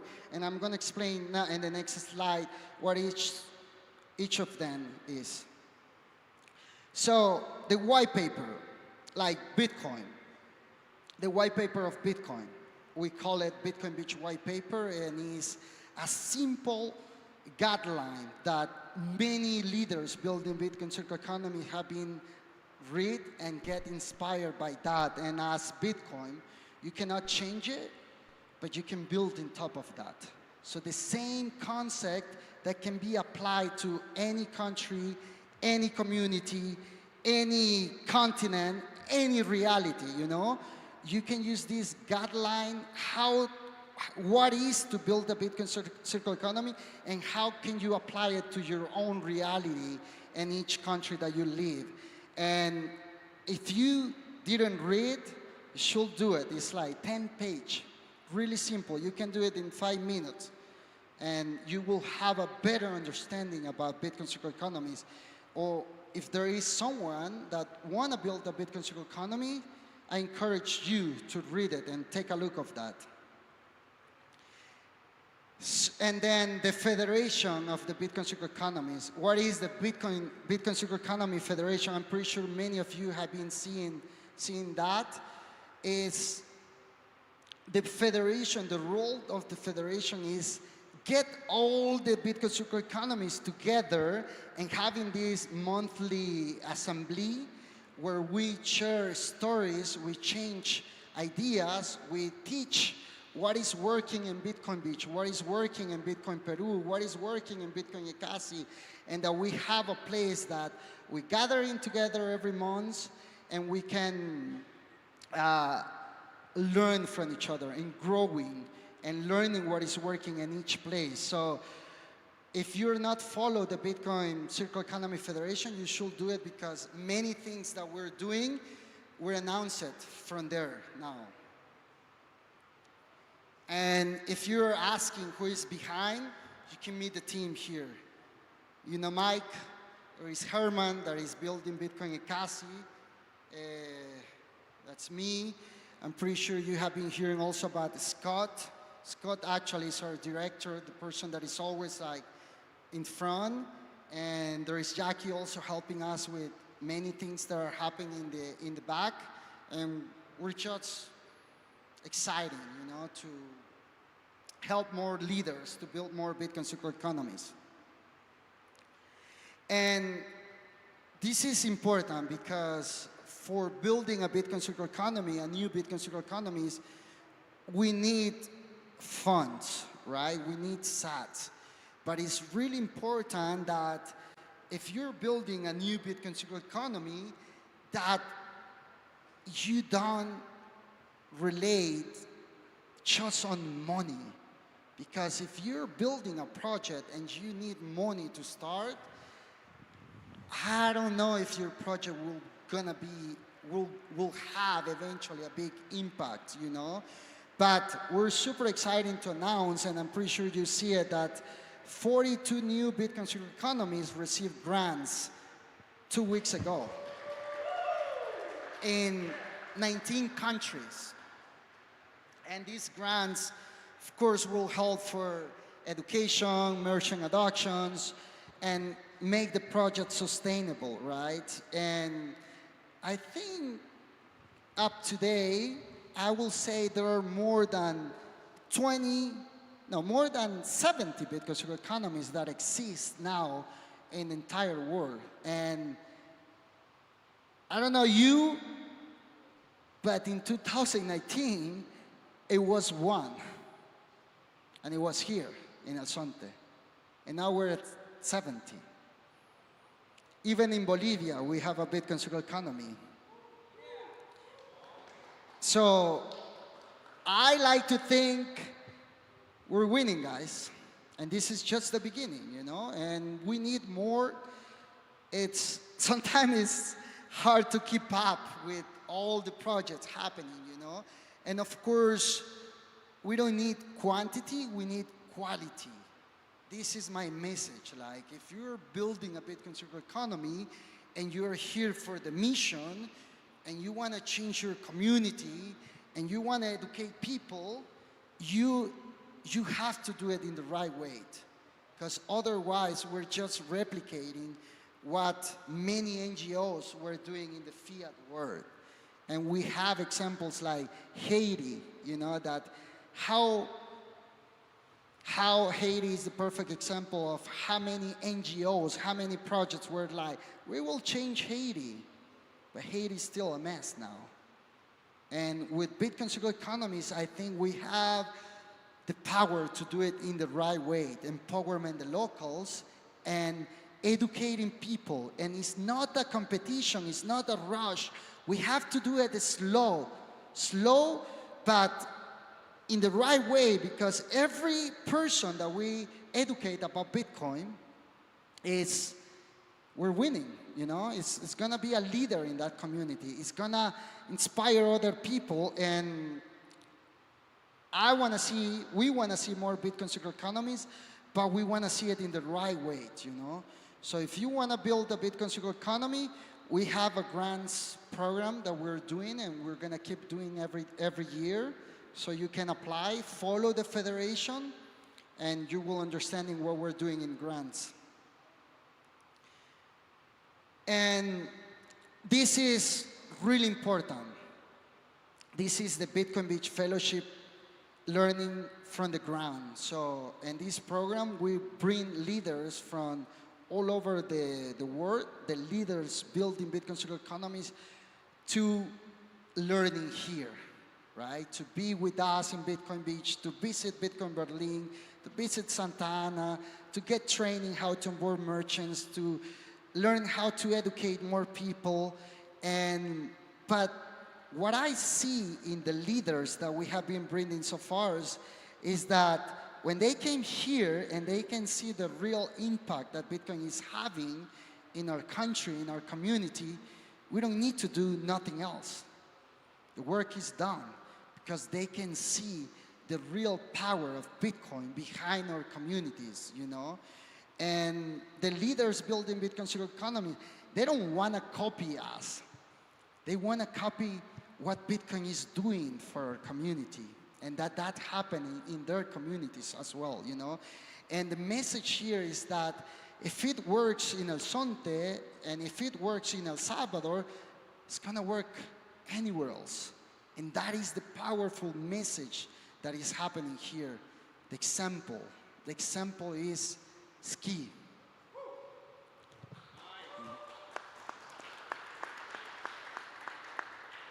Also, I don't know how many of you have this book already. Anyone? Come on, guys. And what are you doing?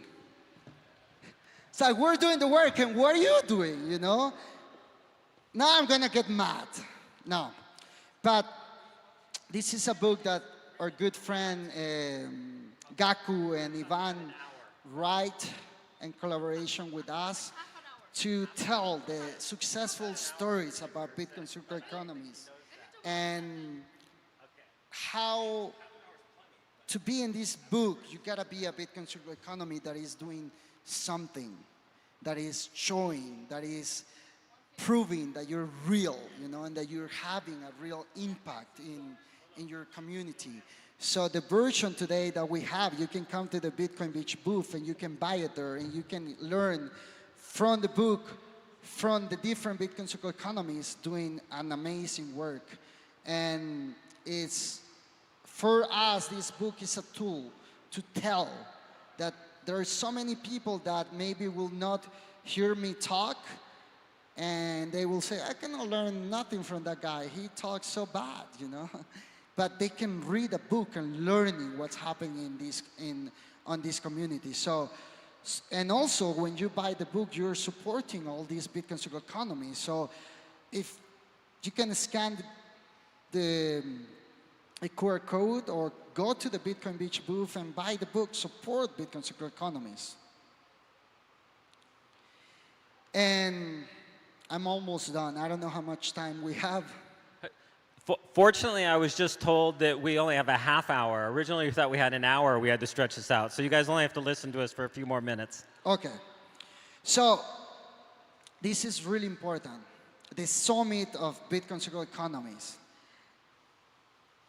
We basically is a Bitcoin conference, but dedicated just for the leaders building Bitcoin circular economies around the world. We have the first one in January, this past January, where we were 14 Bitcoin circular economies gathering together for 3 days in El Zonte. And it was like, we traveling to so many Bitcoin conferences, but getting there with all the builders building Bitcoin circular economies, it was like an energy that I cannot explain, like how we were talking the same language, how people were like gathering in groups, exchanging what's working on education, merchant adoptions. It was like a unique event for all the people that were there. It was like, wow, this is really amazing, you know? And we're gonna have in December a Bitcoin, the summit, the next summit in Africa, in Mauritius, close to the Africa Bitcoin Conference. We're gonna do one day after the conference in Mauritius, a summit dedicated just for project in Africa. And why is this? Because we try to bring more leaders from Africa. Well, there are two things. There is something happening in Africa, and on the 42 projects that received grants 2 weeks ago, I will say 30 of those projects are located in Africa. And this is unique, what's happening there, because we all need Bitcoin. We all need Bitcoin, right? But Africa need it the most, I will say, in some ways. So seeing all these interesting and all these leaders building Bitcoin circular economies in Africa, it's something that you guys should have it in your radar, you know, and finding different ways that you can support, you know, all these projects. And these years, of course, we have people from South Africa, we have people from other countries in Africa, but it's a mess for visas, traveling to come here, you know. So this year, we decided to do the summit in Mauritius because Mike became with the idea that why we don't do a summit in Mauritius, that Mauritius is one of the only countries, it's an island, right, but country, that is almost free visa for many, many countries in Africa. So we're doing that, and we're bringing 15 leaders from different projects in Africa, across Africa, to the summit. And I'm really excited about that. So, and then we back in January next year, we're gonna have our international summit again in El Zonte in Bitcoin Beach.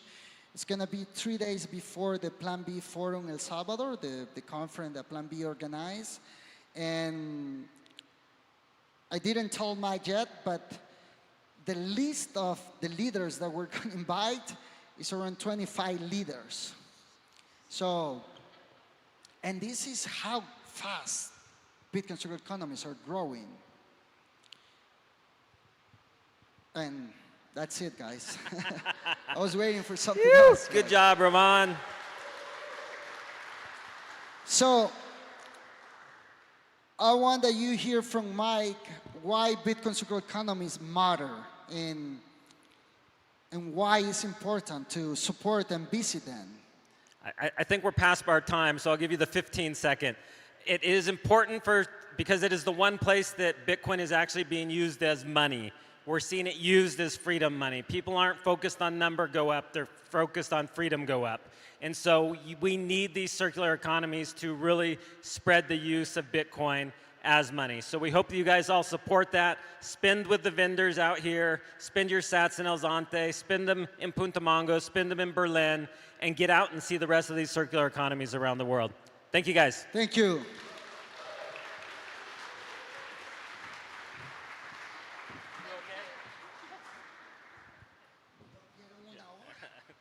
Yo hice la presentación para 1 hora. No, it was better. An hour was too long.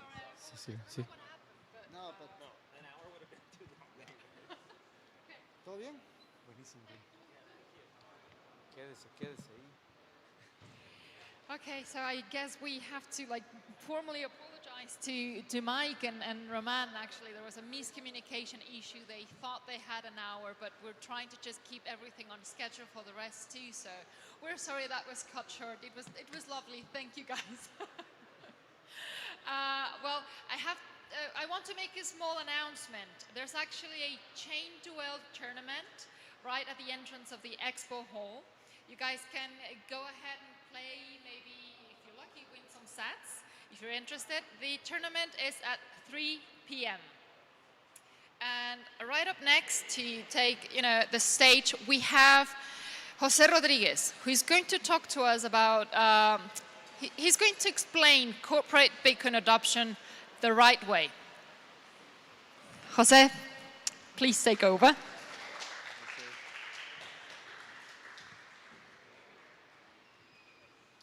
All right, good afternoon, everyone. Thanks for being here.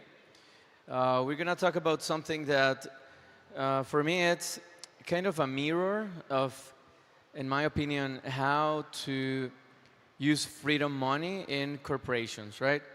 We've been hearing about self-custody, right? We all now are educated about that.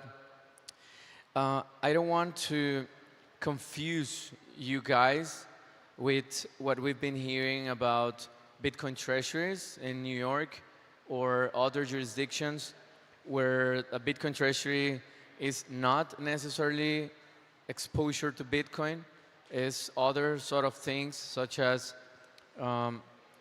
let's say, financial instruments which may not necessarily be self-custody.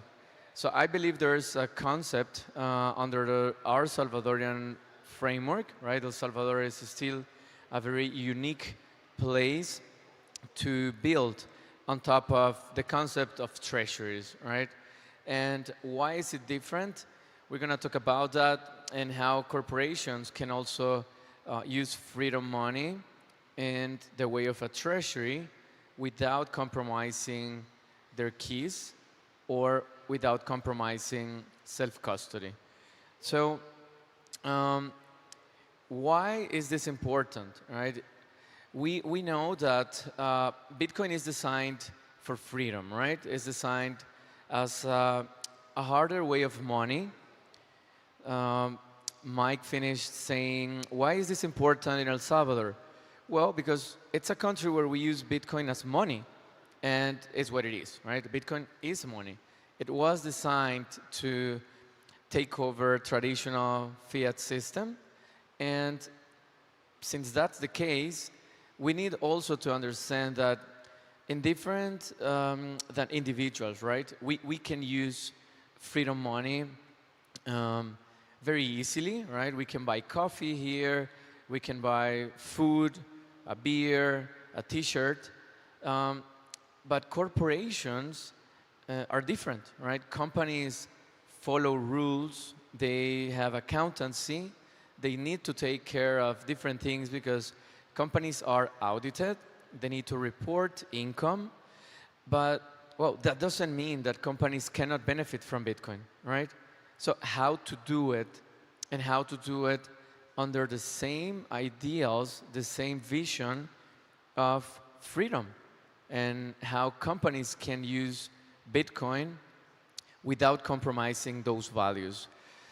So El Salvador I still believe it's some sort of genesis block for legal rules that clarify how companies can use freedom money with concise, precise rules, transparent rules, corporate rules, even if we believe in the most revolutionary way of doing Bitcoin in corporations, maybe that's not going to happen just yet, all right? If you are a company anywhere in the world and you want to be legit, you still need to get your tax number, you still need to report, you still need to declare some sort of information to governments.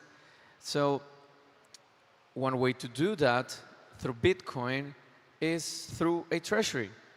So in El Salvador, we have what I call the Genesis block for legal standards on corporate matters, for Bitcoin corporate matters, basically. And that starts with the Bitcoin law, right? It still is the only Bitcoin law in the world, is the only legal instrument that recognizes Bitcoin as an asset that can be used by anyone without asking for permission, right? And that's a powerful idea, but it's harder to implement in the spectrum of corporations. So how to do that, right? In El Salvador, as this Genesis block, right, you still have a great opportunity to explore how to use the Bitcoin law as a company, not only as an individual, right? Many of you have come to visit El Salvador, explore how to live a few days under the Bitcoin standards, spending your sats. How about you were a corporation, right? And you were to use that Bitcoin not only for the purposes of spending, but also for the purposes of performing financial and economic transactions, maybe even structured financial activities under a transparent, legit, and safe regulatory environment from a company. So I do believe in self-custody, right? And that's a great difference on what a traditional Bitcoin treasury, as we've been learning, many public companies in the US are calling themselves Bitcoin treasuries. But I think of pirates, pirates, those guys who are ho, ho, ho, right? The pirates. When we think of a treasure, right? It's some sort of something precious, right? It should be somehow hidden, somehow locked, right? Pirates hidden their vaults in the most creative places. Some treasuries haven't been found yet, right? A lot of people dedicate lives entirely to look for those treasures. So that's part of the idea of self-custody, right? That's why we hold Bitcoin with private keys, by custodying our assets and not handling that custody to a bank, right? So how can companies hold Bitcoin under the same ideals of self-custody, right? Of keeping that treasure under very safe conditions, hidden, but at the same time being able to use it to perform business transactions. So for that, we refer to as this concept, right? A Bitcoin treasury. And let's think of the concept of that pirate treasure, right? If we were 1,000 years back, traveling the seas, right? And then we get to 2025, and we want to use that treasure under transparent rules as a company. Well, we can define a Bitcoin treasury as a financial instrument, right? In El Salvador, because of the Bitcoin law, you can basically interact with all the commercial rules, including formation of companies, special purpose vehicles in the form of literally a corporation, with the ability of basically domicile your Bitcoin in El Salvador by self-custodying it and setting up corporate frameworks to perform different activities, right? From simply holding it as a way to put it on your balance sheet, right? Which is not necessarily something hard, right? It's just an asset. You can legally register that. You can increase the value of your company paired to the value of Bitcoin without compromising productivity and the value of productivity of your company.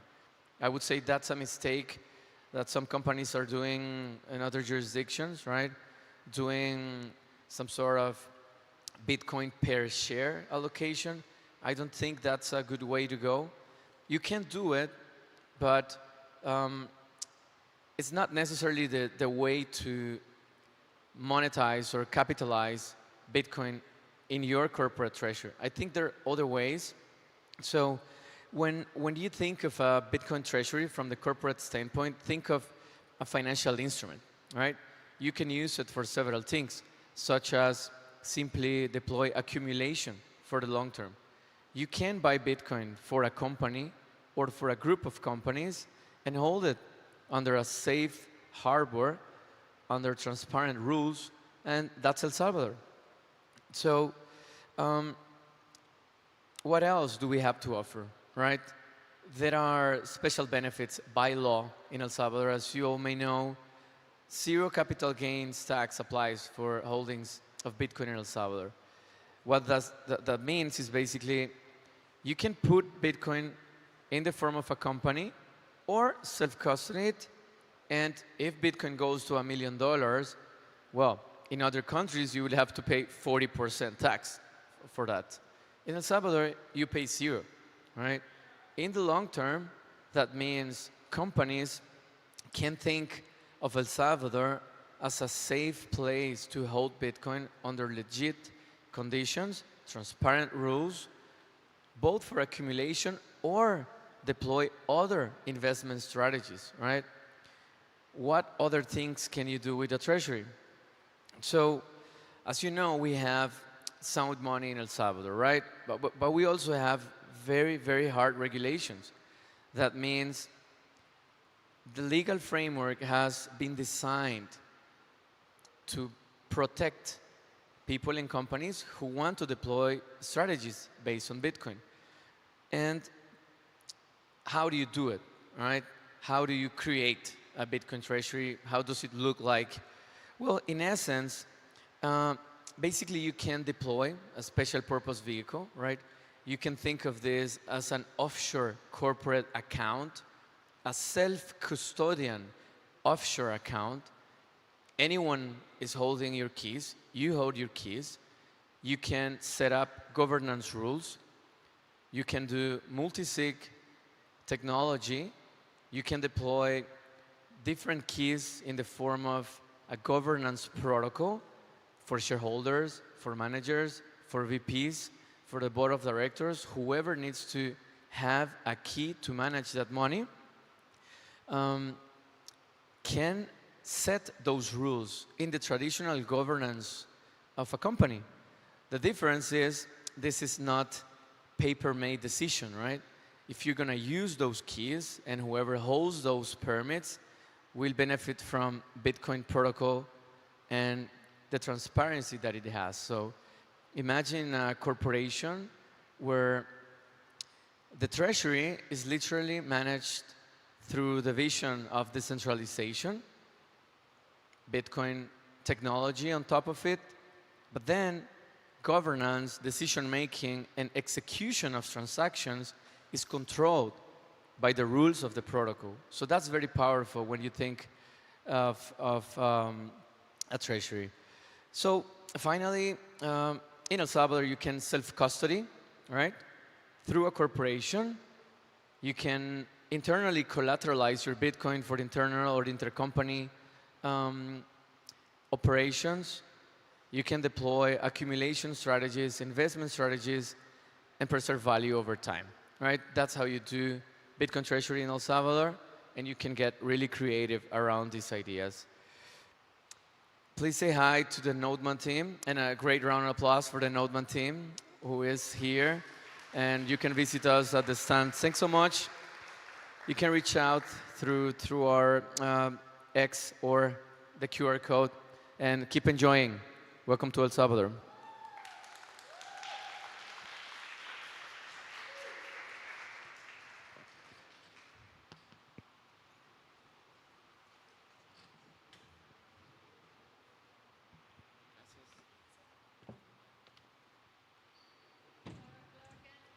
You can, okay, hello, sorry.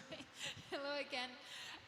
To present our next speaker, actually, it makes me reflect a little bit how my life would have changed if I had discovered, or if I had encountered Bitcoin at a younger age, you know, early on in my life, how many difference would be different, how many things would be different, and how many things would be better.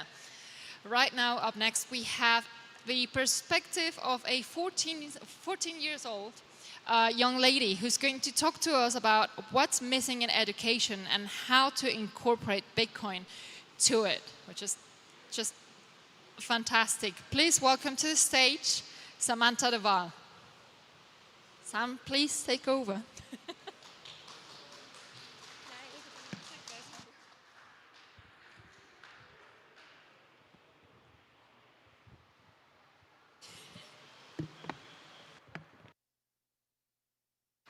Testing. Okay, there we go. Hi, everyone. It's really good to be back here in El Salvador. I'm really happy to be back. It basically feels like home. Slides. One moment, please.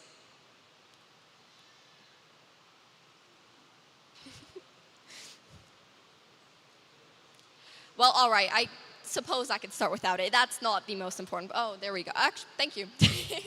Thank you, tech team. All right, so my name is Sam, or Samantha, but you can just call me Sam for short. And today I want to talk to you guys about what I wish teachers taught about money, Bitcoin, and the world. Now, last time I was here, I was talking about how to shape the future as kids in Bitcoin, but I noticed that one of the big things I was missing was really how to even, like, you know, teach your kids, because we kids will be running the world one day. So I thought I could bring the education system into this a little bit.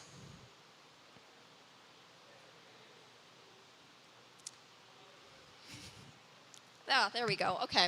Well, strong start, yes. But you can't tell me that this isn't true. The system is broken. Our schools at the moment teach us how to follow instructions, but not how to actually be critical thinkers for ourselves. Our leaders will say, trust us, but then they inflate our savings and just put us into debt. Our teachers will say, oh, you know, I'm not going to tell you why. All you need to know is that this is the way it is. But that's not really teaching us kids anything. That's instructing us kids how to do stuff.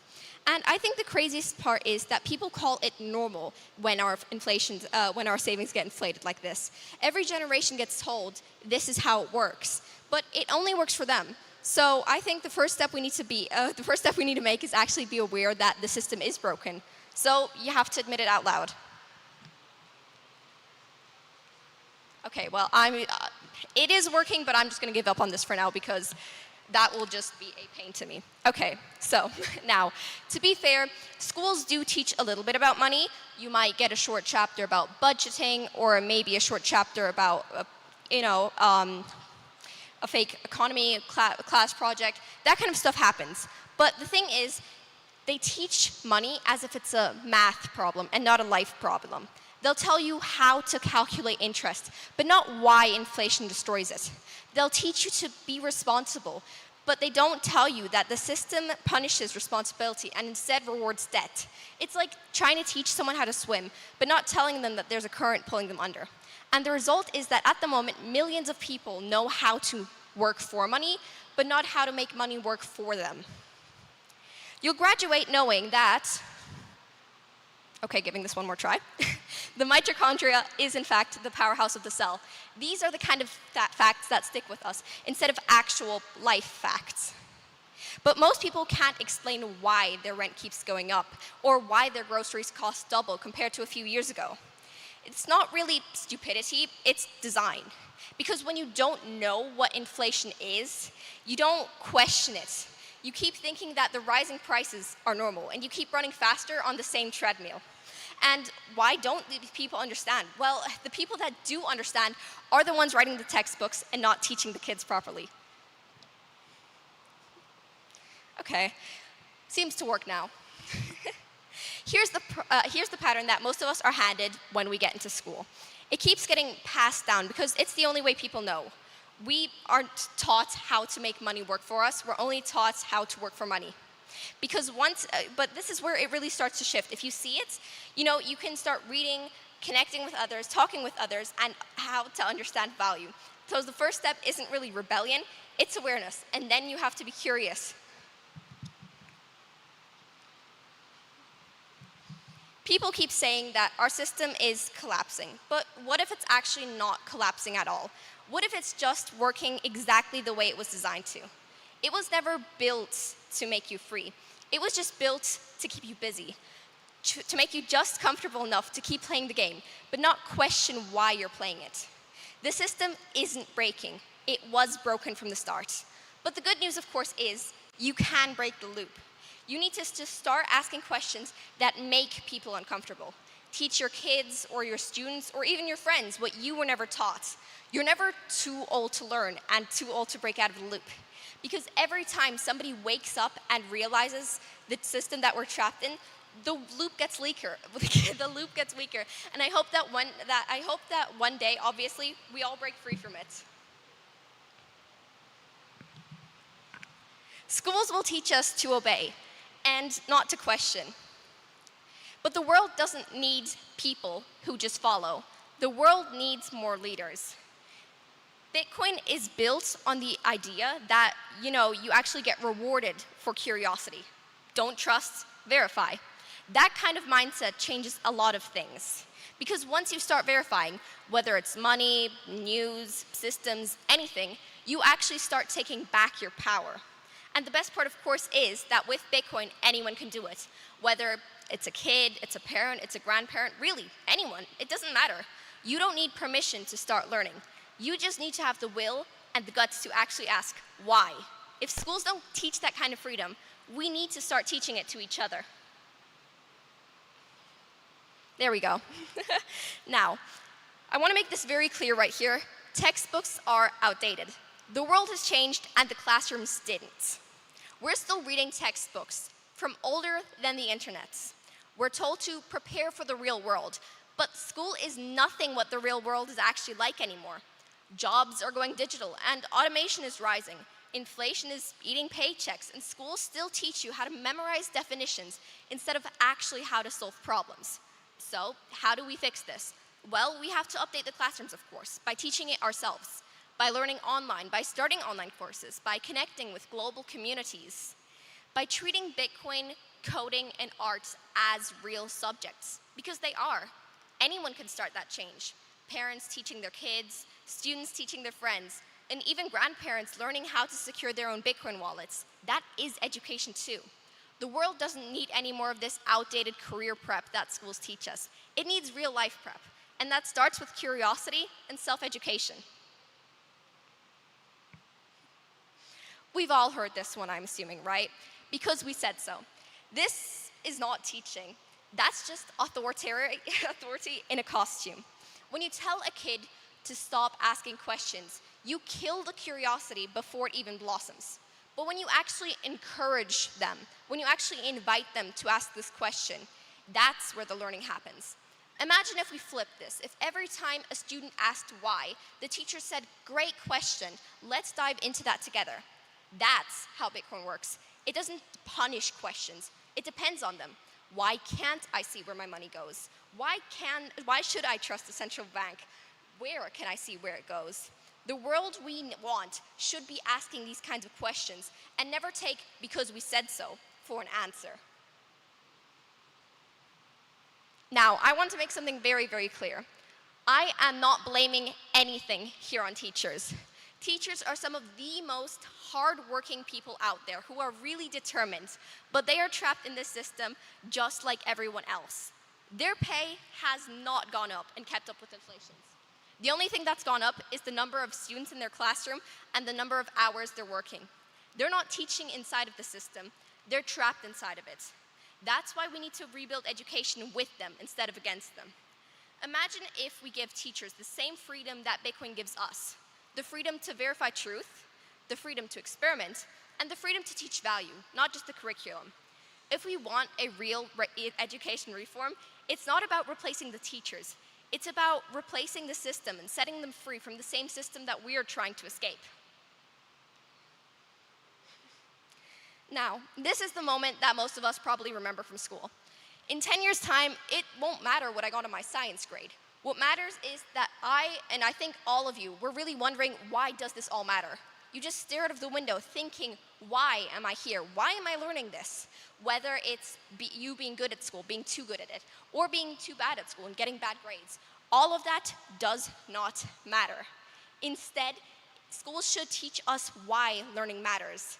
Imagine if schools taught you how to earn honestly, how to take responsibility.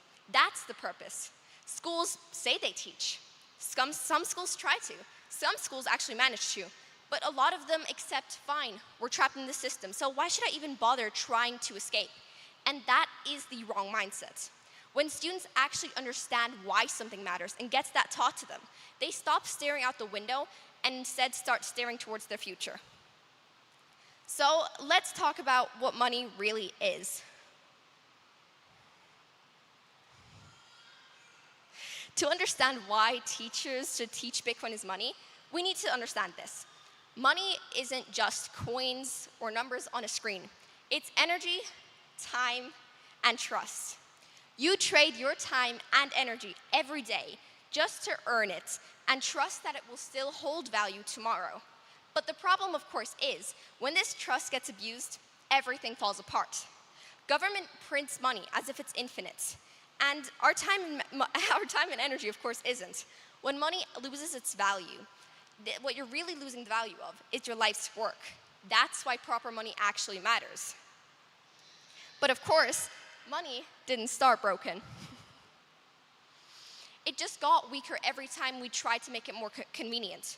First, of course, it was gold. It was really, well, actually not very first, but pretty at the start, it was gold. It was very good as money. I mean, it had scarcity, of course, and it actually held value. But the problem was, it was really hard to move. Then, paper money was invented to represent gold. But then the government kind of said, who needs gold anyways? We have paper money now, and cut the tie completely. And this is how we ended up with fiat. Money backed by empty promises instead of truth. And when you give a human a printer and call it economics, well, you get inflation. Sure, every upgrade made money faster, but it also made it easier to abuse, which is exactly why Bitcoin has to exist. Instead of trusting a printer, it trusts math. From gold, we got scarcity. From paper, we get portability. And from Bitcoin, we get both. After gold came paper, after paper came promises. When the gold standard was completely cut, money stopped being something you could verify, and it started being something you just had to believe in. Fiat isn't backed by value, it's backed by trust. Trust that government will manage your money responsibly. Trust that central banks won't print too much. And every day, we see that trust get tested and broken. We've seen it in Venezuela, in Zimbabwe, in Argentina, and honestly, in smaller ways, everywhere. People work harder, but their savings get worth less and less. Families lose faith in the system that told them to save.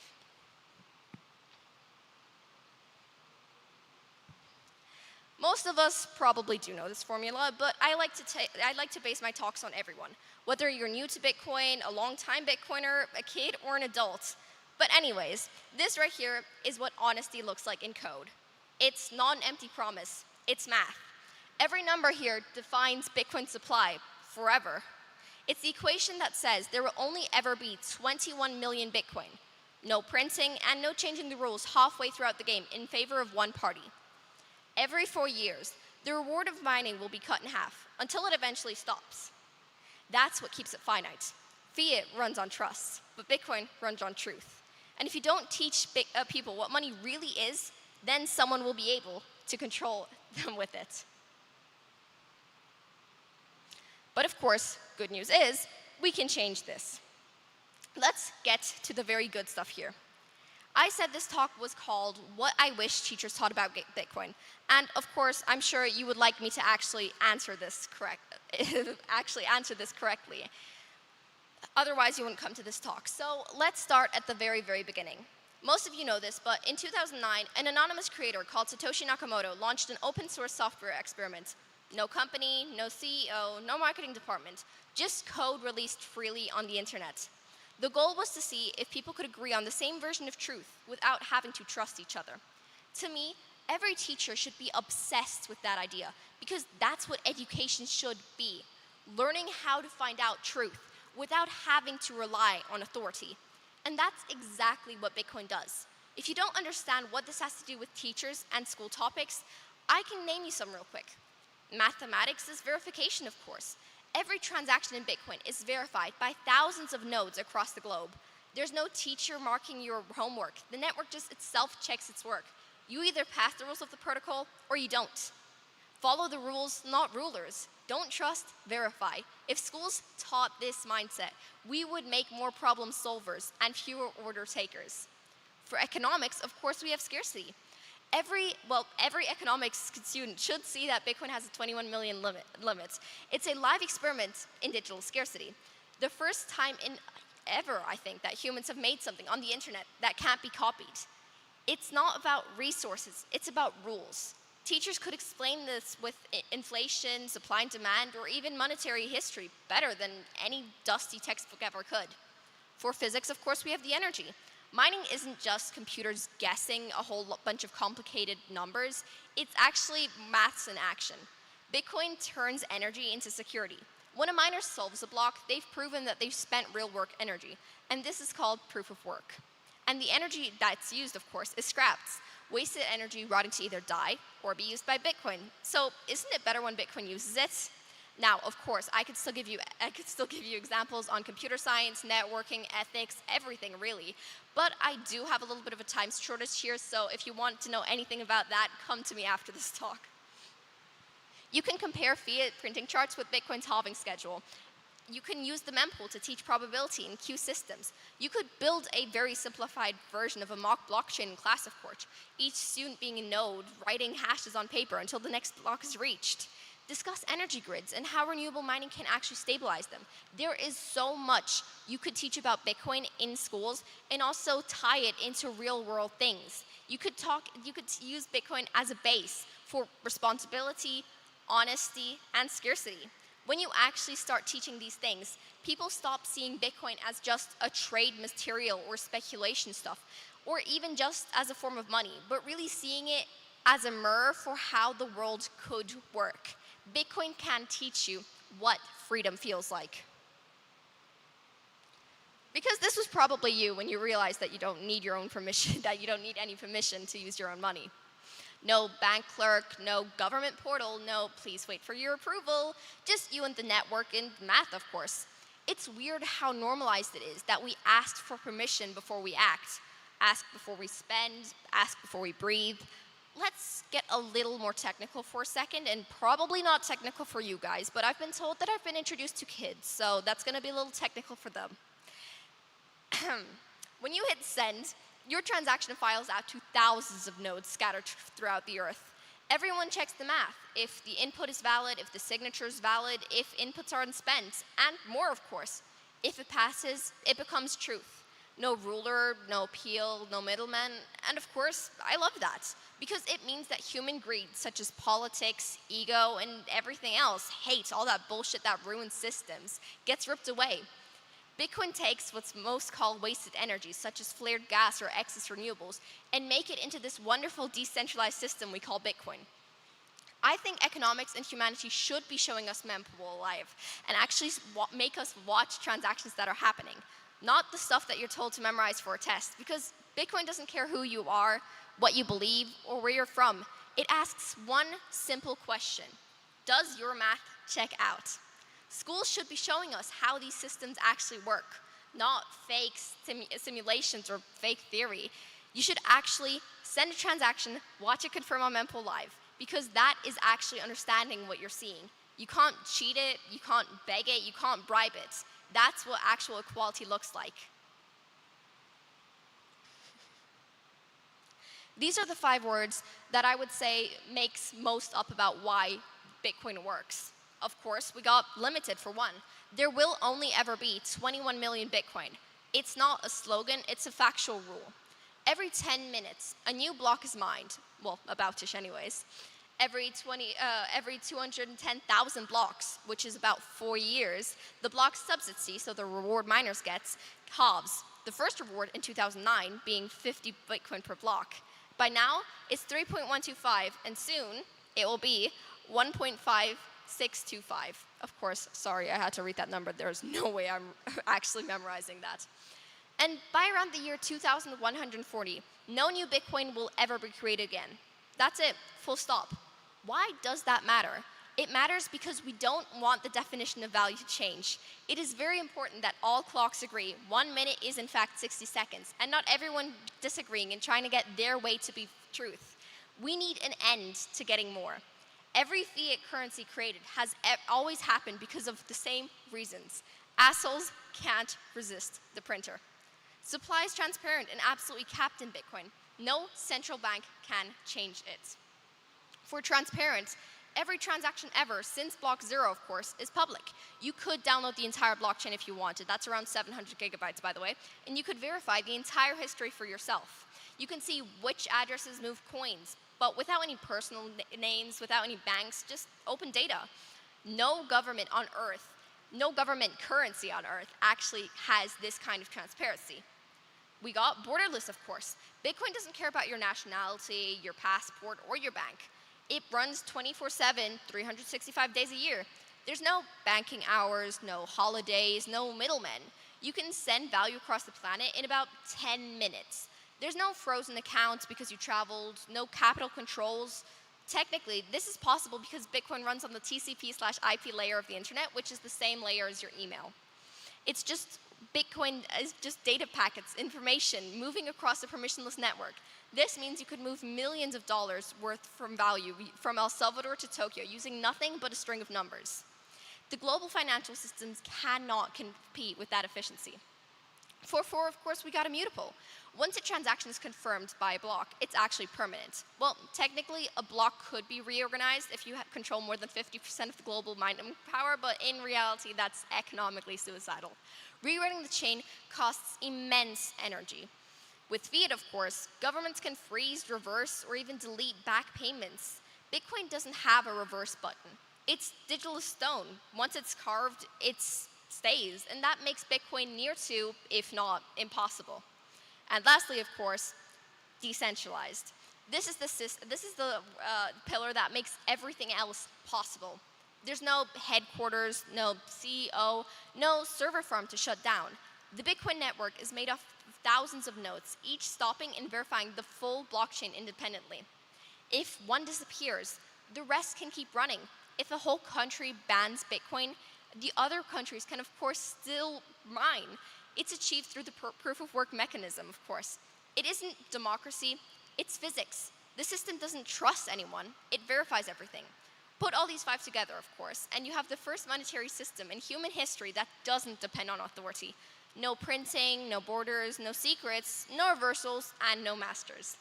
Every other currency eventually collapses under the weight of human corruption. And Bitcoin can't, because Bitcoin doesn't care who currently claims to be the leader. There we go. Now that we've covered the main properties, let's look at the ones that I can cover a little shorter. I'm not going to cover these, though, because of time, so I'm just going to, name them a little bit. Your private keys, of course, can help you learn accountability. Self-custody can help with digital sovereignty. Verification can help with critical thinking. The openness teaches permissionless innovation. And failure, of course, means finality. When I was younger, I was taught by my teachers that there are poor countries, as if poverty is some permanent condition. But nobody ever really explained to me why entire nations fall apart economically. Schools kind of just skip that part.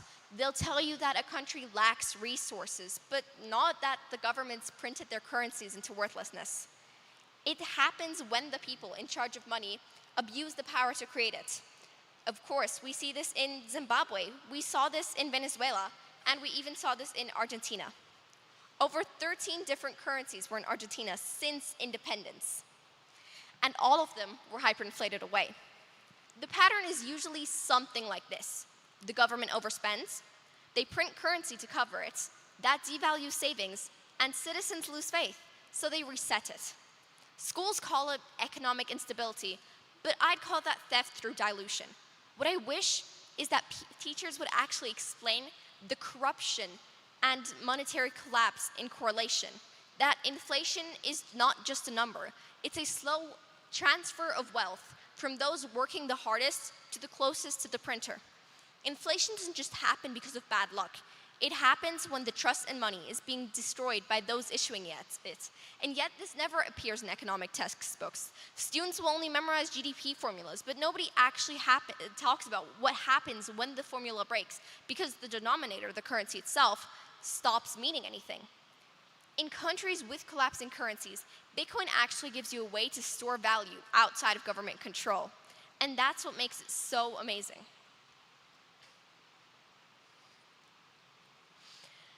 Now, every broken system starts the same way. People thinking that rules don't apply to them.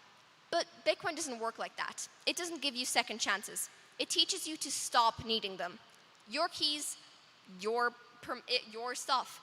Sure, you could forget your seed words, but that would be on your own. You have no manager to blame, no bank to fix it for you.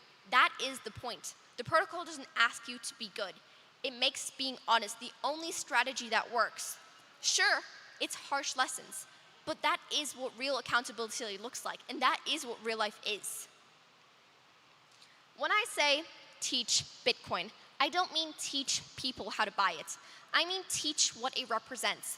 Because hope without understanding fades fast, but hope backed by knowledge is unbreakable. When you teach Bitcoin, you teach people self-worth. You teach them that you don't need permission to run your own future, that your work, your savings, and your ideas don't belong to a system. They belong to yourself. Every person who learns how to hold their own keys will be learning that they don't need to ask anyone to be free. That's hope. What if schools taught freedom instead of fear? What if the classroom wasn't built to produce employees, but instead explorers? What if instead of memorizing rules, students learned how to make good rules, transparent rules, rules that you can verify? We spent 12 years teaching kids to ask for permission, to raise their hand, to obey, and then we wonder why adults freeze in the face of corruption. Because we never trained our kids to actually challenge it. We need to teach kids how systems really work. That's how you actually raise a generation of people who don't fear authority, but understand it, and if necessary, rebuild it. And that's what Bitcoin can teach. Everything missing from school comes down to one big thing: critical thinking, actually thinking. No one is prepared for it when you actually have to start doing it. Teach kids how to question what they're told, verify what they see, and protect what's theirs. Learn self-reliance, how to, handle your own data, your keys, your choices. It includes digital literacy, understanding code, encryption, and how truth moves through networks. All of that is critical thought, and all of that is Bitcoin. Because once people learn to stop just following orders and think critically, they can't be manipulated. They stop obeying and start understanding. That is what schools should be teaching: how to think, not what to think. The best way to teach, the best way to teach the truth is to teach Bitcoin, because those two are very closely tied together. Bitcoin is truth, written into code, verified by everyone, owned by no one. This is what you should be teaching kids from a young age to help them not only understand Bitcoin, but also how to understand truth. These are real-life lessons that you can use to teach real life and Bitcoin. And that's why I think teaching Bitcoin is so important. Imagine that. Day one of school, you walk into the classroom and teacher writes self-custody one-on-one on the board. Instead of blocker combinations, kids are actually learning seed phrases. They'd understand their own responsibility before they'd even graduate. Half of the world's literacy financial problems would disappear in a generation. No scams, no blind trusts, just a society of people who actually know how to own what's theirs.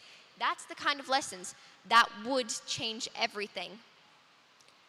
Education should be a path to opportunity, not to obligation. Students trade their curiosity for compliance, their passion for paperwork, and their freedom for financial debt. We'll tell them, get educated, you'll be free, But once they graduate, they're chained to loans and a system that profits off of their obedience. That's not education. That's introduction with interest. True education should set minds free, give people the tools to think, and give people the questions and to create. If schools taught Bitcoin, we'd finally be raising a generation that doesn't have to try and buy their own freedom back. Now, of course, like I said, this talk had to be cut very short. When I practiced this, it was always around 40 minutes long instead of 30, so if you want me to elaborate on anything, please feel free to talk to me after stage. But everything I've said today, the broken system, the missing education, the corruption, the responsibility, it all leads to this. We don't need permission to change the world. Nobody's coming to save us. Not a government, not a corporation, not some genius with a plan. Change doesn't start with authority. It starts with understanding. Not even me. Sure, I'd love to come help with the future, but it's not one person, not even one group, not even one community that can save and change it all. It's team effort. Bitcoin is proof that ordinary people, whether it's students, teachers, workers, me, or you, can build systems stronger than the institutions that fail us. No protests, no violence, no waiting for approval. It's a revolution on education with a revolution on money at the same time. Every student who learns what inflation really is becomes immune to political manipulation. Every person who learns how to hold their own keys becomes a walking statement of sovereignty. That's how change happens, one educated mind at a time. So when I say we don't need permission to change the world, I mean it literally. You don't need a title, you don't need a degree, you don't need a seat at the table. All you need to do is to understand that the system is broken, and that the teachers aren't at fault, and that no one really is at fault except the system. You need to start fixing it yourself by inspiring people, by teaching people, because knowledge is the one thing that they can't print. Fix the money, fix the world. Thank you, of course. I'm always really happy to be here. Like I've already mentioned multiple times, please do talk to me. I really love elaborating. I really love talking one-on-one. Of course, everyone's a little nervous on stage, including me. So if you want to come talk to me one-on-one, I think I can elaborate a little more and give you a little more details. That's it.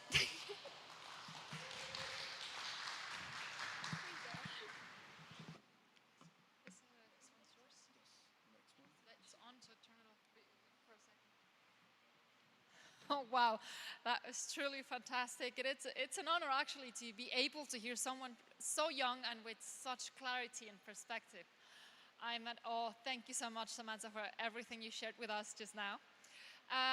Well, it's actually my pleasure to introduce our next speaker, my dear friend, who's here to talk to us about, in his session, we're actually going to be looking at Bitcoin's quantum vulnerabilities and how BIP 360 could defend the network. Welcome us to the stage, here to talk to us about the Bitcoin quantum dilemma.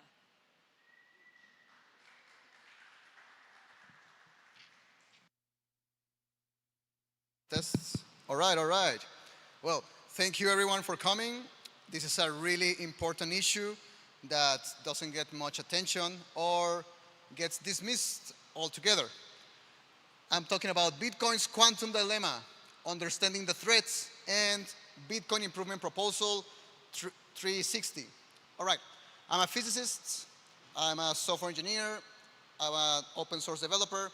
I've been doing code and building software around finance and healthcare for the past couple of years, and now I'm focusing on doing open source development and building around Bitcoin, because why wouldn't I want to do it? Okay, so I always like to start my talks with this quote from Albert Einstein, which is, if I had an hour to save the world, I would spend 55 minutes understanding the problem and only 5 minutes solving it. So let's spend some time understanding the threats. Okay, Bitcoin's quantum threats are categorized in two areas. One is the SHA-256 vulnerabilities, which are around mining, and another one is around privacy and public key cryptography. When people hear about quantum threats to Bitcoin, it's so easy to dismiss it because they go like, oh, you need a million qubits to be able to mine all of the Bitcoin. they get lost in the SHA-256 vulnerability. What I'm trying to tell you is that the most urgent vulnerability comes from public and private key cryptography. Why is this? Well, not all Bitcoin addresses are equal. When you have a private key, you can derive a public key. And from that public key, you can just take a step and you have legacy addresses and taproot addresses. Legacy are the ones that are far, far away in the past, the ones where all of the Bitcoins from Satoshi are stored in, and taproot is something quite new. Just yesterday, we have 4 years of taproot activation. And here, the public key is exposed right there in the address. In other types of addresses, we have an extra step. From the public key, you do a SHA-256 hash, and then you get your address. You get the addresses that start with 3, and you get the addresses that start with BC1Q. Here, the public address is hashed. Why am I pointing this out? Because all of the asymmetric cryptography is built upon the idea that you have a private key, you do an interesting mathematical operation, and you get to a public key. It should be really difficult to walk back. That is what all of asymmetric public-private key cryptography is built upon. Well, here's where the quantum vulnerability comes from, because quantum computers can only do like 7 things in the world. One of them, unfortunately, is they can walk back to this path. How? Through much of computation and some interesting algorithms and beautiful math, but believe me or do not, go and read something, they can do this when they are powerful enough. So, the dilemma here is that taproot is one of these kinds of addresses that are vulnerable, and they are vulnerable because the public key is completely exposed in the Bitcoin address. And then you might say like, oh yes, why not we just stop using taproot or stop using legacy addresses? Well, everyone has agreed to stop using legacy addresses, thank God. But taproot is so useful. Taproot, it has a bunch of benefits. You can do Lightning much more privately. You can do a bunch of interesting, complex spending paths. You can build your inheritance in a really generational way, like for the next 200 years, with different conditions that get activated in 200 years and blah, blah, blah. Taproot works for a bunch of stuff in Bitcoin. So it's not a good idea to just dismiss it altogether. But we have the quantum vulnerability. So we have a problem. We want to keep using taproot because it's so good, but it is kind of vulnerable to quantum. So I present to you Bitcoin Improvement Proposal 360 solution, which is just, let's take taproot with all of its functionality and just take away the part that is vulnerable. If you want to know the part that is vulnerable, it's just that there's an optimization in taproot that is all about having some bytes being used more efficiently when you want to spend them. But all of the functionality of taproot relies on the other side that we can still use if we just take out the part that exposes a public key in the Bitcoin address. And that is exactly BIP 360. There's nothing more, it shouldn't be that complicated. It's just, let's move to pay to quantum resistant hash. Amazing, that is the talk, thank you very much. But there's more. There's a bigger picture here. If we want to take present Bitcoin and be able to arrive to a quantum resistant future for Bitcoin, BIP 360 is just the first step. It's about hiding public keys. But we cannot hide forever. Why? Because every time you want to spend some Bitcoin, you need to reveal your public key in order for the transaction to come through. And then we get to like the short attack problem with quantum computers, which is once we have even more powerful quantum computers, they might be able to even snipe your transaction from the mempool because you need to reveal your public key. It doesn't matter that you were using BIP360 and post-quantum hash-resistant addresses from BIP360 because you always need to reveal your public key when you want to spend. That's where the next part, post-quantum cryptography, comes to the rescue. Oh yes, we have post-quantum cryptography just now, like just this year. The NIST, the National Institute for Standards, and I forgot the other letter, they standardize post-quantum cryptography. Jay, is that solved? Well, not really, because we need to have a bunch of really difficult conversations to start talking about post-quantum cryptography. Post-quantum cryptography exists, but it's really big. If you want to sign something with a post-quantum cryptography scheme, you are talking about signatures that are 40 times larger. And then you need to start getting to like, should we make blocks bigger? And that already triggers some people. Should we talk about improving the bandwidth of the network? Well, that already triggers some other people. There is no current proposal to how are we going to arrive to post-quantum cryptography in Bitcoin. There are already five different schemes for post-quantum cryptography. None of them have been talked to and implemented to even start looking to what does this look in Bitcoin.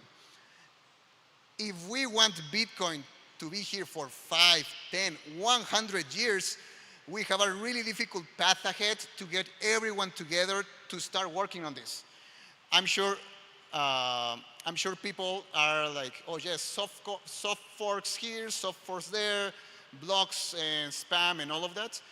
But the quantum threat is really close. Let's just have a reality check about this timeline. By 2035, most governments have already arrived that we should move away from quantum cryptography. Why? Because, I mean, they know their stuff. They are looking closely at the latest developments. All right. By 2028 and around 2030, the two biggest companies working on quantum computers, it's already in their roadmaps to have something around 1,000 to 5,000 logical qubits in their computers. Now, you might not believe them, but I know IBM is not famous for not reaching their deadlines. IBM likes to reach their goals even ahead of time. And why am I talking specifically about this number? I thought we needed millions and millions of qubits to even start attacking Bitcoin. Well, we don't need that much to even do the first and the simplest attack to Satoshi's coins. Just this year, there was this paper, how to factor 2048-bit RSA integers with less than 1 million noisy qubits. And this really scared me. 5 years ago, I was really deep into quantum computers. I was really deep into, Bitcoin, and this threat is far, far away. But just the latest work from Craig Gidney, they took their already published work from years before of like, we need 20 million qubits and a bunch of hours of compute to even break a tiny RSA integer. But now, just this year, we have this where only with 1,400 logical qubits, they are able to break this. Now, this is not exactly what is protecting Bitcoin. Bitcoin is not powered by RSA. But I'm trying to show you a pattern. AI. All of us are using AI, right? The history of the 2010s is just a bunch of companies and research centers throwing stuff off the wall on how to build better AI. You were building an architecture this way, an architecture this way, an architecture this way, and no one was able to scale or harness the power of AI until some paper from the language translation world with Google proposed a really interesting architecture that now, 8 years later, and you put millions and millions of monies and you scale it up millions and millions of times, and now we can talk with your phone and you're basically getting intelligence from a rock. There are a bunch of parallels with the quantum industry. all of the companies, all of them are throwing stuff off the wall. If you have heard the same headline for the past 10 years that, oh, Google says that they broke quantum supremacy. They did that with one kind of architecture. And then 2 years later, they do the same. They did that with other kind of architecture. All of them are trying different kinds of architecture. And Ionic and IBM seem to have a really good thing going on because it is now in the roadmap to have tens of thousands of qubits working in the next 10 years. They have plans to connect their data centers together with new technology to make them coherent. And we cannot get to the details right now, but this is the thing. They have been looking for architecture, and it seems that they are finding it. So the problem or the solution on how to scale it, they are working day and night about it. So the day where the first quantum exploit might happen is really close. It's right around the next decade. That is not that much time. That is only like 2 Bitcoin cycles. If you know about SegWit, if you know about Taproot, all of those upgrades took at least 4 years of discussion and pain to get through. So if we are talking about the next 5 to 10 years, we should be working on the implementations right now. We need to act now. There is no time. I don't have that much time, actually. If we want Bitcoin to be here for the next 100 years, there is no Bitcoin in 100 years without improvements to make it quantum safe. If we are here in 100 years talking about Bitcoin, quantum computers are also here. And please, do not dismiss the quantum threat. Bitcoin longevity depends on proactive preparation, not reactive scrambling.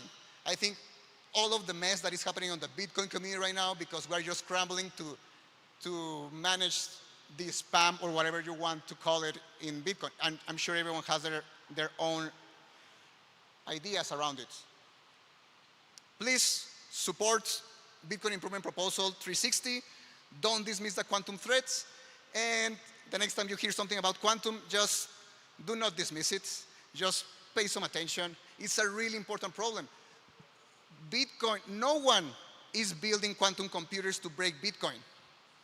Not IBM, no government, no one cares about Bitcoin.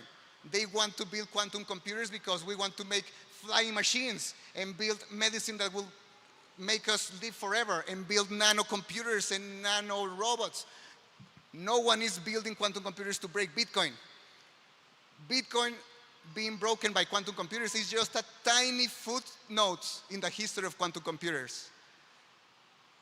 And that is it. This is not them being malicious. It's just inevitable technological progress. And Bitcoin should be ready for that. We should be talking more about this. And I thank you very much for your attention. Yes. If any one of you wants to talk one-on-one and share something else or tell me that I'm completely wrong, I'm open for everything. Thank you very much. You can follow me on Nostr, you can follow me on Twitter, and you can talk to me whenever. Thank you.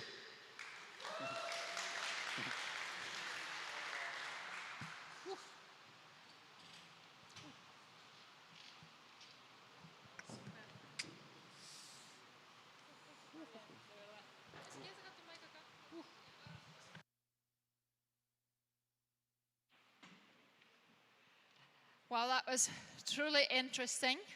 Thank you all for sharing that with us. Well, to take this spotlight up next, we have Jake Seifert, also known as AirBTC, and he's here to remind us to use Bitcoin as it was intended. Please welcome him to the stage.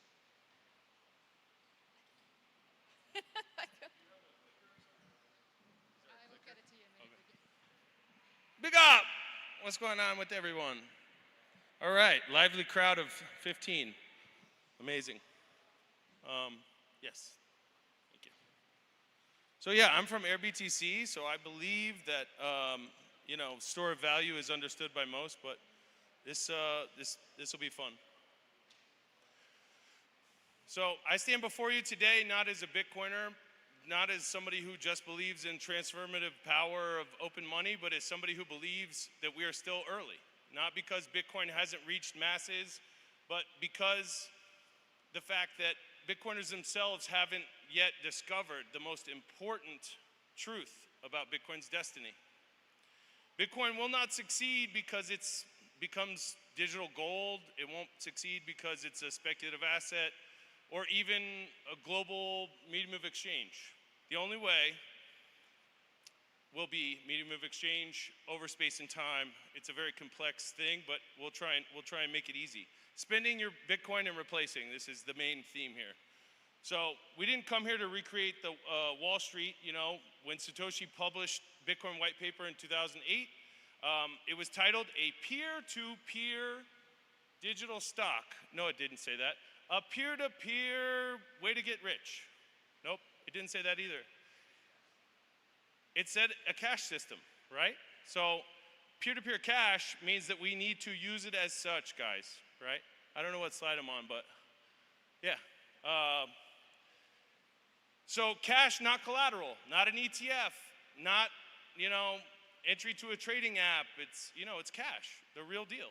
Somewhere along the way, Bitcoiners' price, the price rose, speculators became dominant. Everyone kept listening to Michael Saylor and the narrative. We forgot this, right? But we forgot that Bitcoin meant more to move, to circulate, to empower, people directly, without middlemen, without banks, without custodians.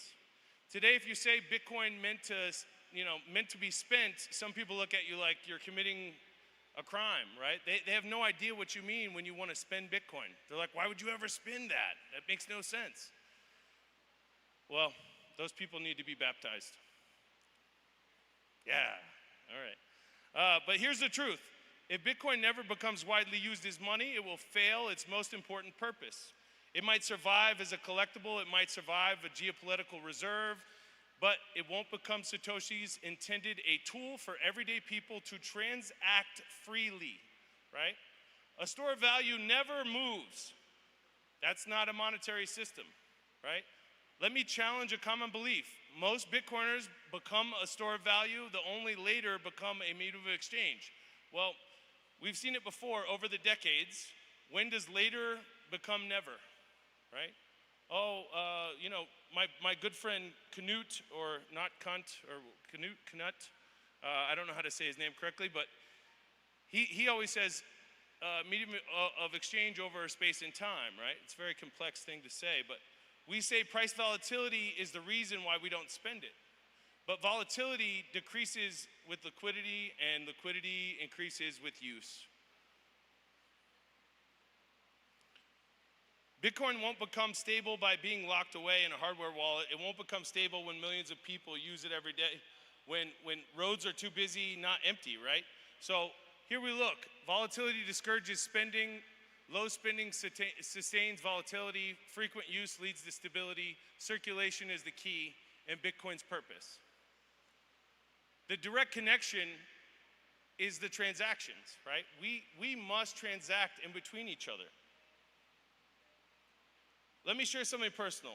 First time I paid a merchant in Bitcoin, not bought Bitcoin, not traded Bitcoin, but actually paid someone with Bitcoin, I felt more connected to Bitcoin's network than any price rally I'd ever seen, or how it made me feel. This connection between money and people, this is a real thing, this transacting between space and time. It wasn't about the money, it was about the realization that I had just transacted value with another human. And not being, without any permission. No one told me I could do it, without any friction. There was nobody hanging over my shoulder, or without depending on any financial institution, which is so hard for all of us to truly understand. Every pleb needs to understand that this is why it was created. I mean, I love that everyone wants to buy the dip and all that, or buy every day, but at the end of the day, we're Bitcoiners. We must spend every day as well. And the more sats that flow, the more we grow. So foundational growth, spending Bitcoin is not a betrayal or weakness, it is a foundation of growth, right? Transaction benefits, each transaction increases the liquidity, right? So I want to say this else, right? Here, we have, let's be honest, the belief that Bitcoin can survive purely as a store of value is deeply flawed, and I'll tell you why. Without transaction fees, fees cannot secure the network. Block subsidies decline, fees must eventually support miners, but fees come from usage, not passive holding, right?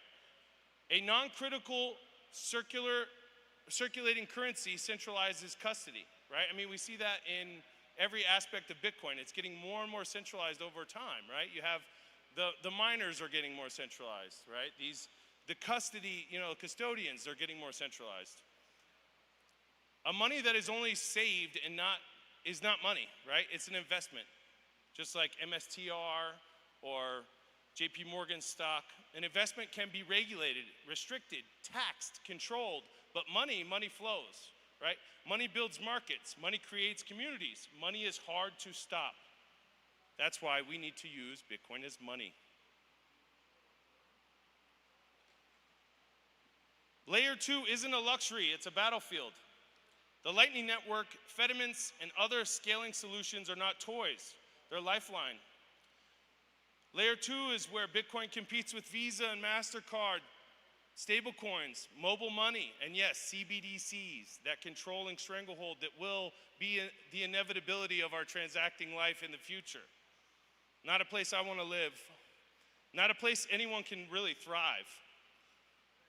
These systems move trillions of dollars a year. Bitcoin competes only if people transact with it. Imagine a world where millions of people earn Bitcoin, spend Bitcoin, pass Bitcoin hand to hand, not through exchanges, not through custodians, but directly. Every transaction settles instantly, every transfer costs a fraction of a cent, every payment strengthens the network. And we grow together. The future is possible, but only if we build it and use it. Spending Bitcoin doesn't mean that you don't believe in it. There's a misconception that spending Bitcoin is an equivalent of betraying the cause or something like that. That couldn't be more wrong. When you spend Bitcoin, you increase the liquidity, you strengthen circular economies, you give Bitcoin a real utility, and you expand the role of society, right? You reduce volatility in the long run, and you prove that Bitcoin can do what no fiat currency can: move value anywhere, anytime, without permission, even on Sunday. Can't have a Chick-fil-A sandwich on Sunday, guys, but you can send sats. Spending Bitcoin is not anti-Bitcoin. Spending Bitcoin is how Bitcoin grows. And that circulates, and Bitcoin that circulates is how we grow through each other as well, right? So like, this is a personal experience for me. I go outside, I can spend sats freely amongst these people, but it's nice to do it here. It's a microcosm of what you want in the future. So when you go back home to your city or your town, I would really encourage every one of you to try and get people onboarded to accept Bitcoin for payment. And then we can find people to come and spend those sats with those purveyors, right? We have a, circular economies are the seeds of the Bitcoin world, right? Let me paint this picture. Imagine a neighborhood or a town where coffee shops accept Bitcoin. We see that here in El Salvador. Coffee shops, the tire guy, the lady making the bread, pupusas, right? You can even pay your power bill here with Bitcoin, right? Workers can earn and spend Bitcoin without converting it to fiat. There's a lot of lost, if we talk about the in-betweens of most transactions, there's a middleman. There's somebody taking a small percentage of each transaction. And I don't think that's right. So it's not speculation, it's not trading, it's not hodling and praying. This is monetary independence. Circular economies aren't theoretical. They already exist in Zonte, or almost in every state here in El Salvador, but Africa, South America, online communities around the world. AirBTC is a circular economy in itself. But we need more. We need them everywhere. And that doesn't happen by holding Bitcoin forever. It doesn't happen by transacting in USDT or USDC. It happens by using Bitcoin as it's intended. The risk of not using Bitcoin is greater than the risk of spending it. And I'll tell you, a future where Bitcoin doesn't exist only exists in my mind if we don't use it as it was intended. So what do we do? What are we supposed to do as every average day people? Stop treating Bitcoin like a relic. It's not a sacred artifact, it's a tool for freedom. We need to start transacting. We need to support businesses that accept Bitcoin. We need to strengthen layer 2 networks like Liquid and Lightning and other protocols that will come along the way. And I think the most important of all, we need to build more circular economies around the globe. So here's my call to action. We stand at a crossroad. One path where Bitcoin becomes cold, inert asset, hoarded, restricted, celebrated over its price. But that's no purpose. A commodity to be traded, not a tool for freedom. It may survive that way, but it will never transform the world. On the other path, Bitcoin becomes what it is meant to be. A global, neutral, unstoppable monetary network, a currency that moves freely across borders, a tool for people living under inflation, capital controls, broken financial systems, or the thumb of huge governments or bad actors. A medium of exchange that empowers the powerless and connects the disconnected. The path requires courage, it requires participation, it requires belief that Bitcoin will go to the moon, but on its way to the moon, we must distribute amongst the people. I kind of lost my way when it comes to what happened on the screen here, but I want truth to resonate, and I feel as if it's not only my duty, but I think everyone out there that wants Bitcoin to be a part of the future needs to understand that medium of exchange over space and time is the only possible way that we will get to real freedom. Thank you.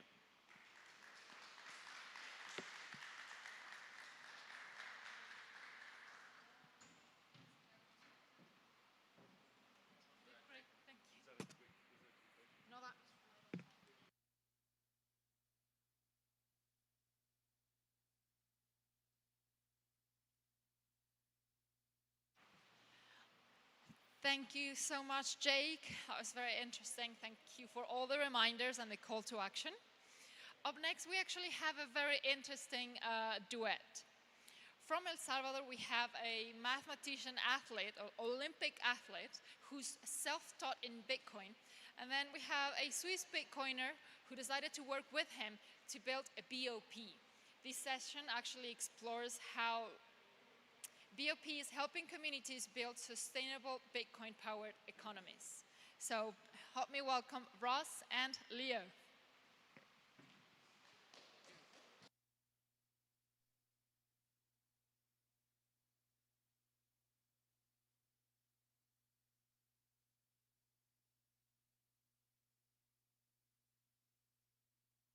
Check that the sound is coming in. Okay, now I can hear myself. Hello, everybody. Maybe we're waiting for the slides.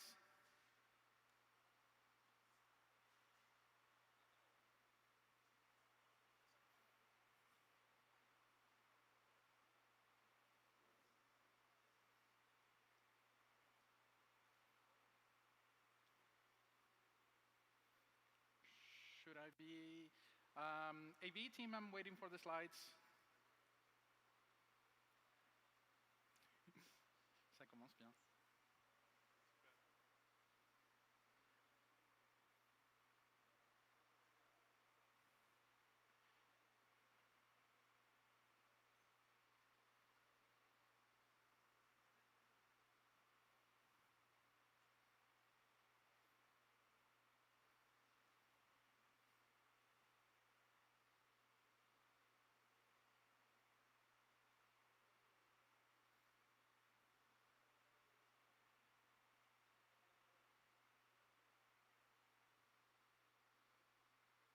We're just waiting.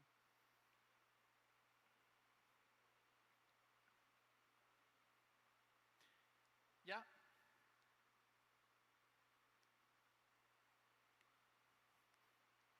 I guess we're still waiting for the AV team to pull up the slides. Okay, cool.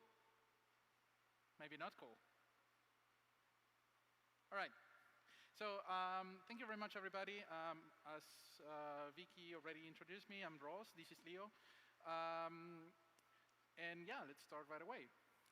So in Goma, systems often collapse, actually. Rebels have taken over the city, so banks, they become unreliable, they basically close, they don't open, it's too unsafe. And as well, access to cash machines, the ATM machines, they are completely empty, right? Infrastructure glitch, but people, they still need to trade. In Goma is pretty much a cash society, right? So this picture here is not to show the hardship that these people live in it. It's rather proof that people are resilient even when the systems around them fail. So this is actually a fundamental problem for everybody, right? We use one platform to do our online e-commerce, right? To buy stuff on the internet, we use one solution or maybe some solution for point of sale. We have one solution for crowdfunding and so on. But we are stuck with this dependence, right? 5 tools, or 5 logins, which are maybe convenient, but fragmented. And fragmentation actually disassociates communities, right? Commerce is fundamentally about the people, not the tools we use today, right? Actually, commerce has been much longer than the tools we use today. Yet, in some deranged way, we're trying to kind of adapt to the tools we use to work around their limitations instead of it being the other way around. The way we trade, we collaborate, pretty much gets lost behind dashboards or a ticket ID or a receipt number. Instead, the complexity of this dashboard, terms of service, makes it really fragile. So the only thing that's the constant about this is the resilience of the people behind e-commerce. So how can we trade without platform that locks you in? I think there is several key elements for that. The first one, and probably one of the most important one, is using free software. Not as in free beer, but as in freedom. It's not about developers that can fork it and hack it. It's about users that have the freedom to use the tools they want, how they want. So another one is open standards and standards alone. So this one might be controversial here, but I think cash is important because many communities rely on cash. Somewhere where internet isn't available, isn't reliable, or is a luxury, cash is effective. But of course, Bitcoin is free and open source money, so we need to put that in the center. So, sorry, can you please go? And also, Nostr is a pretty interesting open protocol that we can also use. So today, the pictures look like this. You have all the creators, entrepreneurs, merchants, businesses that use multiple platforms to achieve a single goal, which is get revenues. So they might need an e-commerce website using one platform, another one for point of sale, another one for crowdfunding, ticketing, etc. And each single one of these platforms will have fees. They will take cuts on the sales and apply some form of censorship because you have to sign their terms of services. And maybe today you're fine with that, but what about tomorrow? These terms can evolve with time, and thus they can censor you. Of course, they want the most money out of you, so they will track you. They will track how you get your revenues or your customers in order to get more money by selling your data. This makes your business fragmented, more costly, and highly dependent. But you might say, I know some open source solution that I can use to be more sovereign.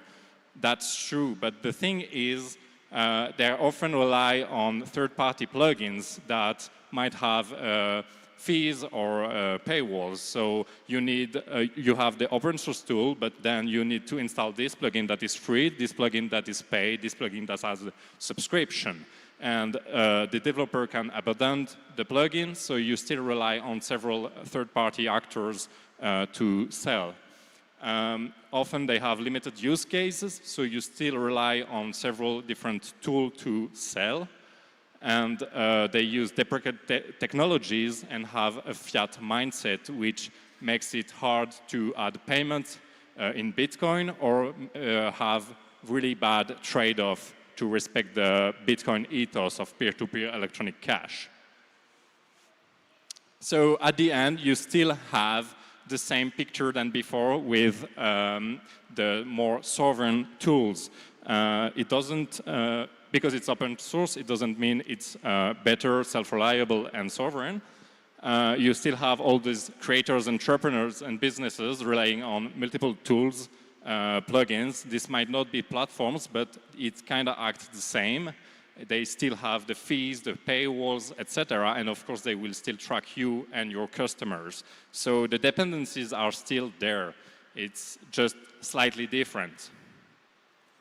So how Bebop fixes this?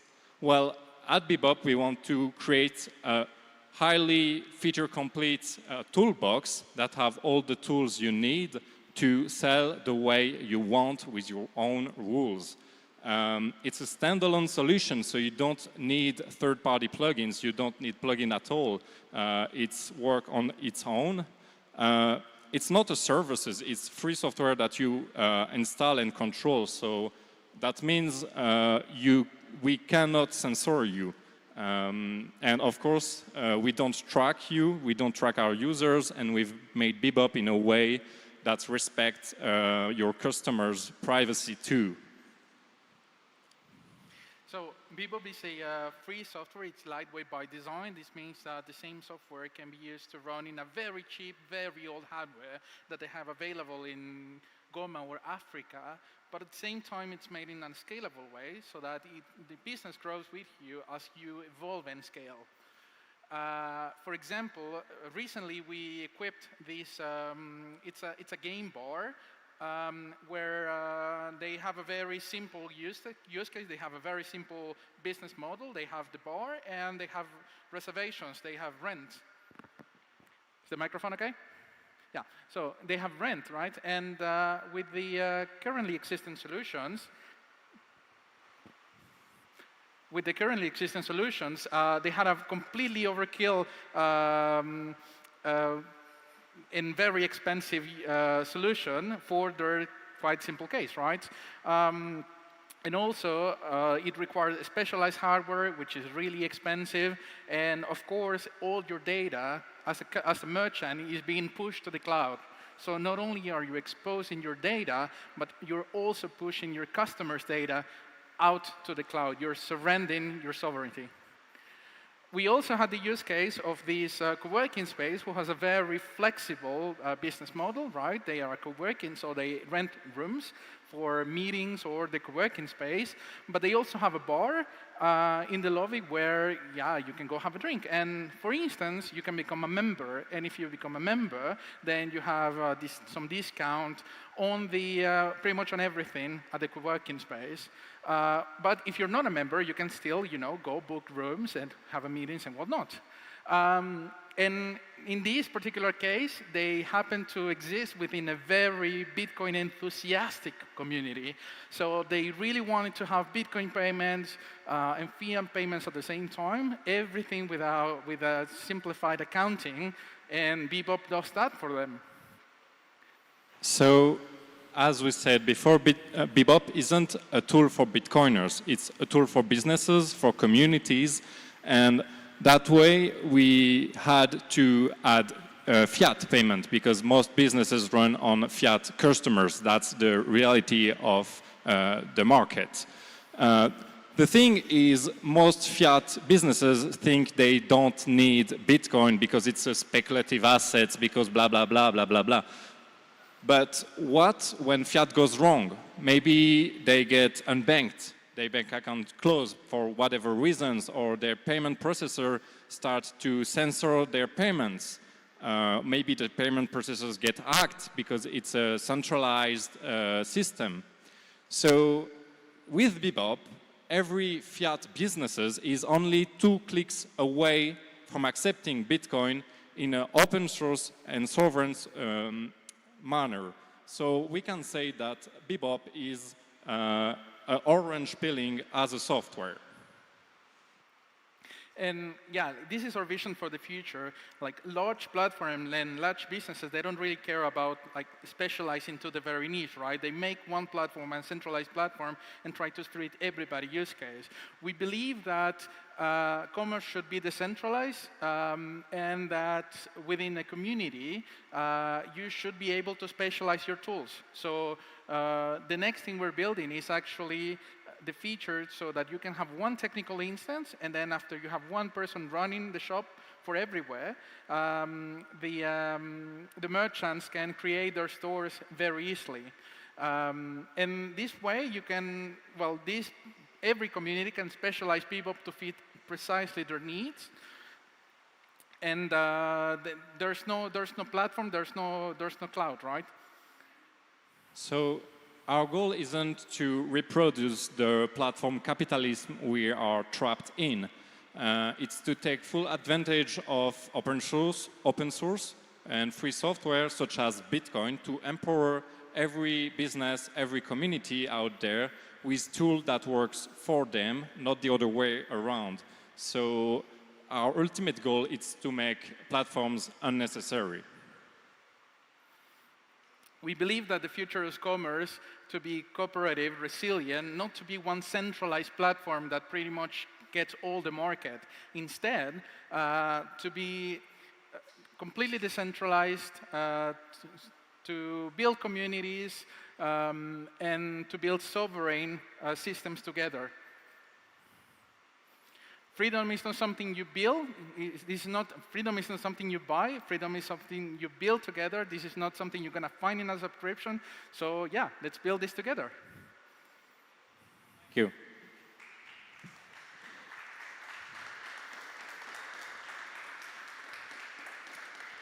I have one ask to all of you. I would like to take a picture if the public is okay with that. I just like to take a selfie with everybody, right? So thank you very much. Thank you.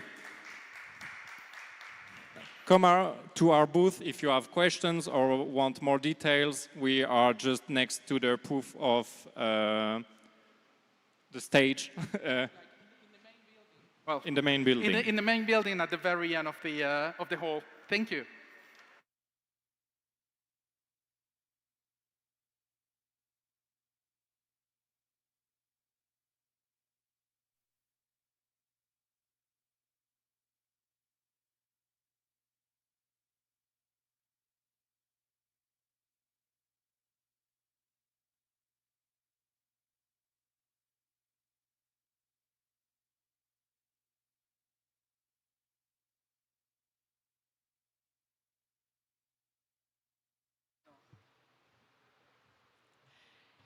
Thank you, Ross and Leo. Well, up next, actually, I need to make an announcement and a request. This announcement is for the live audience who may be watching the live stream right now. The video will stop and you'll be seeing on your screen a slide. This is to protect the privacy of our speaker. The live stream will continue and the video will be picked up right after this talk. But to our audience here today, please refrain from taking pictures and making any videos right now, just for privacy reasons. Up next, here with us on stage, we have Pusus G, who is here to talk about, well, he's here to explain how Node Nation, the Node Nation project, has scaled in the last months.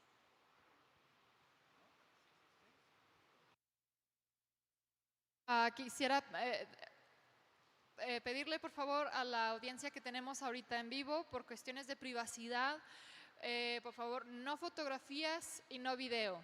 Y para la audiencia que nos está escuchando desde la transmisión en vivo en línea, el video se ha detenido por cuestiones de privacidad, pero lo vamos a retomar una vez que esta plática termine. Muchísimas gracias. Gracias.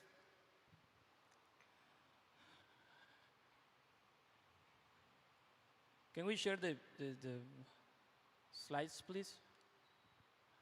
Okay, we'll wait for the slides. Let me introduce myself, but before I want you to know. There? No? It's here, brother. Okay, that's the screen? So it should be like, is it that screen? They need to see.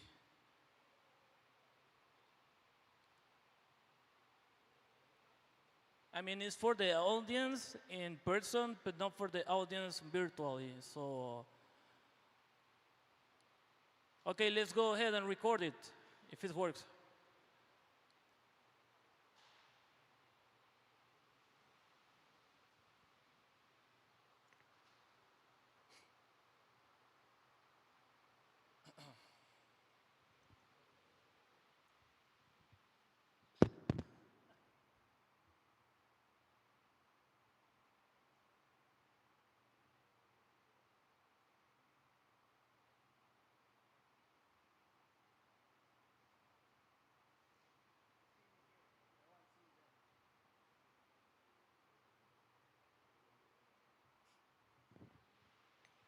Okay, I'm seeing it here, but I want it on the screen. Is it possible?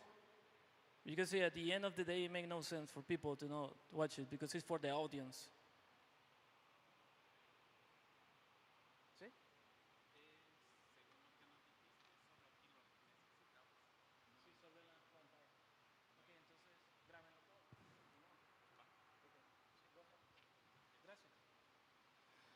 Okay, now you can take pictures if you want and video recording because we just changed the plans. So,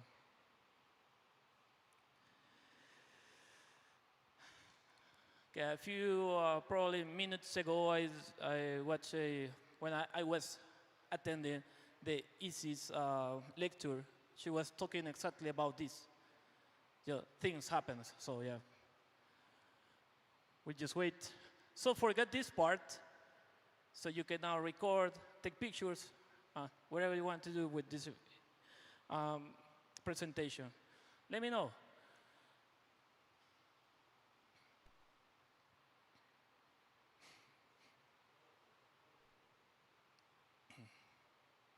Okay, in the meanwhile, remember we're an adopting Bitcoin, we're Bitcoin only, and we're a Bitcoin toxic maximalist. Bitcoin means it's still winning. Yeah.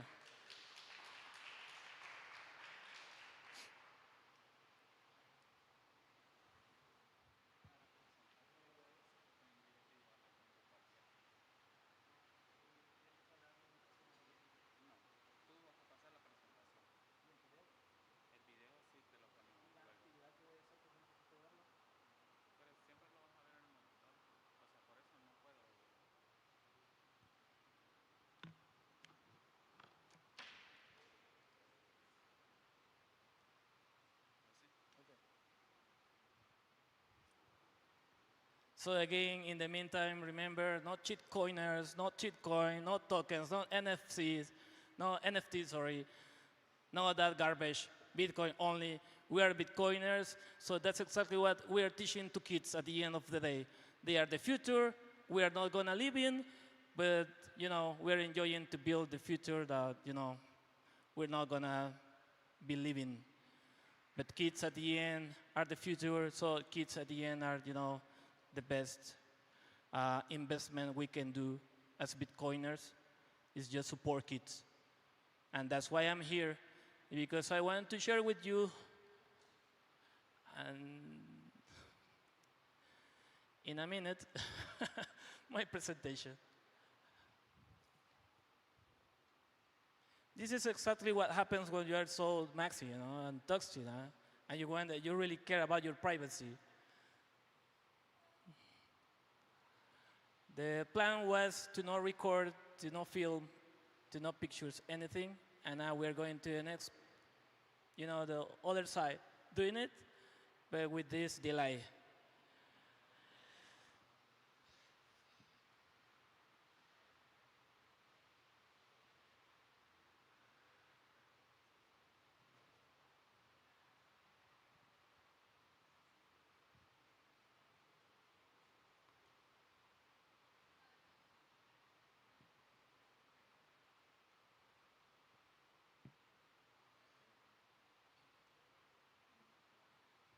Okay, here we go.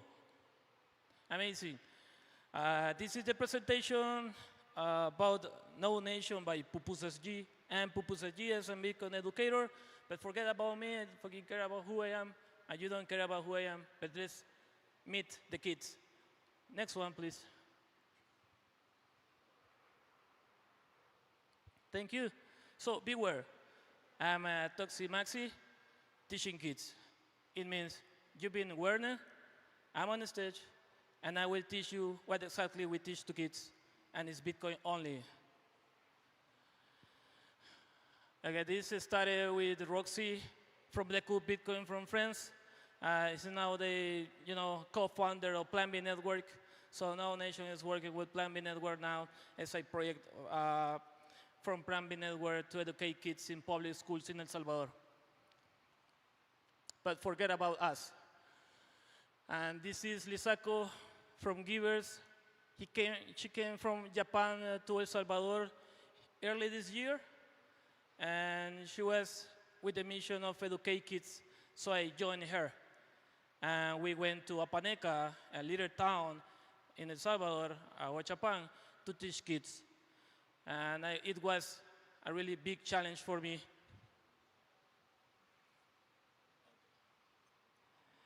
Because they were children, no kids. And it was really difficult. Probably Jonathan knows what I'm talking about. So if kids can do it, oh my God. There is no internet, brother.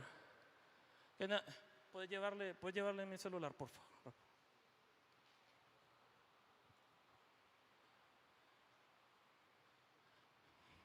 So, what's your excuse to stop using Bitcoin daily? Because if even a kid can use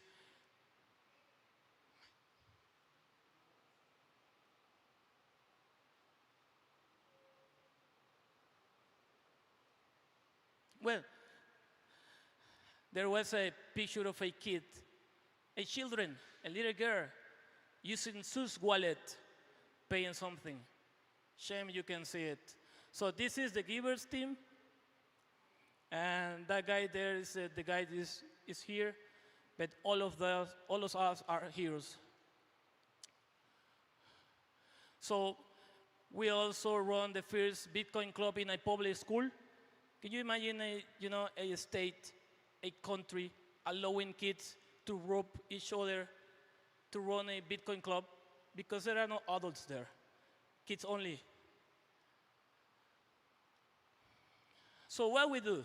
We go to public schools to teach Bitcoin, to teach 7 weeks about Bitcoin technology, like, reach about blocks information, transactions, installing nodes in every school, using a Virax, setting up a miner. But that's the boring part. Let's go to the fun part. Those are kids. And if you know kids, kids can fake smiles. I promise you, I was a kid. Probably you just forgot about you were kids too. But if you were a kid, you will understand that kids can fake a smile. So please focus on the smiles. Kids understand how read the mempool. And also, if you can see the projector in the whiteboard, there is a mining pool. They are also using saving Satoshi to decode the first, the script pop stick from Satoshi Nakamoto. And kids love stickers. Okay, there are, the outcome of no nation, kids just graduated. And you probably think that's it, that's enough. Actually, it's just the beginning for those kids. We are just guiding them to the Bitcoin path, and they're going to run that Bitcoin path, not alone, with all of you as a Bitcoin community. So we are bringing more Bitcoin people to the Bitcoin community. And that guy there, his name is Kevin. Remember Kevin, please, because I will tell you the success story about Kevin later. So,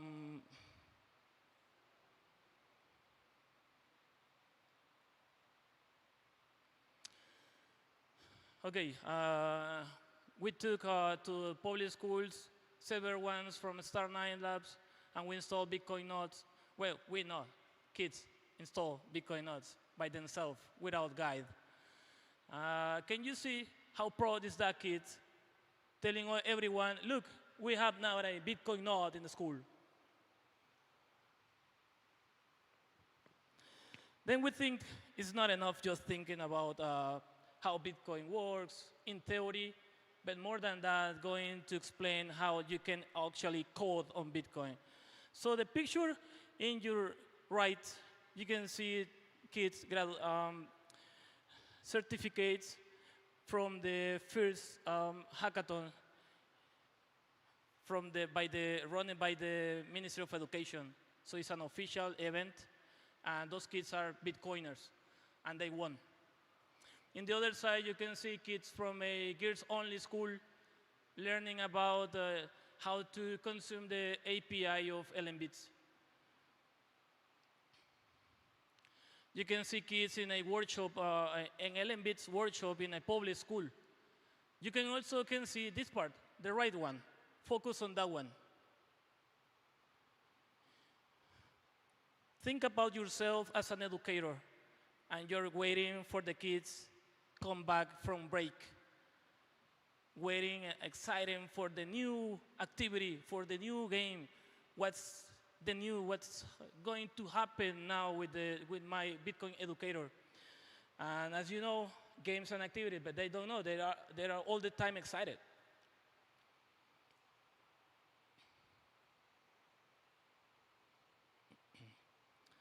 Those kids are from Apaneca. This one and this one is the same picture, because all of them are Bitcoiners now, just almost finishing the curriculum. You can ask all those kids about Bitcoin, and they will answer the questions to you. And actually, this one, the Gears Only School. Then I was invited. Probably you know this. El Salvador has an official Bitcoin diploma. So the Bitcoin office asked me to help with the Bitcoin diploma, and we run a Bitcoin diploma in that girls-only school. So the new Ministry of Education went there, and they had fun with her. As I told you, kids can fake photograph. What we just took is a reality. We don't need to ask people to please smile. Please raise your hand for the picture. They are actually enjoying and having fun. And at the end of the day, that's the most important part. Okay, this is a graduated from the Gears Only School, and now is moving from the classroom to the front of the classroom as a Bitcoin educator. Okay, video time. Can you just play the video? Merci beaucoup. Yep.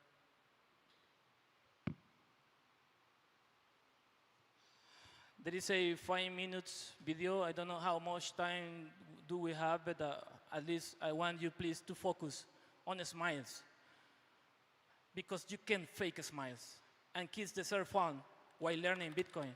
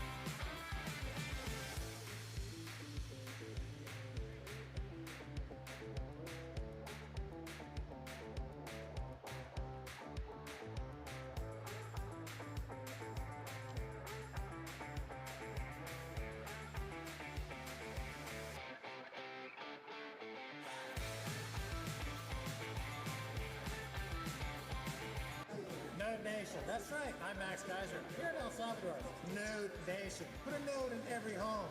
Nodes rule the world. And they do in El Salvador. I support Node Nation. Of course I do.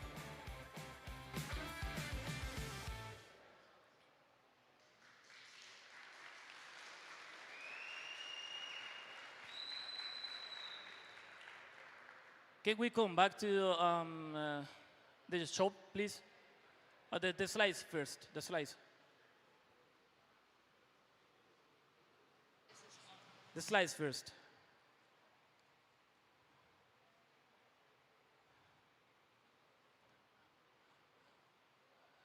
Okay, I guess I can do this from here. Oh no, okay. So, thank you for watching the video. The video, if you can imagine, it's not about me. I wasn't there. It was about kids. Kids having fun. Kids learning by playing. Kids learning, playing, and then don't really understand what they are learning until the end, when they realize that they are using their own node to make transactions with sovereignty, self-custody, using SUS as an interface. It's the same what you're going to do here right now in a minute. So 45 schools this year, 45 schools, 8,979, if I'm not wrong with my English, kids. And that's a lot of people coming to Bitcoin communities. But forget about those kids in the school. Think about their classmates, their friends at home, their parents, their aunts, uncles. Can you only imagine that? How huge can this be? Yep, we have a orange pandemic, which is the best one, of course. Okay, we have 200 kids running a hackathon. I can't. It's impossible. You just delay my presentation. I have a workshop after this. I mean, okay, the shop. Forgot about this. Sorry, I can just, I put a node in the Binance. I put that thanks to a Bitcoiner sent me that art to put it in the Binance. I made it possible. All the time in my life, I am having pupusas time at downtown because I love downtown, because it's safe now to be there. I've been in really dangerous situations in my life because I am a Salvadorian. Until now, I can feel safe on downtown because I'm having fun there. I also helped the Bitcoin office to put a node there. And as a kids love sticker, we created stickers for kids, except that one case from CryptoClots. And if you want to support the No Nation Hackathon, so 200 kids are coding right now with LM-Bits on Bitcoin to integrate Bitcoin payments on services. You can go to Geyser Fund, fund No Nation. And probably if you're still here in the conference, you can tell us, and we will love to give you a shirt for your donation. So, are you ready to win a shirt? I won't ask you to pay any SAT, but I will love you to play with me. So, we're changing No Nation. So we are building. This is a work in progress.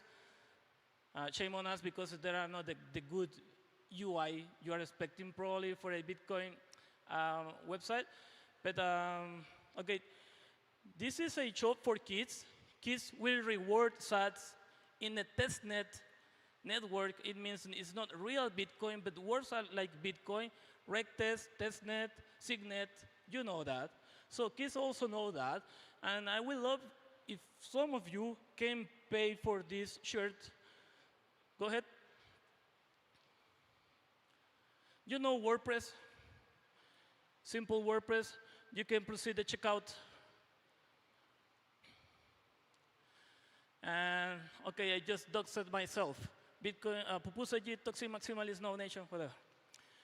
Okay, countdown.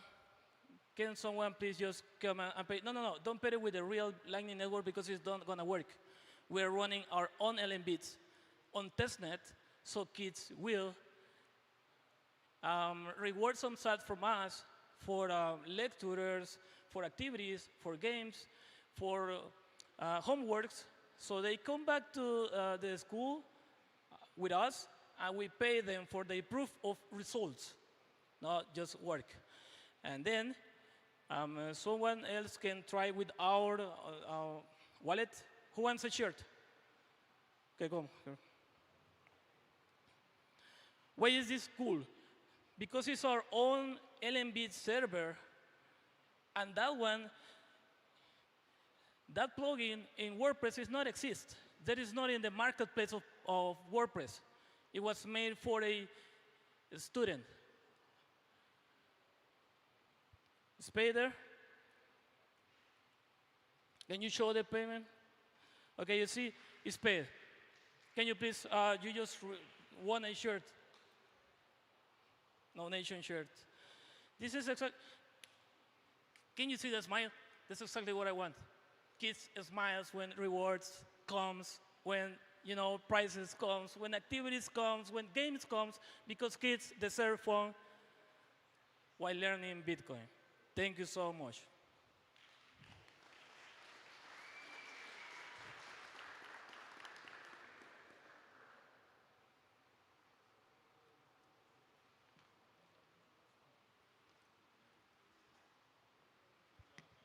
Thank you. It's at the start. I guess I will put it here.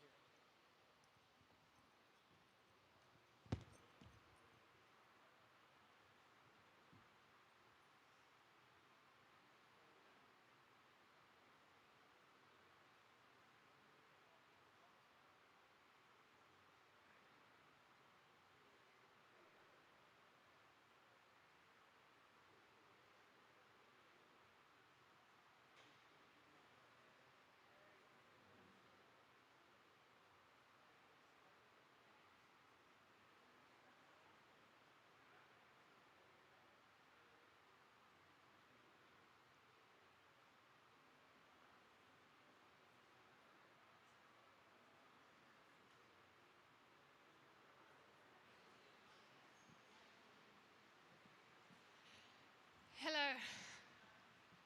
Yes, mic's on.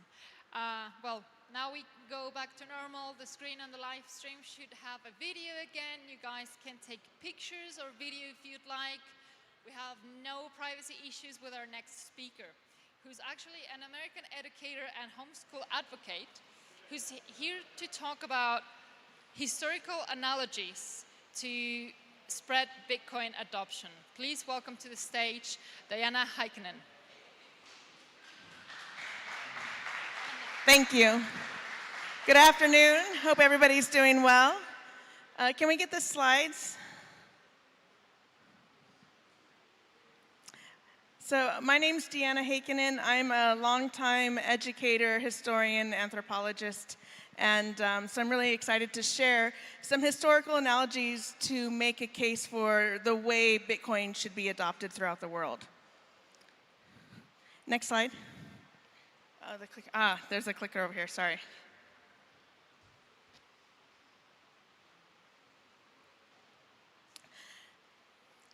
So I like to start, I'm a teacher, so I like to start any conversation with a question. It's a rhetorical question, because this is a large hall. Can you think of any movements across history that are transformative? Any big paradigm shifts of thinking? Going from maybe the Middle Ages to the Renaissance, humanism, the Enlightenment, the onset of Christianity, which we're going to be talking about. And so some of these paradigms, like the onset of agriculture that independently spread, Christianity, these are great analogies to see how these ideological movements, these paradigm shifts, which is what Bitcoin really is. It goes beyond money. It goes beyond technology. It's a new way of seeing the world through sovereignty. So we'll start with agriculture. Agriculture originated thousands of years ago. And it was a shift. It was a massive shift from going out and foraging, hunting, gathering, even having small little independent gardens.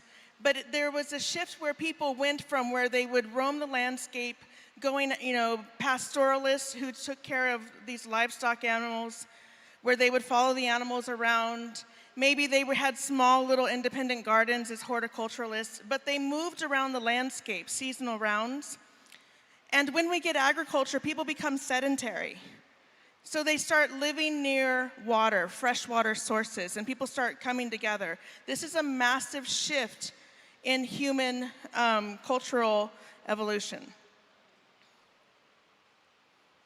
So these are some of the centers where agriculture independently began. We have where we are now in Latin America, we have sub-Saharan Africa, Asia, Southeast Asia, East Asia, and within a few thousand years, we have independent innovation of agriculture. It's revolutionary. And over time, what we see is that these ideas of how we acquire our food, how we get enough calories to survive, it shifts. And people start living in larger settlements.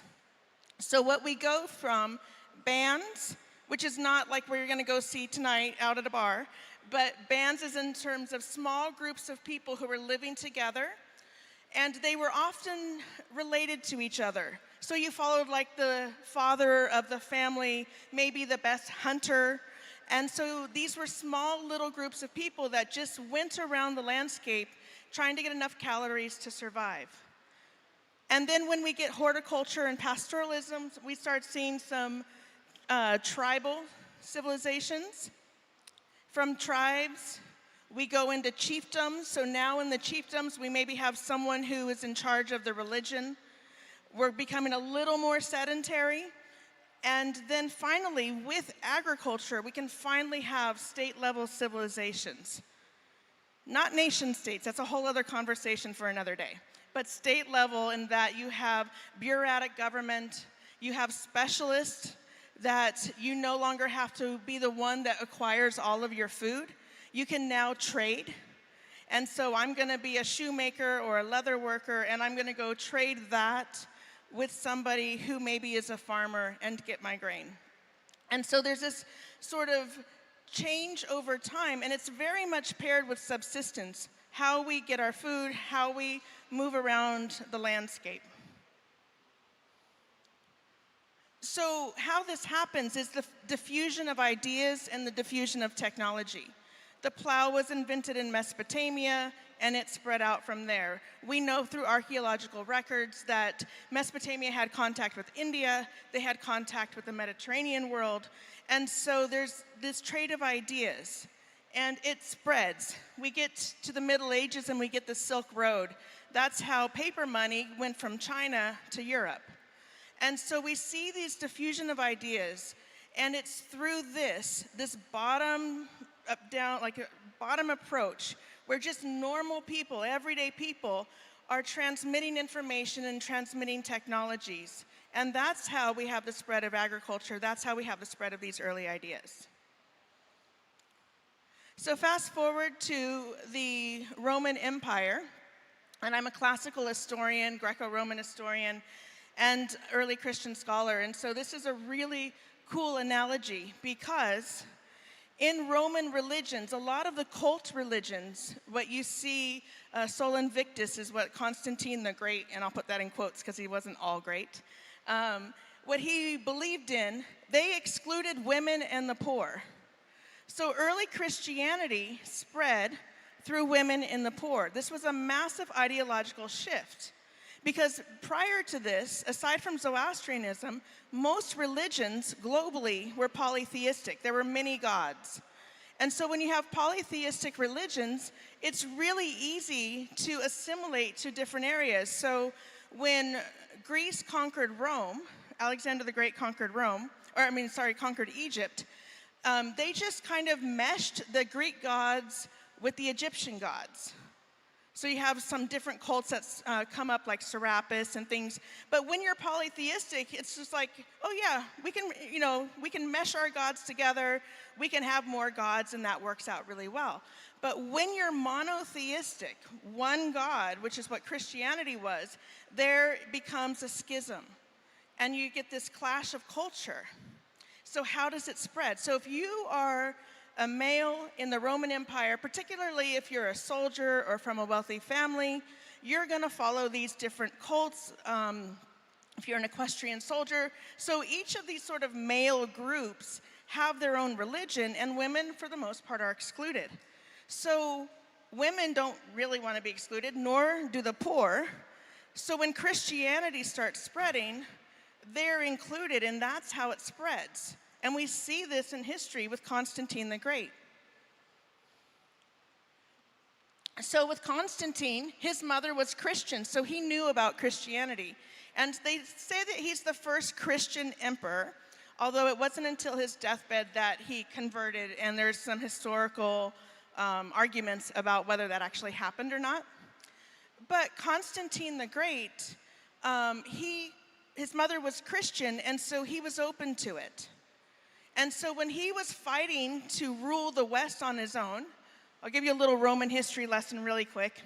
So Rome was split into the Tetrarchy. There were 2 emperors and 2 co-emperors for the East and West.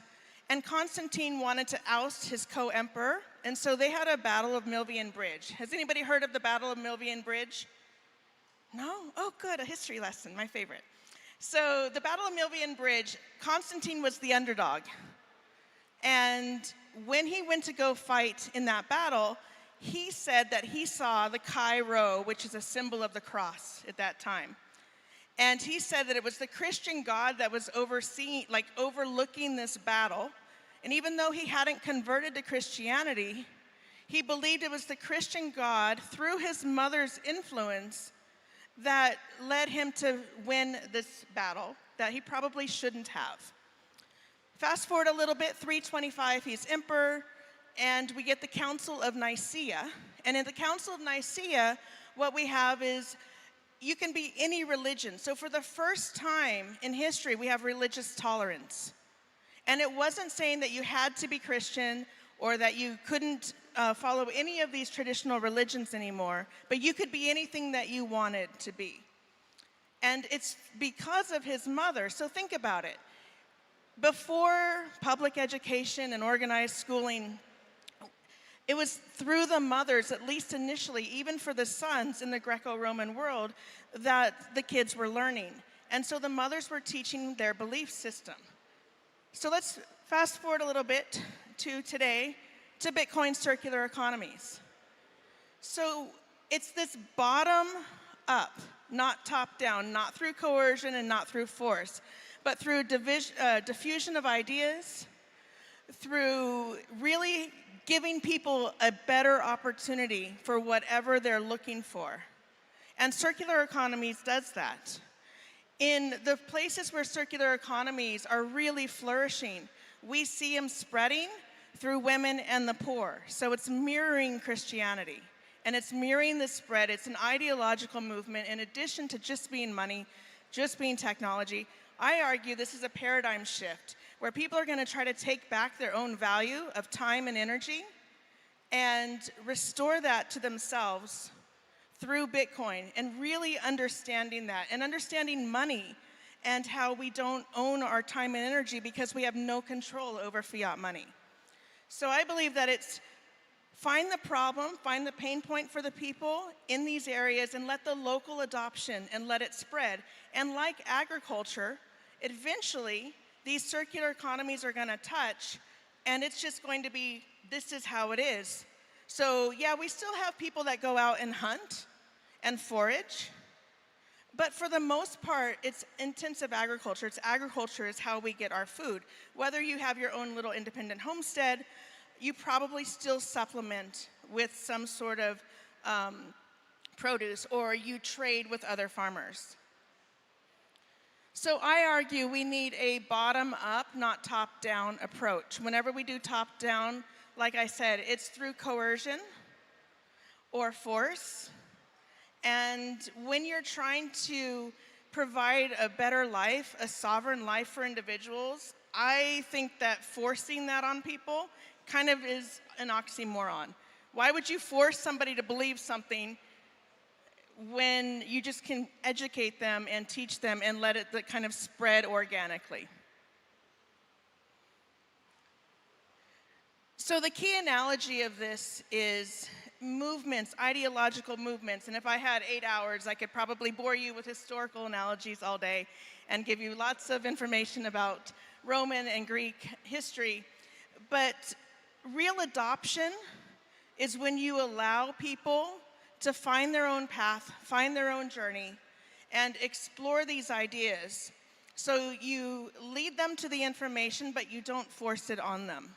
And by doing that, and you let local circular economies and local translations of Bitcoin information and information on sovereignty and freedom and the history of money, in order to have conviction, you really need to understand what money is, how it's been invented and reinvented over time, over and over and over. Because that's when you're going to have conviction, because you know, like, hey, they used to use cowrie shells, and this is why they don't work anymore. Or this is why we can't just put everything in gold, because then if I have to leave, I can't take it with me. So by teaching about all these different types of money, you're building conviction. One little story, one little story at a time. So for me, the only way forward for true Bitcoin adoption, for true global sovereignty, and for people to take back their value is to have these grassroots initiatives. So if you have never been to a circular economy, go visit. It's okay to spend a few sats. It's really okay. I do it all the time. And this is the path forward. This is how we're going to make the change and make the world, I think, a better place. So we can learn from our ancestors with stone tools. We can learn from history, from primary source documents, which are always the best. Go back to the source. Don't take my word for it, but go do some research, go study. And so when ordinary people find extraordinary things, that's when we can change the world. Thank you.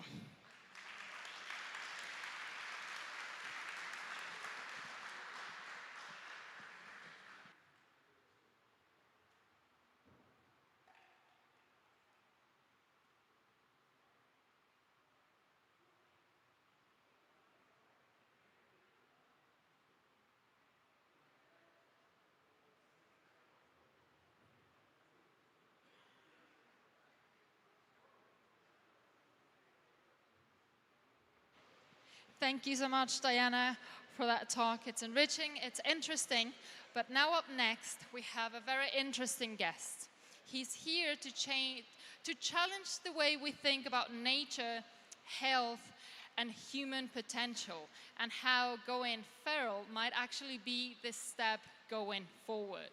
Please welcome to the stage, Jack Cruz.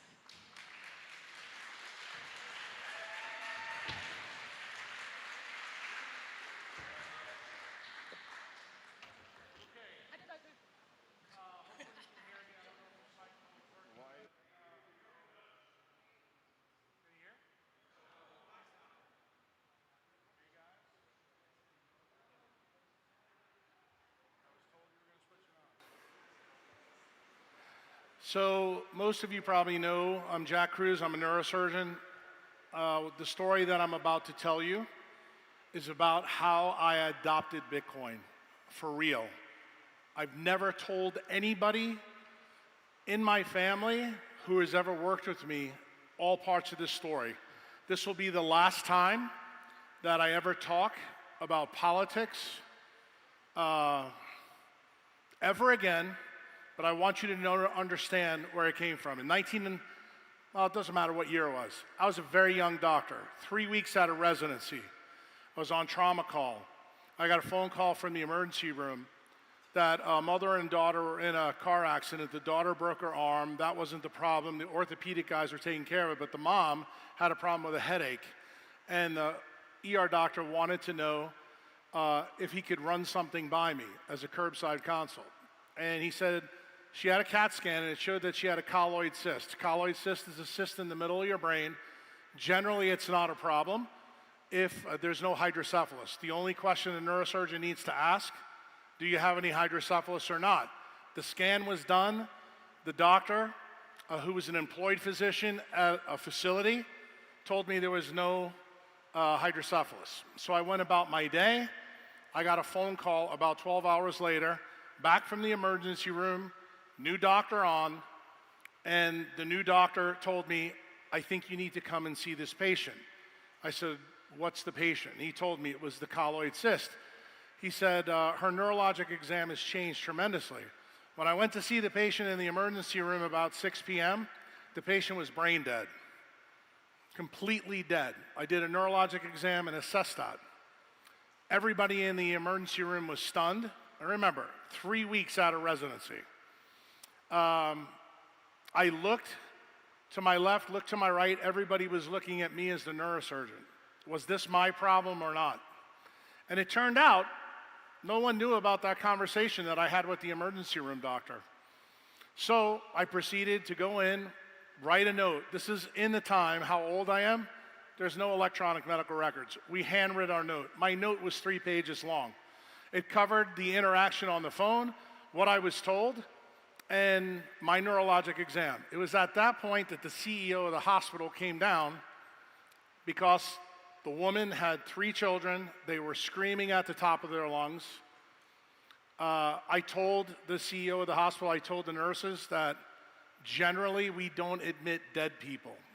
When you are brain dead and you're pronounced brain dead from a neurosurgeon, you're clinically dead. It was at that point I was instructed by the CEO of the hospital to admit a dead patient to the ICU. I thought this was a very, very unusual request. Now, as a new doctor, I didn't argue, but I thought it was unusual. I had never done that in my residency ever. So I admitted the patient and came back in the next day, did the same test that I did the day before on the patient and said, look, that's it, we're done, I'm finished with this. Turns out that I found out the real reason that they admitted the patient to the ICU. The story was they wanted to make sure everything was okay for the family. But I found out something a little bit different. One of the older nurses came up and talked to me, and she said, look, they're setting you up to take this fall for this emergency room doctor who's employed. Here was the first sequence of understanding what centralized medicine was all about. The doctor they were trying to protect was employed by the hospital. I was not employed. So they were willing to sacrifice me.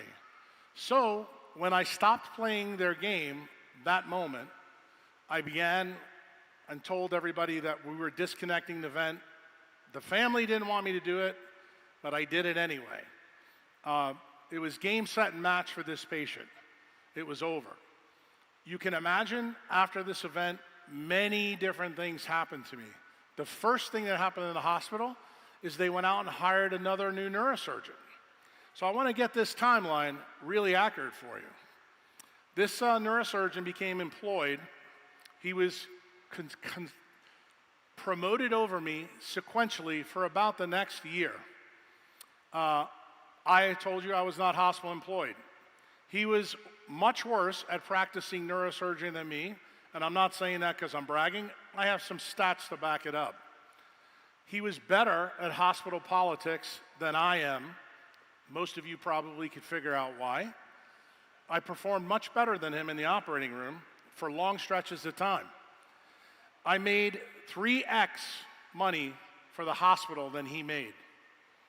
I took care of more train wrecks than he took care of. I shipped people out of the ICU faster than he did. He talked medical shop in the doctor's lounge, and I did not. He took credit for things that he didn't do. I did not. He played the centralized game in medicine perfectly.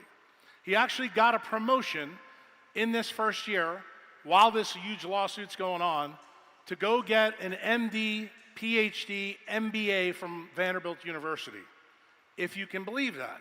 And guess who paid for that education, the hospital. I got the pat on the back from the CEO who made me admit that patient to the hospital. Keep up the good work. You're making us a lot of money. At that point, the hospital system began buying up my primary care doctors. So they were going to try to put me out of business. I realized this right away. So one of the things that I can tell you, my first lesson in decentralization, in the midst of chaos, there is opportunity. So what did Uncle Jack decide to do? He started to document all the things that the other neurosurgeon was doing. The fact that he was green, the fact that he was having complications, and started bringing it to the attention of the medical staff and the medical staff bylaws. His complication rate, the first year we were both at the same hospital, was 4x normal of a normal neurosurgeon at that level of training. They protected him from the medical staff and the medical staff bylaws because they needed him, because I began to do something they weren't ready for. I began to remove the people from their facility. That's when I realized that corporations reward politics, not performance. So I want to bring you guys to this time. I don't expect any of you to know this because you're not doctors, but the procedure that I began to do in a decentralized fashion. I was a neurosurgeon, did a lot of spine surgery, put a lot of screws in people's back, a lot of hardware, fixed a lot of bad problems, people who are paralyzed. I began to do a new procedure called the kyphoplasty. And a kyphoplasty is when someone breaks their back, I can put a small stab incision that's literally the size of a number 2 pencil in terms of the width, put a needle down there, and do the whole operation through that. Why did I start to do that? It was my way of getting back at the hospital. Why? Because I took a $30,000 to $50,000 surgery and turned it into a $500 surgery. I began to do many of these. In fact, in my entire career, that's now officially over, which is why you're hearing this talk, I did over 2,000 of these. Each of those procedures only took me between 5 and 10 minutes. It became pretty obvious that those procedures could be done as an outpatient. They didn't need to be inpatient. So it was at this time, if any of you have heard my other podcast, where I had a problem with my knee and needed help to get up to a stage, and I learned about leptin. But when I was in Birmingham, Alabama, what didn't I tell you? There was a regional sales manager for Kyphon who did kyphoplasty. I'm not going to tell you his name, but I think you can look this up when I'm done. And I happened to tell him that it was really interesting that the hospital CEO that made me admit the patient was changing my medical orders of my kyphoplasties from outpatient to inpatient, even though the patients went home the same day. And this began, let's just say, in the 20th century. And it continued on for almost 10 years. Well, you might not know what happened because you're not doctors. It turns out, 6 months after this event that I told this person this, he became a whistleblower for the Department of Justice and began to clue people in on what was going on in centralized hospitals all throughout the southeast part of the United States. But I gave him data on hundreds of these things, which he used to his benefit. He was awarded, at the end of this story, $5.5 million in a federal whistleblower suit. So, where did decentralized medicine begin for Uncle Jack? Decentralized art of war began when I started collecting those cases. I decided to subdue the hospital system without fighting. I decided to be smarter than them by being wild. So what did I do? At this time, we're now early in the 20th century. I actually baited the CEO of the hospital with his COO. His COO was working in December, fixing a tire, broke his own back, went to see the neurosurgeon that they employed, who told him he needed to have pedicle screws placed in his back. And he's like, I can't do this. I'm working on the hospital's last quarter numbers. So the CEO of the hospital, his name's Jeff Whitehorn. I tweeted about him yesterday. They asked me, would I do a kyphoplasty on this COO of this facility so that he could get back to work? And what did Uncle Jack say? I'd be happy to. I called my Kyphon rep and I asked him to donate a balloon. Why did I ask to do that? Because I knew this would set up a Stark violation regulation. Think that might have been important? Well, turns out the COO did great. Same results that I always got. 10 minutes, we're finished. People in the hospital happy. This guy actually got off the OR table, went downstairs and finished the hospital quarter. So, what was the end report of all this? The Kyphon regional manager with someone else went to the Department of Justice. The Department of Justice showed up to my office right around the time of the great financial crisis. And they said, we'd like to talk to you about something. So I told them what I just told you.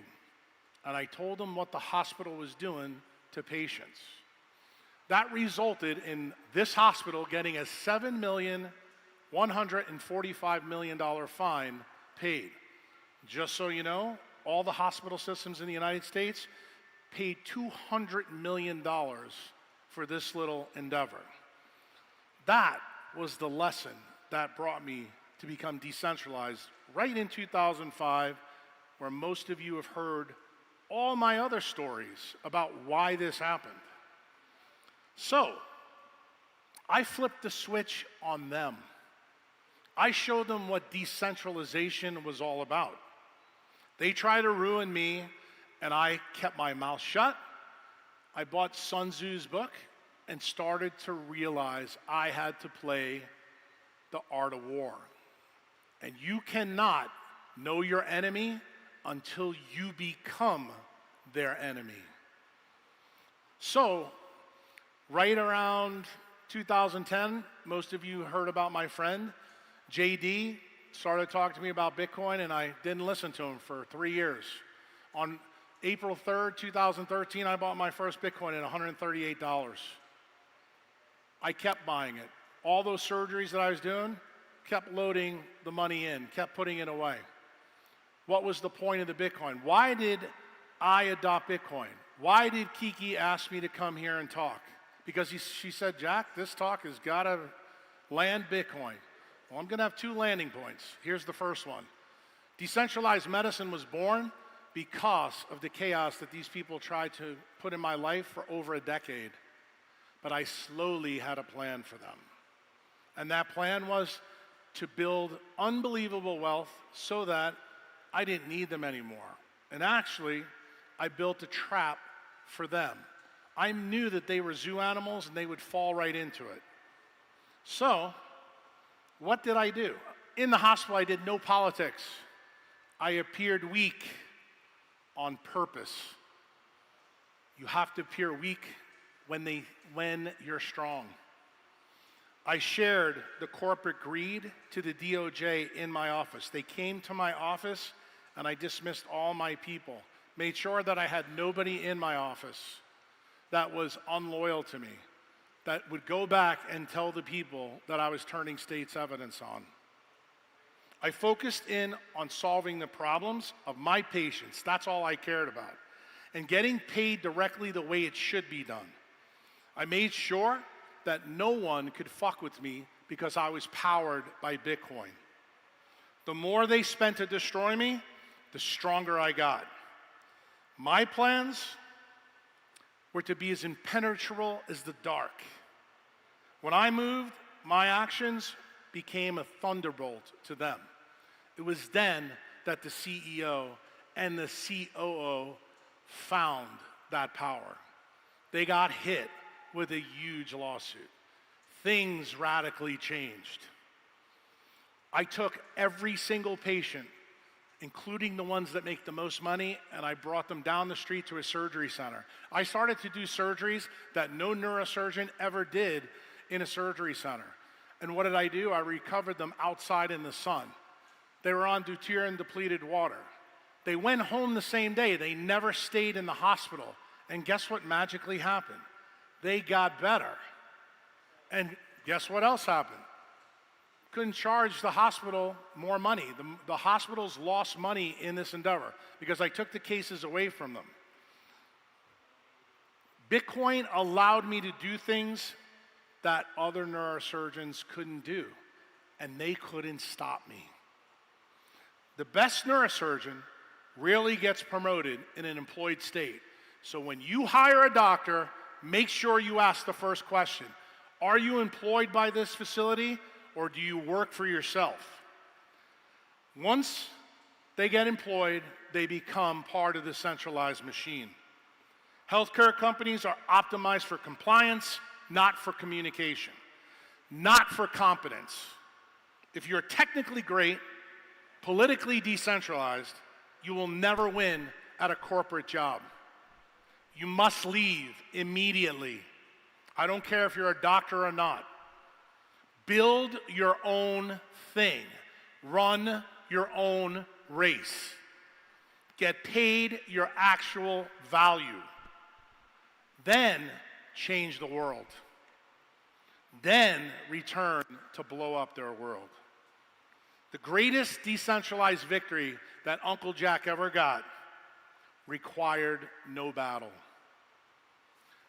Bitcoin became my time chain, and it helped every single one of my patients get better. Time preference, when you fuck it up, only gets you to be a prisoner in someone else's cage. Never forget it.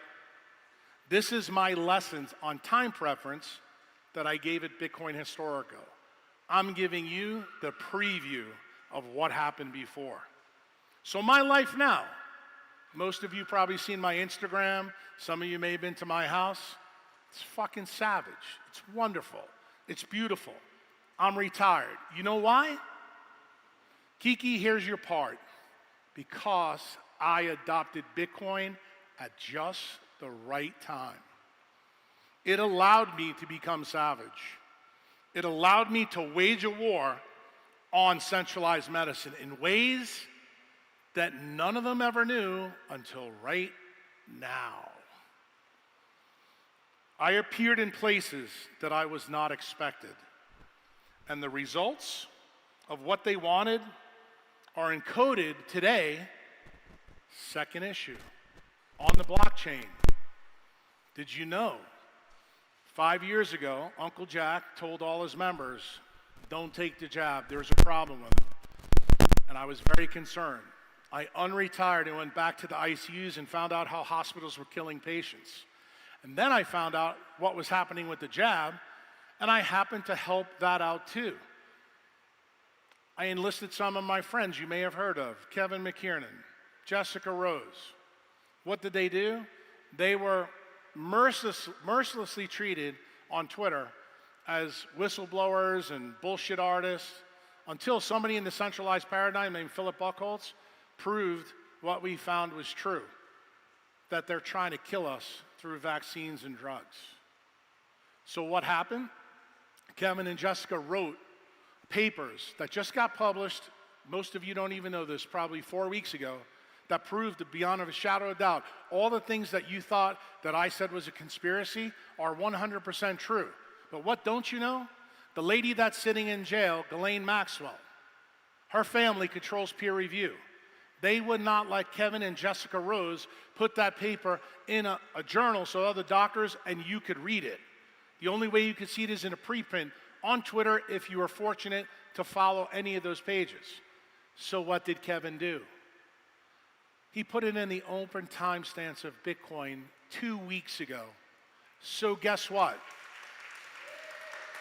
When we don't have an attorney general in the United States who's bought and paid for by Pfizer, when we don't have a chief of staff named Susie Wiles who works for Mercury PR and Pfizer, somebody in this room may have a baby who becomes the AG and goes back and does a search of Bitcoin and finds that paper and puts these motherfuckers in jail because that's what they deserve.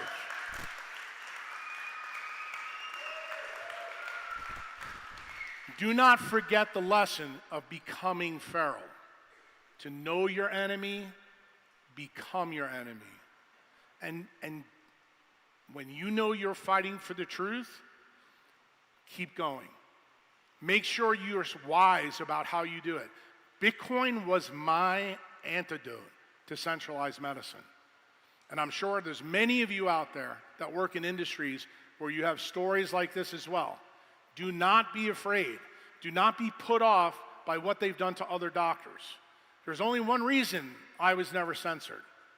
Because I was wiser.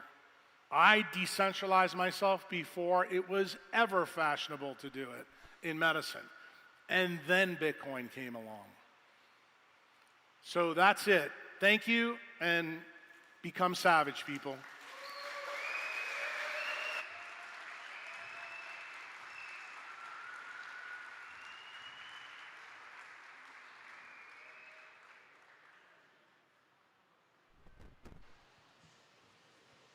Wow, what an honor to be on stage right after Jack Cruz. Such a pleasure. I hope you guys have actually enjoyed it, and I loved it. Give me 1 second. Our next session is actually quite interesting. So we're going to be looking at how politics and fiat have distorted the banking system, and how, with a full reserve banking Bitcoin system, how things could look like. Up next, you all are welcome to stay.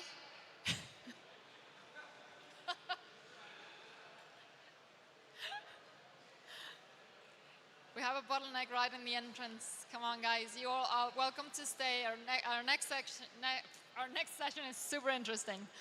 Okay, we have Nicholas Berti from Galoy, Johan Hernandez from Tower Bank, and Hubertus the Austrian talking to us about Bitcoin banking. Does anyone have a mic? Okay. Bye. So you are the MC, right? We both are, so two MC. Yes, yes. Ready? Yeah? Well, hey everyone. We'd like to talk about a little bit of banking on Bitcoin. So I'm really pleased to be with two pretty experienced gentlemen here. So I will try to extract the more knowledge from them. And I think the pretty first question that I would like to answer from you guys, because you have most of the experience, is what does banking on Bitcoin means to you? So, Robertus. Thanks, Johan. Can you hear it? Hold on, they're switching on. Yeah, thanks, Johan, for the question. I think it's very important within Bitcoin that, since we have a very ambivalent opinion about banks, yeah, lots of Bitcoiners think they are banks just by holding their own money. And that's a complete misunderstanding of what banking actually is. And the problem, I think, can be defined that banks used to be, during the time of free banks, tools of liberty, machines which generated prosperity, which funded companies and production. And ever since we had the fiat bank and actually government intervention in banking, they more and more became machines of authority, of tyranny, of just serving the political class and funding whatever harebrained idea the politicians had. So I think with Bitcoin we have a chance, since it's let's say self-custodial, and we can hold our own money. It gives us back the possibility to go back to free banking and get essentially free also the banks from political interference. So that's the big chance, and I think actually it's going to happen. So I think we're on the path. Nicholas? I think bank is about bringing efficiency in some aspects. So if you think about it, what is a Bitcoin bank today? It's probably a financial services that offer you, the simple thing like buy and sell Bitcoin, and that offer you custody. And why is it useful? If you think about, I've been working on Lightning for many years. And it's quite challenging to operate a node currently because you have to manage your own liquidity. But as soon as you start pulling capital and you have a wallet like Blink where there is a centralized organization that help you manage your liquidity, suddenly it's a lot more efficient services. So I think banks is the idea of pulling capital together. Of course, you can also, when you start pulling capital, you can do loan, right? Like, so there is something that is becoming quite common in the Bitcoin space. It's Bitcoin-backed lending, right? It's like, okay, I'm giving some Bitcoin to a bank, and in exchange, I have some fiat that can use. If we think about Bitcoin banks also, like I think there is a company, the treasury company, right? Companies that try to accumulate a lot of Bitcoin.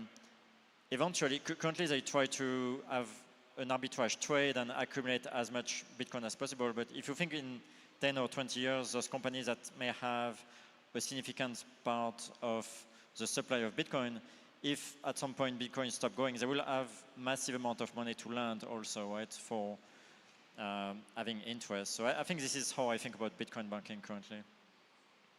Great, though.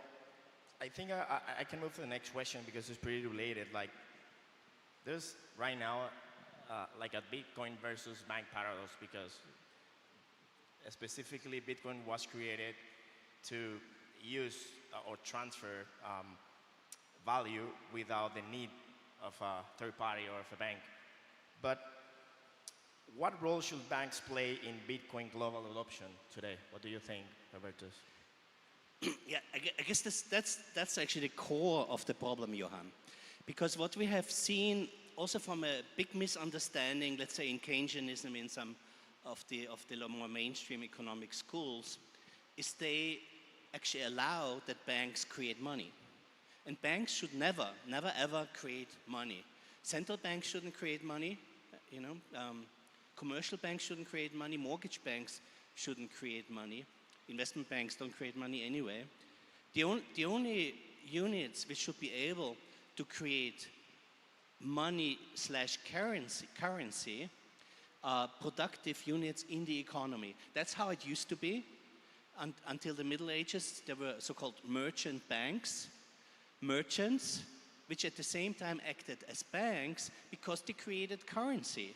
And the currency which they created was always backed by proof of work, the proof of work being the goods which these companies produced. That means it was moral money. That's actually something which the church recognized. Thomas of Aquinas, which was let's say, Christian scholar of 1200, explicitly wrote, when you give credit for consumption purposes, for speculative purposes, it's all immoral. So the only form of credit which he accepted was credit which was granted for the production of goods. So it's not really credit in what we think is credit. Yeah, I give you credit and I give you a piece of money.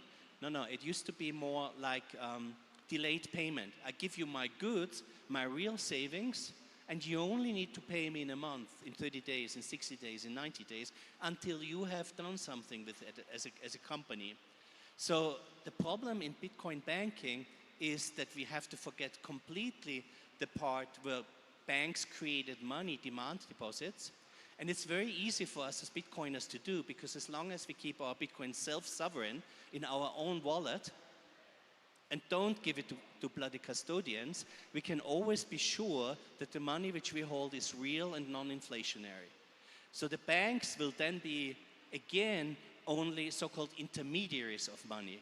So if they need to give a loan, they need to collect the Bitcoin from the people, be it money or currency, and then pass it on directly to the self-sovereign wallet of the company which wants to spend it. So there will be no more money creation by banks in Bitcoin. There'll be pure intermediaries. Nicholas?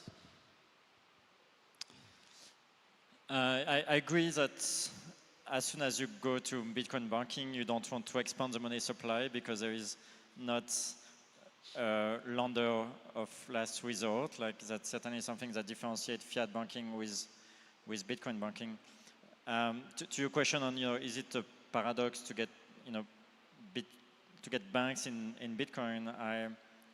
I don't think so. For me, maybe the way I think about it is Bitcoin really plays the role of central banks. So in a world where we use Bitcoin as money, there will be a lot of banks. There will not be any central banks, right? So I don't think Bitcoin is necessarily competing with banks in any shape or form. I think Bitcoin is competing with central bank. And indeed, if Bitcoin is the primary source of money, like central bank is the one issuing new currency, and banks also do this, but yeah, there will be no more creation of new money beyond what exists, really. I think you have a few questions too, right, for us? Yeah, happy to ask a few questions. So you work for Tower Bank, which is one of the first Latin America bank, I think, to tip their toe into Bitcoin. I'd love for you to describe how this happened, why Tower Bank decided, I think a few years ago, to go into this market, because a few years ago it was very hard for any banks to touch crypto, like at least a regulated bank, to touch anything Bitcoin related, crypto related, because the regulation were against it, like the US was against it in general. And so can you maybe share the story of how this happened?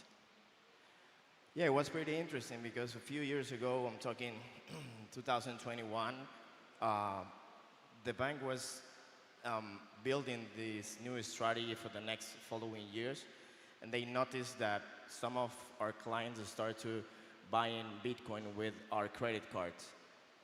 So at first hand, we were like scared about it, but then we started to interview those clients that were buying Bitcoin with credit cards and try to understand it. And what we saw was that we noticed that the Bitcoin community or the crypto community was unserved by the banks. From the other hand, it was like if one bank know that you were transactioning with Bitcoin or with crypto, they just shut down your account and that's it. So we saw an opportunity to be a crypto-friendly bank, and that decision was made in 2022, just to allow our clients and new clients to open a regular account and deposit dollars from their crypto transactions. So let's say if you had Bitcoin and you have sell Bitcoin and you have dollar, you will be able to deposit into the account without any problem, because the work that we start to do is to understand the client, what is the activity of our client, even though it's in Bitcoin or not like discriminate the client because has Bitcoin or transact on Bitcoin. So we start like that. And 3 years from that decision, what we are already doing is like we have a lot of clients all over the world. We create a digital platform for digital asset of the bank. So our clients are able to see their bank account and their crypto in just one play, and they can go from fiat to crypto in seconds. And we are starting to include in other products like Bitcoin-backed loans, and we do it for retails and for businesses. And what we've seen is a lot of use cases since that. Like, for example, we have people that only live on the Bitcoin standard, but they still need to pay stuff in dollars, in fiat. So they're able to have an account with us, exchange Bitcoin to dollars in the account, and they can pay for the rent, they can pay for the supper. So that's a pretty great advantage for this kind of people around the world. We also have a few interesting stories about our Bitcoin-backed loans. We have several clients that they want to buy a car, a house, or to rebuild their home, but they don't want to sell Bitcoin. So right now we give them the ability to do it through us, and they can do their stuff without selling Bitcoin. So that's a pretty important thing. And we believe that we are serving as a bridge between both worlds. So we're giving the ability of Bitcoiners that are only living on Bitcoin that can access to fiat through us with trust. And from the other way around, clients that are starting to know Bitcoin and they don't know anything about it, that they can start interact with the technology through a bank that they have the trust, and starting to know a little bit of this whole ideas and industry, and then they can dive deep more after they bought their first Bitcoin. For example, they can take out to their cold wallet and they can self-custody their own Bitcoin, but they can, like that first step, it can be with us as a trust financial institution in Panama. Okay. I'd love to touch a little bit on regulation, maybe start again from Johan and then go to Hubertus. So as a bank, it's quite challenging to go into this market, right? If you're a regulated entity, do you know if there was any pushback from the regulator when Tower Bank wanted to get there? Like, has it changed over the years? Can you talk about the regulatory aspect of, as a related fiat bank, going into this market? Let's start with Johan, yeah. Okay. And after we can go with you. The funny story is, like, 1 week before we announced that we were a crypto-friendly bank, the president of Panama put on a statement that that crypto wasn't, Bitcoin wasn't allowed, it wasn't a good thing for the country, just a week before. So when we did this statement, obviously the regulator gave us a call right away, and from the day one we showed them what we were doing. And the first time we were only opening accounts, checking accounts for client, and allow them to deposit dollars from their crypto activities or Bitcoin activities. That was the start. And since then, every stage of the process of the evolving of the service, we've been always in communication, not only with the regulator in Panama, but also with the correspondent bank, so they can know what are we doing, what are our processes in terms of AML practices, KYC, and in this case, we as a bank start to check also the transactions that are coming in crypto, and that's a whole different manage in terms of KYT, that we check every transaction that's incoming of our client or outgoing from the bank.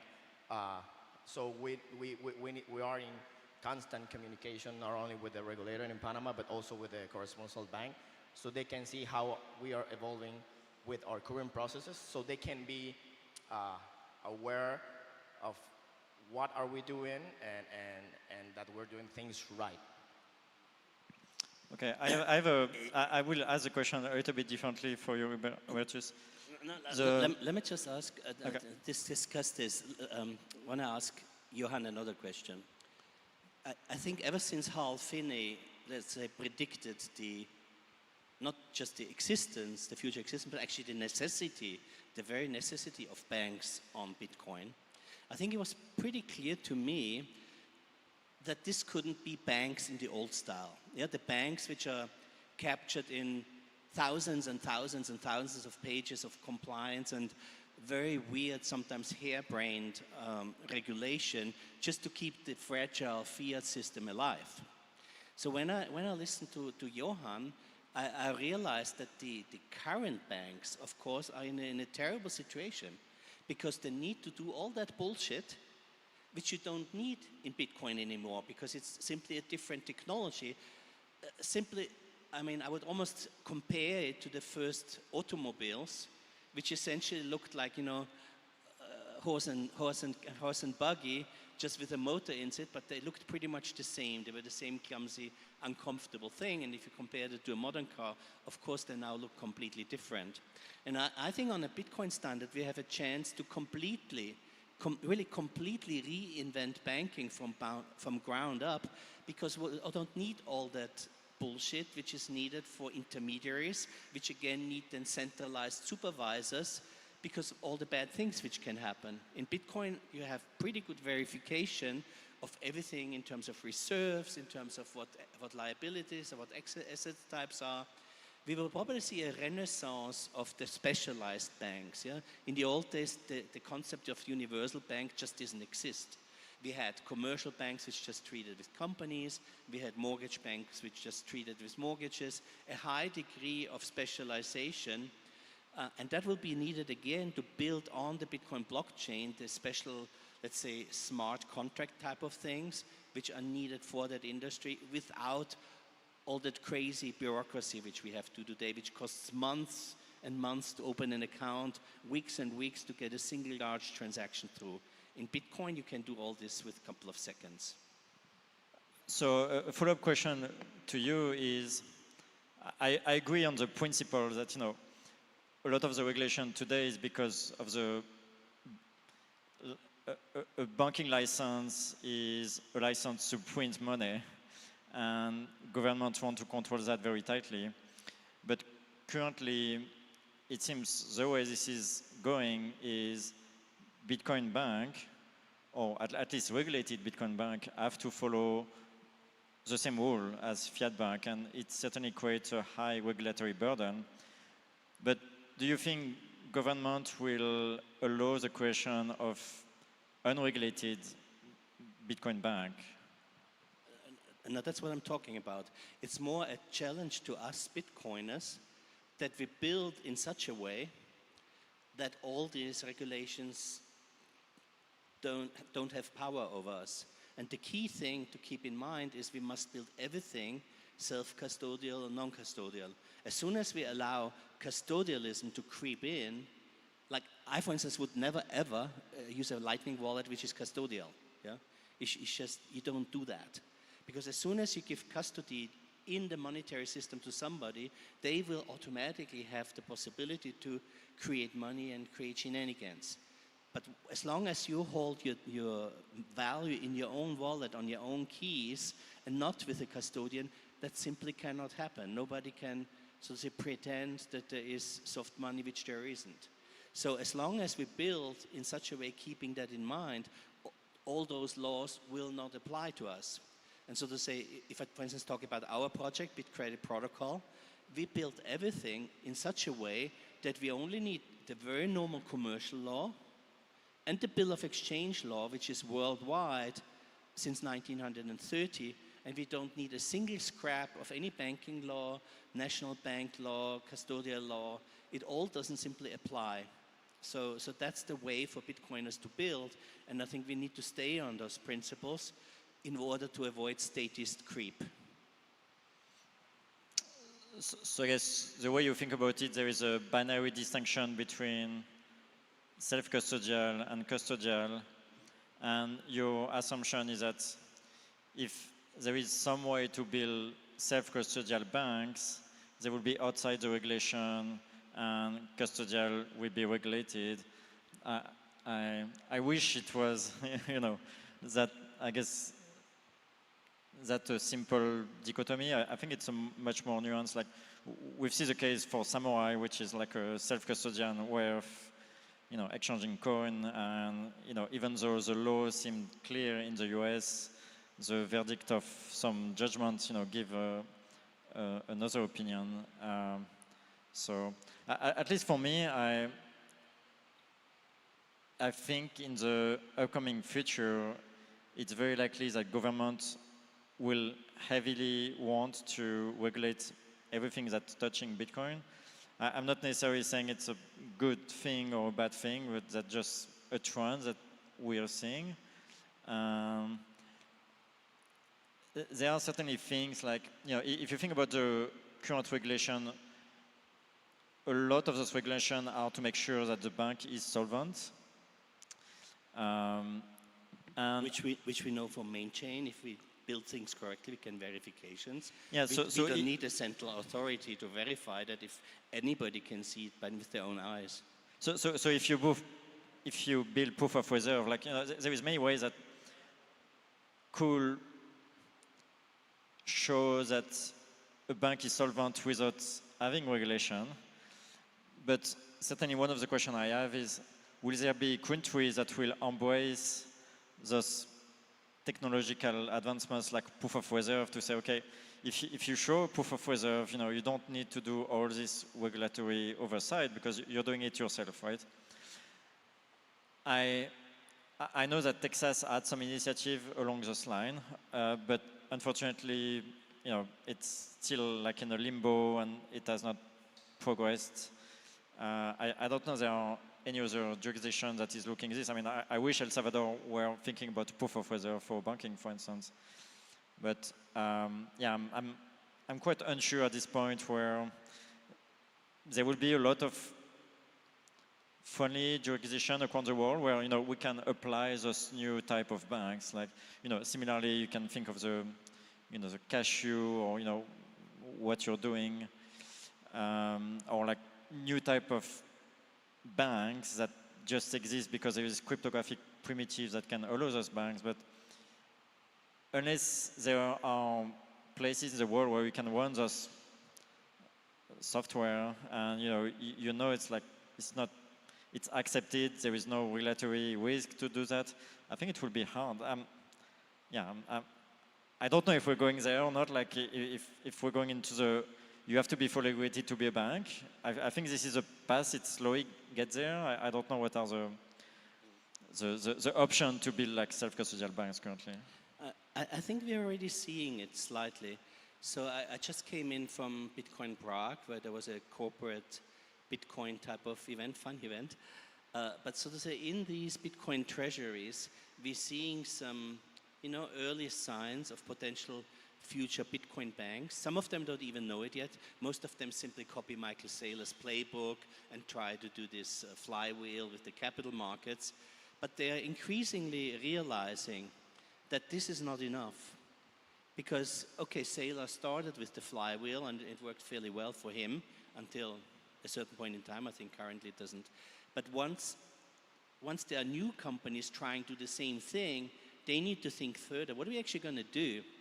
And most of these people, I met them, they're essentially from the finance industry. So they think about how can we find yield with certain futures, options, structures, very complicated financial constructions, which have one property together. They will be arbitraged out after a while. After a while, people know these inefficiencies, they arbitrage them out, and that yield is gone. So my personal prediction is that either those treasury companies will be then just sum of the parts, maybe even with a slight discount instead of a positive MNAV, or they will start engaging in producing real yield in the real economy based on the Bitcoin holdings they have by doing finality for real banking transactions of real companies producing real goods, because we do know that in international trade that is quite actually a very expensive and very costly thing in fiat, where Bitcoin could yield huge efficiencies and therefore have very, very good Bitcoin yields. It's interesting about the companies that are starting their Bitcoin treasury or Bitcoin thing. Through the bank, we're starting to see this trend of traditional companies, businesses that produce services or products that are starting to expose to Bitcoin, and they're starting to buy Bitcoin on a monthly basis just to stack. They're doing it through us because they don't know how to do it self-sovereign, like to buy Bitcoin and have it on a cold wallet yet.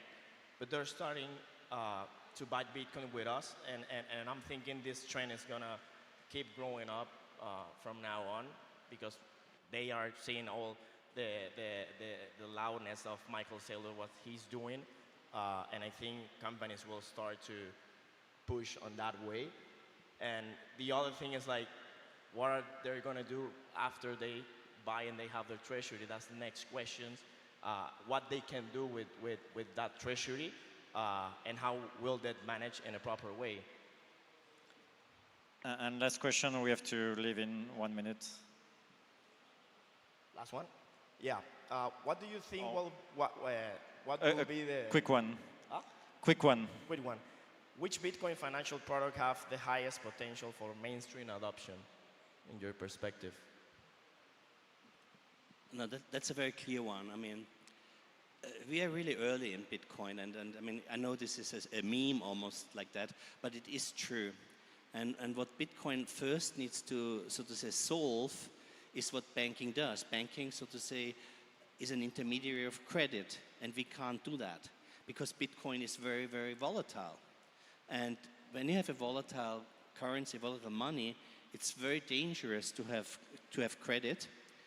And in addition, and I think this is again more a meme, once Bitcoin catches up in the world, there will be another, let's say, dimension of value in Bitcoin once it's a world money, which means there's still significant deflation in terms of real world prices, which means that whoever ventures into trying out credit will be on the loser side. So we've been very cautious and very careful in slowly increasing the credit superstructure on Bitcoin to remove the volatility while finding ways that the people are not hurt too much by the uplift which this monetization of Bitcoin will give. And the monetization, we know that. We saw what happened to silver when it demonetized. For thousands and thousands of years, gold and silver was in a ratio of 1 to 16. You spent 16 silver coins to buy one gold coin, and today it's 80 to 1. So 16 to 81, that's a factor of 5. And that type of deflation is a very, very hard thing. So to get rid of that is a real obstacle to overcome in the next year. Yeah, I think my question I will answer quickly. I think we are in the era of Bitcoin-backed loan. Like this is the next. We had buy and sell, for the first 15 years. Now it's like use of I think Bitcoin that's as the next collateral. one. Like the trend is Bitcoin-backed loans, and then there are going to be a lot of more things around of that. I wish Lightning would have taken off, and that would be the use case already. I think it's coming. It's taking more time, but yeah, Bitcoin-backed loan is definitively the next use case. Well, all right, we have to wrap it up here. Thank you very much. Thank you. Thank you.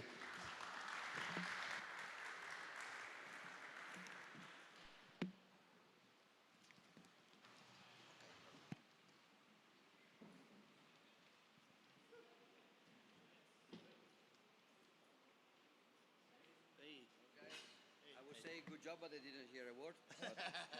Thanks anyway, we know it's meant. Nico, Hubertus, and Johan. That was actually really interesting, really good. And up next, what we actually have Giacomo Succo, who's here to cut through, Bitcoin's fork FUD with humor and clarity. Giacomo, please take the stage. Thank you. So humor and clarity about the fork FUD in 20 minutes is a very challenging objective. So first of all, who knows in this room that there is a fork drama going on? Raise your hand. Who is scared or worried by the fork drama? Well, you're always scared, you're always worried. You worry too much. So who feels very confident that they know what a fork is in detail? Raise your hand. A fork in general. So I will try to speak to everybody else. Try to frame a little bit what the situation right now. And then I will, since I have 20 minutes, so they give me 20 minutes. So I will do 40 minutes of monologue, and then I will take a few questions from you. So in Bitcoin, we follow the practices of open source software. In open source software, there is a concept of a fork. A fork is when somebody takes the code that you left in some versioning system like GitHub, and you create a copy of the code, and you change it in a way that may be different from the original intentions of the software creator. So that's a fork. In Bitcoin, there are many forks. Basically, everybody working on Bitcoin, they will fork the repository of Bitcoin. They will create their own fork to work on it, to improve, to propose something. But then usually, what they do is that they request a pool of the code back to the source repository. So everything they do that is meaningfully and valuable, they will be integrated in the Bitcoin Core repository. That's not always the case. There are some forks of Bitcoin Core that remain distinguished and remain separated and have changes that never make it back. This is very good. So this is, this is a meme about Bitcoin disagreement. You may know this from The Simpsons. This is a version about Bitcoiners. Bitcoiners and shitcoiners are natural enemies, like brothers and sisters, like Bitcoiners and bankers, like Bitcoiners and no-coiners, like Bitcoiners and other Bitcoiners. You Bitcoiners are surely a contentious bunch. You made an enemy for life. Beautiful. So a software fork is just another software which is changing something, but is keeping the same, it can keep the same kind of consensus rules. For example, one pretty famous fork of Bitcoin is called Bitcoin Knots, maintained by Luke Dashier.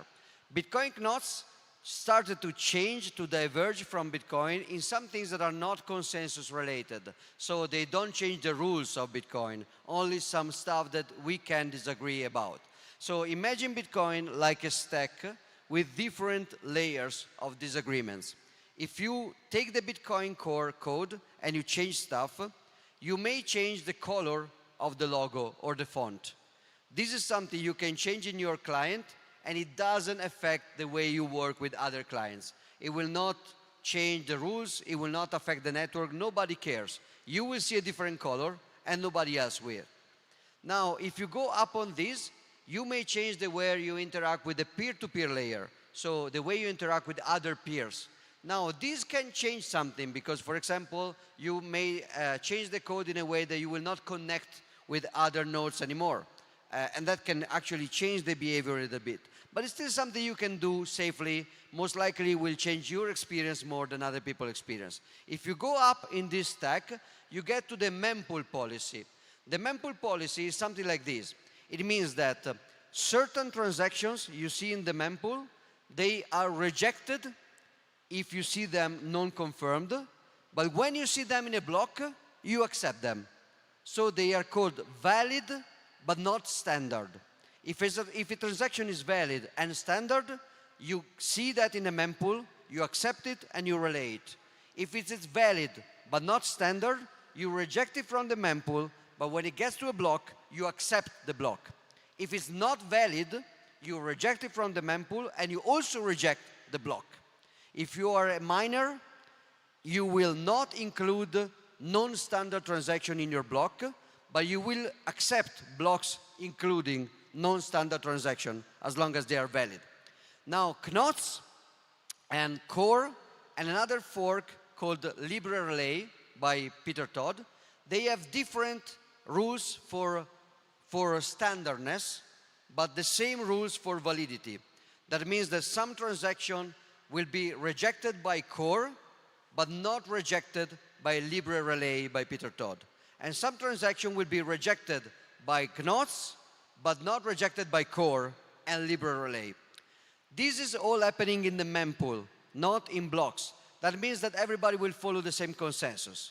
But then, since Bitcoiners, like just like in the meme, they are very contentious people, now some people decided that they want to change not only the mempool standardness of some transaction, but they want to change also the validity of these transactions, which means that they will not just reject the transaction from the mempool, but they will reject a block mined containing the transaction. This is what is called a consensus fork, which is not a GitHub fork. It's something a little bit more nasty. There are two kinds of consensus fork, as you know. One kind is called soft fork. It's called soft because it may have softer consequences. And it's basically something like you are a bunch of vegetarian people and some of you decided to go vegan. So you are not eating something that was forbidden before. You are just restricting your choices further. So basically from vegetarian to vegan, that's a soft fork. If you move from vegetarian to pescatarian, because you are, I don't know, you are collapsing without a protein and you need to expand. So now that's a hard fork. You are choosing now to make valid something that was invalid before. Now, a hard fork is considered pretty dangerous in Bitcoin, mostly because the old nodes, so the new nodes that will join the hard fork, they will accept blocks that all the other nodes will refuse. So the only way to stay in consensus together without splitting the network, creating two different history of the coins, will be if literally everybody agree, or figuratively everybody agrees. Basically, everybody with any kind of economic weight should agree. Otherwise, a hard fork will create a split. Now, a soft fork is trickier because even if not everybody agrees, you can still have a consensus. Specifically, as long as the majority of miners, not all of them, just the majority, enforce the soft fork will be apparently working.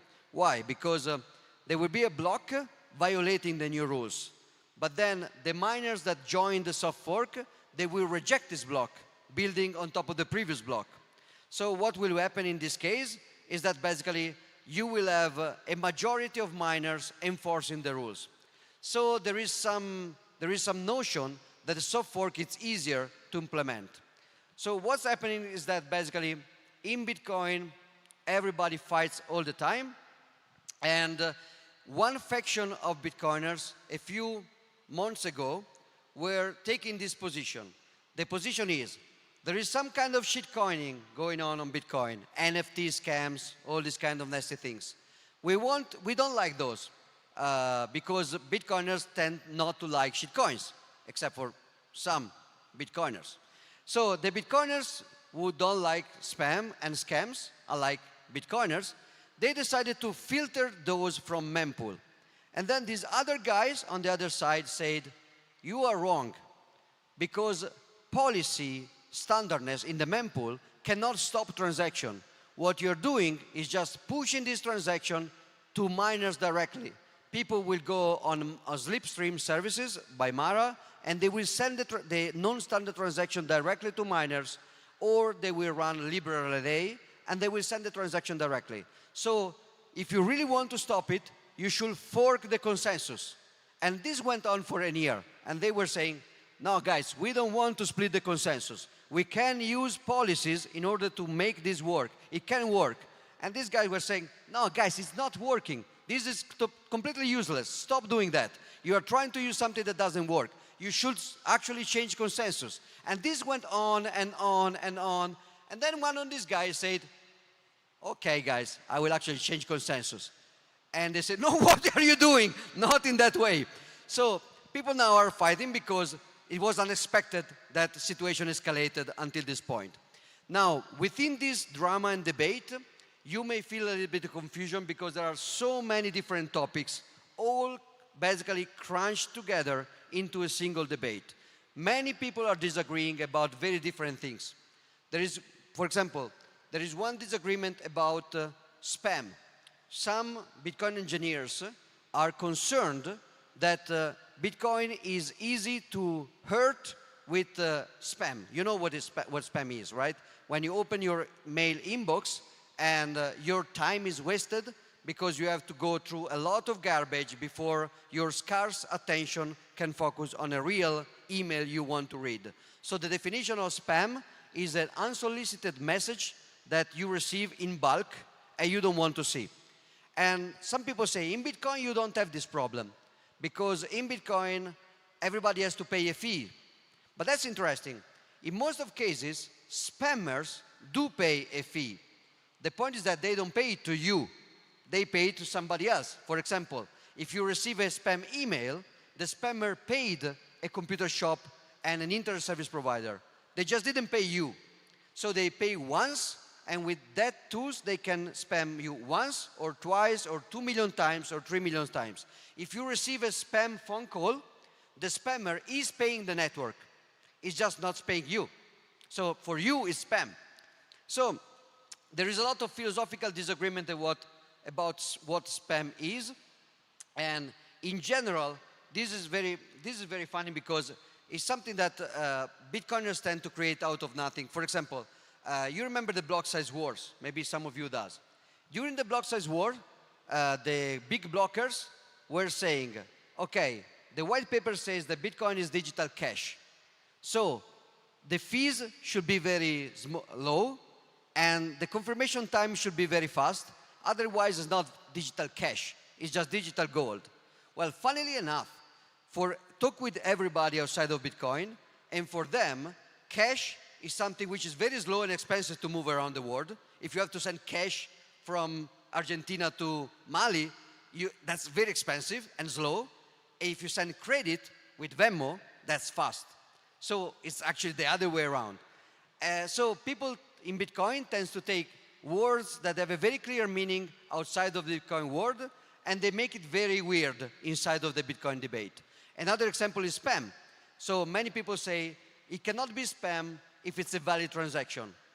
Well, the interesting thing is that if you open your mailbox, you cannot receive a spam email unless the email is valid towards the email SMTP protocol. So if I try to send you spam which is not valid, you will not receive the spam. So spam is always valid. So what is spam really? Spam is something which is unsolicited in bulk. Is Bitcoin susceptible to spam? Some engineers think that it is. Why? Because in Bitcoin, in order to be trustless, you have to download all the transaction by everybody else forever. So all Bitcoin users forever need to download all the transaction. That means that if you make a transaction full of garbage that nobody's interested in, and you sneak it on chain, all the node will have to download it in 2030, 2035. So there is disagreement about what spam is, but then there is a second disagreement about what can you do about spam. For example, some guys on this side, they say, okay, spam is bad. Like Adam Beck will say, okay, spam is very bad. What do you want to do about it? There is no way to stop it. If you try to stop it with mempool policies, it will just go around. And if you try to stop it with consensus, that's even worse, because they will still go around, but consensus is very slow to adapt. So you can adapt policy, but it doesn't work. Or you can adapt consensus, it does work for a while, but then they change the spam, and you cannot change it anymore. So you see, it's a separate this debate between does spam even exist, or how do you actually stop spam, which is a little bit more complicated and nuanced. And some people are fighting. Then people started to fight about the fact that some of this spam can actually be not just spam, but be also a shitcoin scam, like NFTs and ordinals and all this kind of stuff. Now, what's the difference? You may say, okay, if it's spam, it's spam. If I'm not interested, I'm not interested.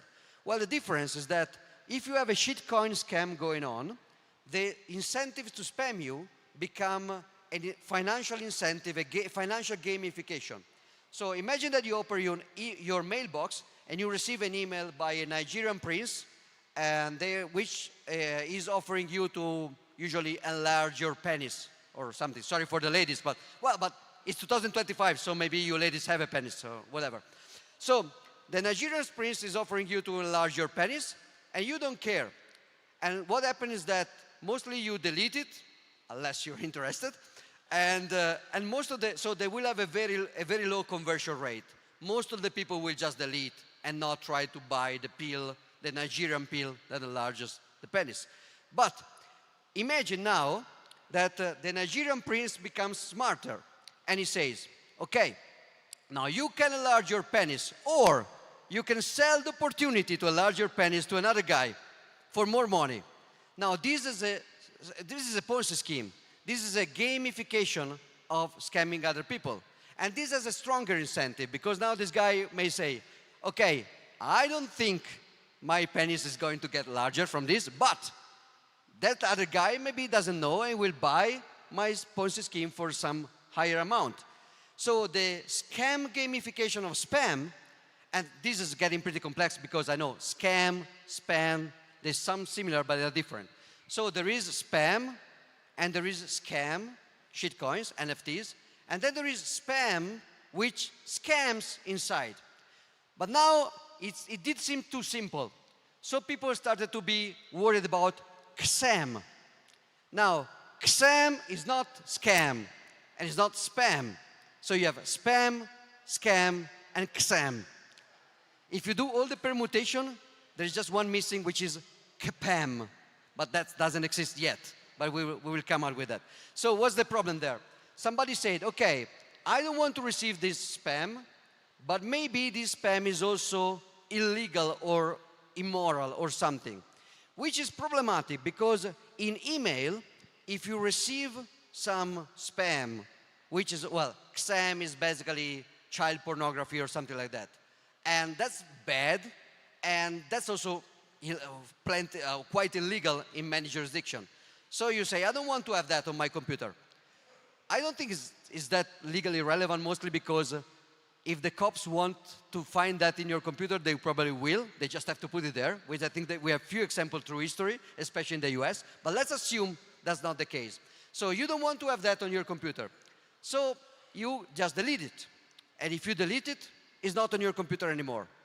But remember, the problem of Bitcoin is that in order to run a full node, you have to download that information forever. Any single node forever will have to download everything. So if you receive spam that includes XAM, you can delete it, but then you cannot be a archival node anymore. You cannot help other nodes to synchronize the blockchain. So somebody's saying we should actually use mempool policies to stop not just spam, but also XAM. And then they said, but what if somebody is putting it on chain right now? So we should rush and we should do an emergency fork to stop XAM. But then the rest of the network said basically, well, we don't want an emergency fork to stop XAM for different reasons. The main argument on the other side is, guys, it was always possible to encode anything in Bitcoin anyway. This is just another way to do it, which is also more expensive than the previous way. So we don't think this is actually, it's not that this is not a danger, it's not a new danger. It was always there. And so these guys said, okay, since we are changing the consensus already, let's take the fork, the consensus fork that we prepared in order to stop XAM, to stop spam more in general. At this point, we're already here. So let's do that as well. So instead of just blocking op return, let's also block the things that we said is not actually concerning from a legal point of view, which is type of description. You disagree, sir? Come, what do we do, guys? Can I just have like a live debate? Can I just give the mic? Well, no instruction, let's do it. Let's disagree. You're right, Giacomo. So why you say no? That was a scam. That was a scam. Not spam, not XAM, because you're old enough. What about financial transactions going to terrorists and pedophiles? Repeat the question. Right. What about financial transactions going to terrorists and pedophiles? So this is actually a good question because some of the people here, they are saying everything which is non-financial is spam. And his question is, even if it's a financial transaction, it's not spam, but it can be XAM, because it can go to a pedophile to pay for some very nasty image. But then there is something even more interesting here. There are examples of financial transactions that are spam. During a few years ago, a casino site, a gambling site, Satoshi Dice, started to do very, very small insignificant transactions in order to basically settle bets.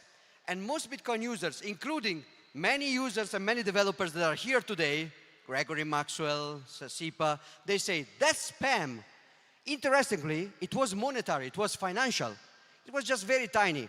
So the people said, I don't want this shit on my node because I'm keeping my node for two reasons. First is selfish. I want to be able to build a state in the future so when I receive money, I know that I'm not double spent. So it's a selfish reason. Second, altruistic.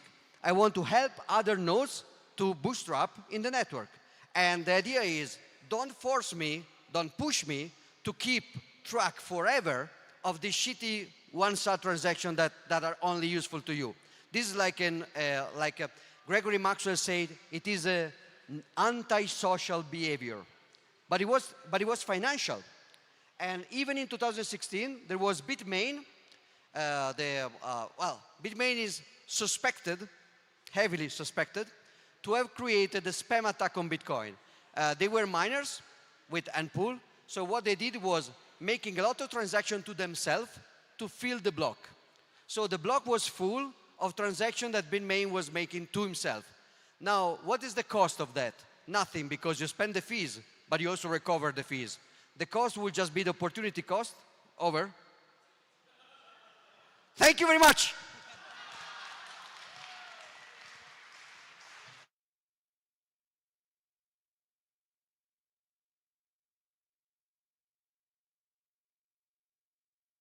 Is this thing on? It is on. Oh, Giacomo, that's why we love you. Well, up next we have a panel, actually, a very interesting one. A quantum conversation between Hunter Beast and us, the physicist. Sorry. Yes.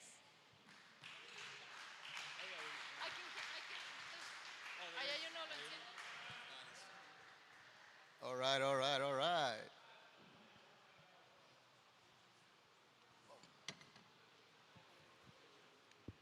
Testing. Hey, everyone. Hello, everyone. Thanks for coming. So, Hunter, what are we talking about? I think if we're going to make the best use of our limited time, we should talk about the threat that quantum computers could potentially pose to Bitcoin and what we can do about it. All right. Well, you are here telling me that quantum computers pose a threat to Bitcoin. Can you tell me something about it? Yeah, so what I can tell you is that the NSA has been working on a quantum computer program in secret for over 20 years. And they've been working with the University of Maryland, a number of defense contractors, Raytheon, and Honeywell, now known as Continuum. And we know about this because Edward Snowden leaked the existence of a program called Penetrating Hard Targets in 2013. All right. And they were spending $80 million a year back then. And nowadays, so China outspends us about 4-to-1 in public spending on quantum computing investment. I don't think they have much private investment in China, but we have a lot of private investment in quantum computing here. If you account for both private and public investment in quantum computing, we're basically neck and neck. China and the US are spending maybe, I think it's like the multiple billions every year on quantum computing programs. And Penetrating Hard Targets was for the express purpose of breaking the cryptography that is used by, maybe not necessarily by Bitcoin, but elliptic curve cryptography in general. What's interesting to Bitcoiners is that we also have a standards organization in the US called NIST, and they publish a bunch of signature algorithms that we could potentially make use of. And the problem is that NIST and the NSA, like nothing goes through NIST that doesn't also go through the NSA, right? Like doesn't also get their stamp of approval. And what's also suspicious is like you have to be very skeptical of anything the government does. Like show me an incentive, show me an outcome, right? And essentially what the NSA did was they broke the cryptography that Bitcoin uses, either intentionally or unintentionally, or they're working on breaking it at least. I should rephrase that. I should be very careful about how I talk about these things. But they're investing billions of dollars into a program to break Bitcoin's cryptography. Let's just say that. And then they're giving us cryptography that, they recommend is safe for us to use. Allegedly. Well, yes, that's what they say, exactly.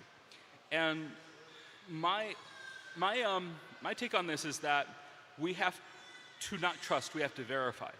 We have to understand at a fundamental level, logically, whatever changes we might make to Bitcoin in a comprehensive way. And I think one of the best, look, we do need to change Bitcoin. That's what Bit360 is about, to help make it more quantum resistant.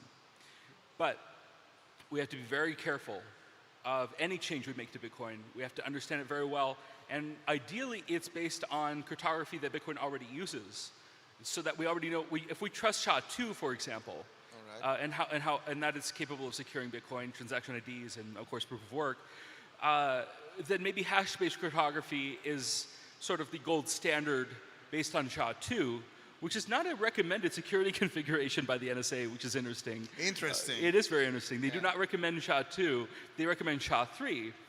And I'm like, well, okay, that's fine, that's fair, but we trust SHA-2, and it works pretty well. And from what I understand, the threats to SHA-2, like hash algorithms, are, like, such as Grover's algorithm, it scales a lot worse, like way worse. Like we would probably need a computer the size of the moon to run Grover's over a 256-bit hash. All right, so we have the government working day and night. Many governments, at least the two most powerful and with most funding, attacking this problem for many, many reasons, not only trying to get Bitcoin, because they want to. Cryptography touches much more than just Bitcoin, all right? Right, of course. So, but the problem with that is, Bitcoin, we can't just rewrite our ledgers. The banks absolutely can.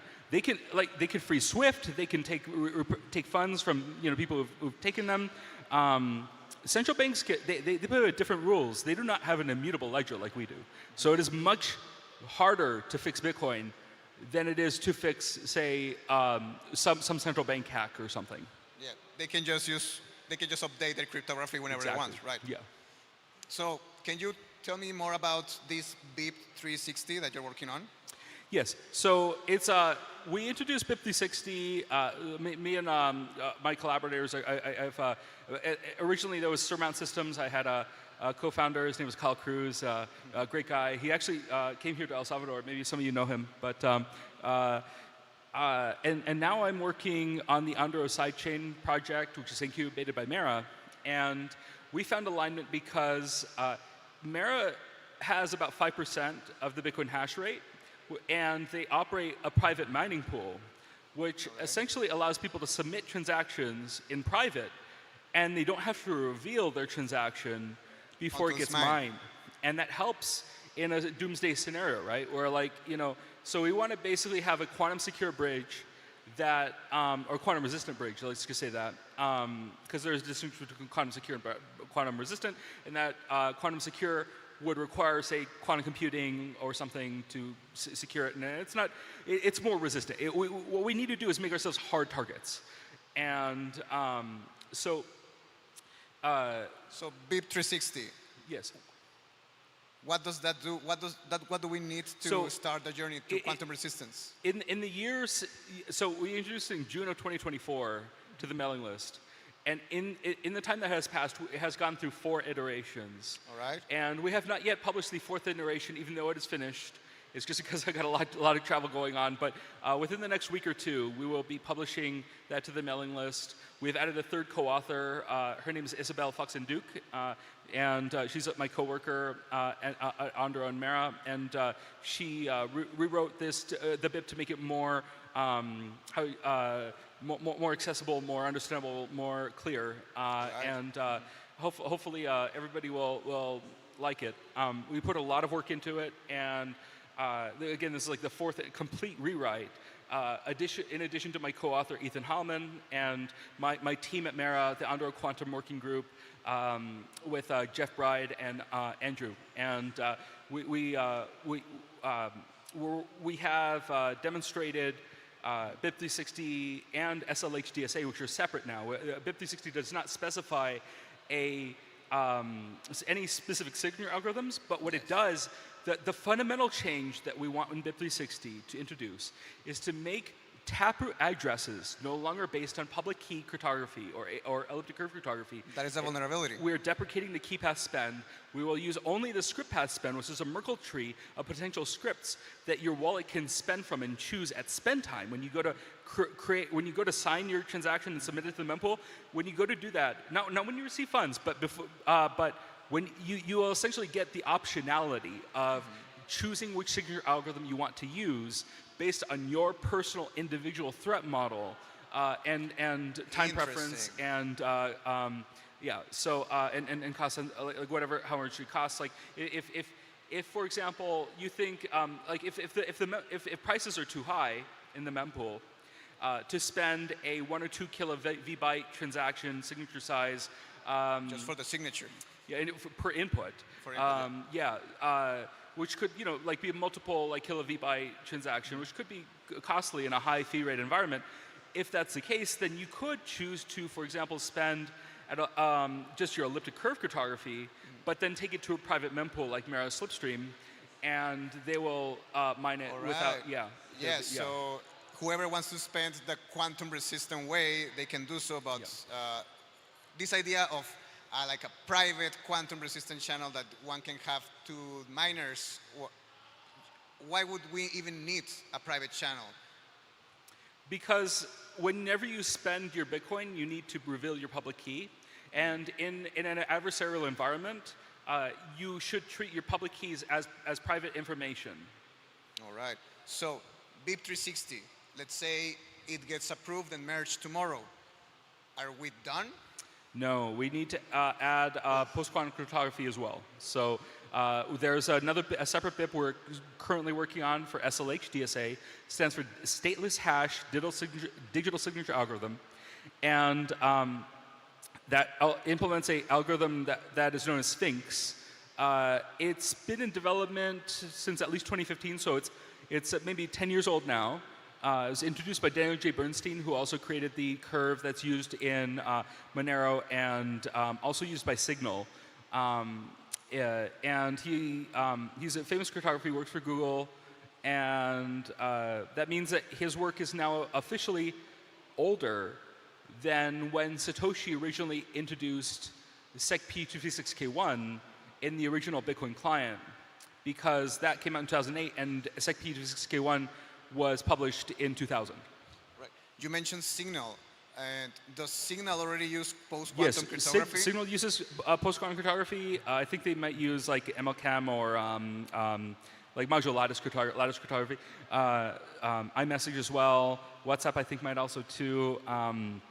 And according to Cloudflare, these statistics might be a little old by now, actually, but earlier this year they said that 13% of Cloudflare traffic is encrypted with using post-quantum cryptography. So like there is a big transition happening in the industry, whether you know it or not, towards post-quantum cryptography as recommended by the NCSA 2.0 guidelines that were published a few years back by the US government. They have it's a high priority in the administration. Howard Lutnick, he's our he's a high-level Trump administrator, and he talks about post-quantum cryptography in podcasts, actually, which is interesting. Like, he's been briefed on this problem, and also there's like a deadline, which is like 2030, 2032, 2035, I think, is like when we're completely sunset elliptic curve cryptography. Huh? The quantum timeline. Yeah. So, post-quantum cryptography, let's say tomorrow we have BIP360 already done. It should be really easy to just add post-quantum cryptography to Bitcoin, right? No, it should not be easy to make any change to Bitcoin. It needs to go through a lot of review. Yes. It needs to go through a lot of eyes.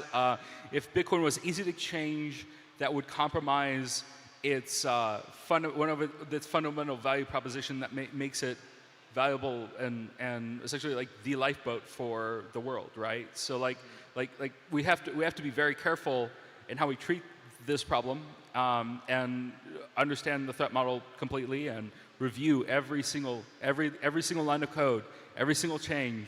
It needs to be transparent. It needs to be a meritocracy of ideas, and we need to be very careful. But that said, we also shouldn't be too slow. We shouldn't slow roll it either, because now I'm not necessarily saying that we should fork right away, but I think we should take this seriously within maybe the next 2 years. And if it takes longer than 2 years for quantum computers to become a problem, it's fine. We don't need to like necessarily be super proactive, in my opinion. What we do need to do is we need to be prepared, not scared of this problem. Prepared, not scared, yeah. So, BIP360 seems simple enough. let's just take the key spent path from Taproot and keep all of the functionality that we all love. What kind of changes imply the post-quantum cryptography addition to Bitcoin? That seems like it touches so many other parts of the protocol. That's actually kind of funny because, I mean, yes, Schnorr signatures are pretty. I don't know. I mean, like in the code base, like SecP26K1 is pretty distinct. Like these are libraries. Like it's a. I think there is a separation of concerns within the Bitcoin core code base that makes it relatively not terribly too invasive, I would say, to add a new signature algorithm. It's not necessarily like completely fundamental to the operation of the protocol, unlike say like SHA-2. And to be clear, we're talking about a different signature algorithm, not a hash algorithm. Those are two separate things, and there are separate quantum algorithms that can attack either. They're distinct. They don't work over each other as far as we know. And the quantum algorithm that's used to attack hashes, it just does not scale well and is not practical, in my opinion, maybe even in our lifetimes, unless like we get some kind of like rejuvenation treatment that everybody takes. All right, so, I mean, why do you even care about all of this? I think, or I heard that we need millions and millions of qubits and millions and millions and millions of computers to even start dreaming about this. So that's interesting because there's often a large focus on the hardware, like the quantum hardware, the computers themselves. A lot of people don't talk about the software, and I think that's equally as terrifying. And so we have innovations happening in both fields. And Shor's algorithm, there's no like one reference implementation of Shor's algorithm that everybody will use. There are advancements that can be and adjustments that can be made, like how many registers you need, depending on your sensitivity to noise and fault tolerance. You can, if you had like a fault-tolerant quantum computer, you probably don't need just like what they call the A register. But if you had something that was like what they call a noisy intermediate scale quantum computer, you would need like an A and B register, sort of like working memory to work off of each other. And then you make use of something called constructive interference, which is a physical phenomenon that we can take advantage of in quantum computers that we cannot take advantage of in classical computers. And that's how we isolate the periodicity of the prime numbers in the Hilbert space, which contains the public key. I used a ton of like really physics jargon, but like I'm talking to a physicist, you know, like I mean, you know, I feel like I can, you know, use that. But yes, I completely see it. The one thing that pushed me to even start talking about quantum and did my talk about quantum later is earlier before, is that 5 years ago I looked at the numbers around how these companies were building quantum computers with a couple of qubits. I even entered to the cloud of IBM and played with a couple of them.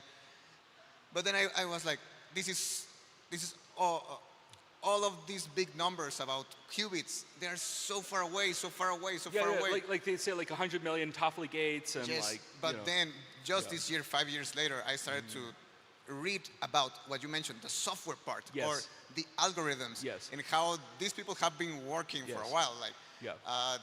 And there's a big gap between logical qubits and physical qubits, right? We should probably talk about that. And so logical qubits, it's interesting. There's a lot of improvements in fault tolerance happening.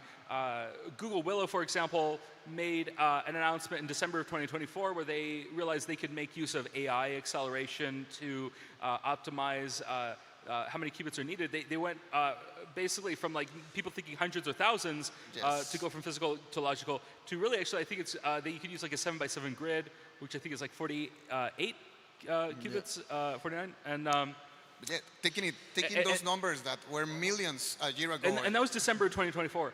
And then recently, even more recently, Quantinuum published that they only needed a 2-to-1 ratio, physical to logical, but they're using neutral atoms in their the quantum computer, which are slower than, say, a superconducting and or a optical computer. And so it can't necessarily affect, like, say, an attack from the mempool, what we call a short exposure attack. It's only good for long exposure attacks for, like, the public keys that are already exposed on chain for a long time. That would be like the 6 million coins that are held in public keys, exposed public keys. Out of the 20 million circulating supply, there's still 1 million Bitcoin remaining to be mined until 2140. And there's also 1.7 million coins that are held in what we call like Satoshi's coins, Satoshi era public keys. And so those I think are of a bigger concern than the 6 million figure, because the 6 million figure includes the 1.7 million public keys coins, but a lot of those coins have been spent within the last 6 months, and like 90, or I think about 90% of them. And so I think those coins do have people who would upgrade and proactively protect those coins if there was an emergency. Migration. Yeah. In all of this, there's a migration implied. We need to convince people to move, or we're not exactly convinced, like anyone can do whatever they want with their money, but suggest to people to move them out of these addresses. I think there will be a point where we'll need to expand the definition of the phrase we often say, not your keys, not your coins, and that's because eventually I think public keys could be considered almost as bad as private keys in terms of like the information they expose. Yeah. Once quantum computers, powerful enough quantum computers are available, if I can see your private key, well, your public key. Your public key. Yeah. Then you might be able to derive your private key. Yes, that is, I think, That's really interesting because yes, this idea of not your keys, not your coins, and anyone can see the public key of all of these addresses. What does that mean when it's trivial to walk back and take the private key? Yeah, well, like we have to be very careful about that. So and I think I'm getting the time signal, but well, do you have a message for people that maybe are skeptical or not paying enough attention to this problem? Yeah, I mean, look, this has been FUD that's been following around Bitcoin since 2012, and I think we've always, there's a lot of FUD narratives around Bitcoin. I think Bitcoiners have very good arguments against the other kinds of FUD, especially the energy FUD or other things. Quantum FUD, I think, in the very least, we should at least have a plan to address it, even if it might not ever materialize in our lifetimes. There's a saying, a wise man will plant a tree in which shade he will never get to enjoy. And yes, so, the best moment to plant a tree was 10 years ago. The second best moment is probably now. Yeah, that's also a good one. Yeah. So let's pay attention to the quantum threat, not dismiss it. Yep. So if you're curious about what we're working on, go to bit360.org. You can also follow my X. That's CryptoQuick on GitHub, CryptoQuick. And on Nostr, there's npub1qqq. Yeah, so anyway, yeah. And you can find me on Nostr and Twitter as UTXOZ. And Hunter, it has been a pleasure. Yes, thank you very much. Yes. Thank you, everyone.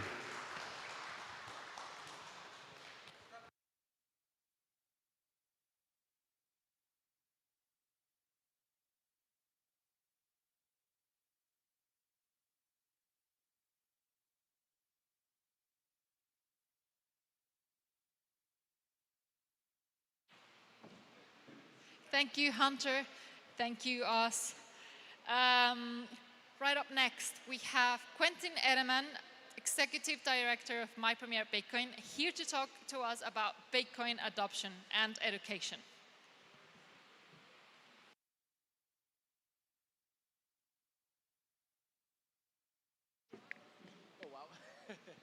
Good evening, everyone. Thank you for staying until the end. Let's see. Yes, let's get started.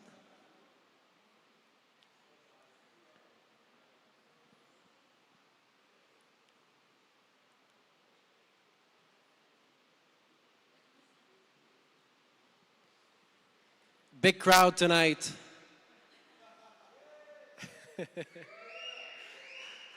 Thank you for staying until the end. Okay, let's get started. So, I want to talk about independent Bitcoin education and how crucial it is to have independent Bitcoin education in order to have Bitcoin adopted all around the world. So I'm Quentin, Executive Director at My First Bitcoin. and I'm going to talk about education that empowers.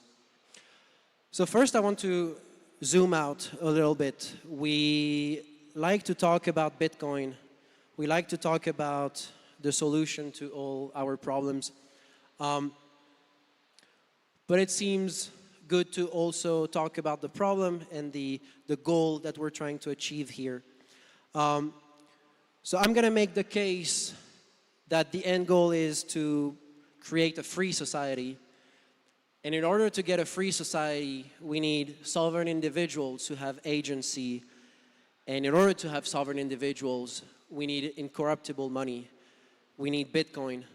And in order for individuals all around the world to have Bitcoin and to understand Bitcoin, we need independent Bitcoin education. So that's the logical progression that we're going to follow in this presentation. Oops. So let's start with a definition of free society. I like to think in terms of free from. So a free society is a society that is free from power abuse, corruption, coercive control, surveillance, censorship, and ultimately it's a society that can resist the forces of totalitarianism and authoritarianism. When I say resist the forces, I'm trying to say that it's a battle that is ongoing and that will continue to be fought. It's not something that we achieve and we have a free society and it's done. We need to keep fighting for it to continue. And so I think that a free society starts with individuals who have agency, right? We often talk about freedom of speech, freedom of movement, but individuals also need freedom of contract, freedom of transaction, which one might argue is the extension of freedom of speech. And so to summarize, the more control you have over your own life, the less control other people will have over you. So this is how we create a free society and how we resist the forces of totalitarianism. And so I think we can agree that money is probably the ultimate tool for individual freedom. It enables true private property. It allows you to store your time and energy in an absolutely sovereign way. But that is only if money is incorruptible, if it serves its purpose. And we know that our money was corrupted.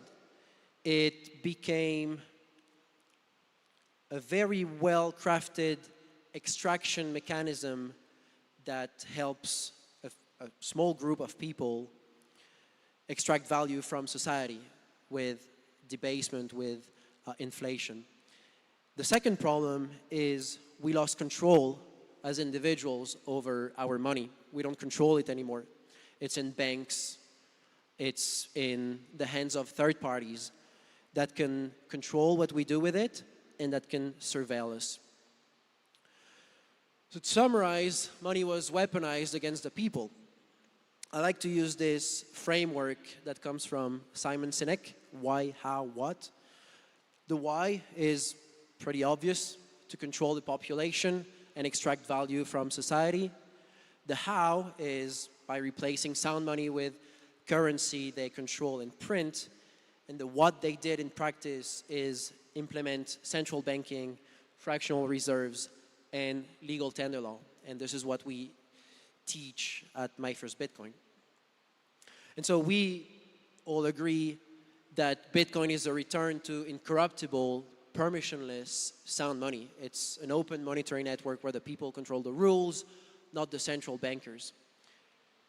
It basically is digital cash, and because it's decentralized, because it's open, because it's transparent and permissionless, it is incorruptible. With Bitcoin, again, you own your own money.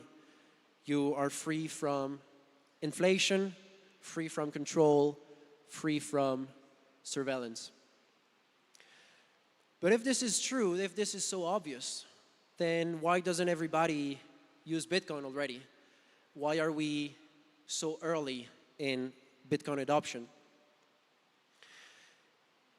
And to me, the answer is very simple. People don't understand money. They don't understand that there are different kinds of money. They don't understand that depending on what money they use, it will have positive or negative consequences on their lives and the lives of people around them. And as a result, they don't understand Bitcoin's value proposition. So they basically dismiss Bitcoin. So how do we bridge the gap between a fiat standard, a crumbling fiat standard, and a Bitcoin standard, a thriving Bitcoin standard? Well, with this beautiful bridge made of Bitcoin education, we bridge the gap. But not any kind of education. We need independent Bitcoin education. And the reason is that education is always captured by those who fund it. Governments and corporations have their own agenda. They support and fund the education that serves their interests. And it seems logical that they will not support education that undermines their control and that prevents them from extracting value from society and controlling humanity. State-sponsored education is not education. It is indoctrination. They will not support Bitcoin education as a way to free individuals. Students need to be taught how to think, not what to think. And that gets us to my first Bitcoin. And again, I will use the same framework: why, how, what. And so my first Bitcoin's why is we bring agency and sovereignty to individuals and communities all around the world so they can contribute to creating a free society. That's the first point on the timeline. And independent Bitcoin education is how we make it a reality. So to summarize, we need independent Bitcoin education that is free from political or commercial interests, that empowers individuals, and that is led by the community. This is a necessary condition for incorruptible money to be adopted by individuals.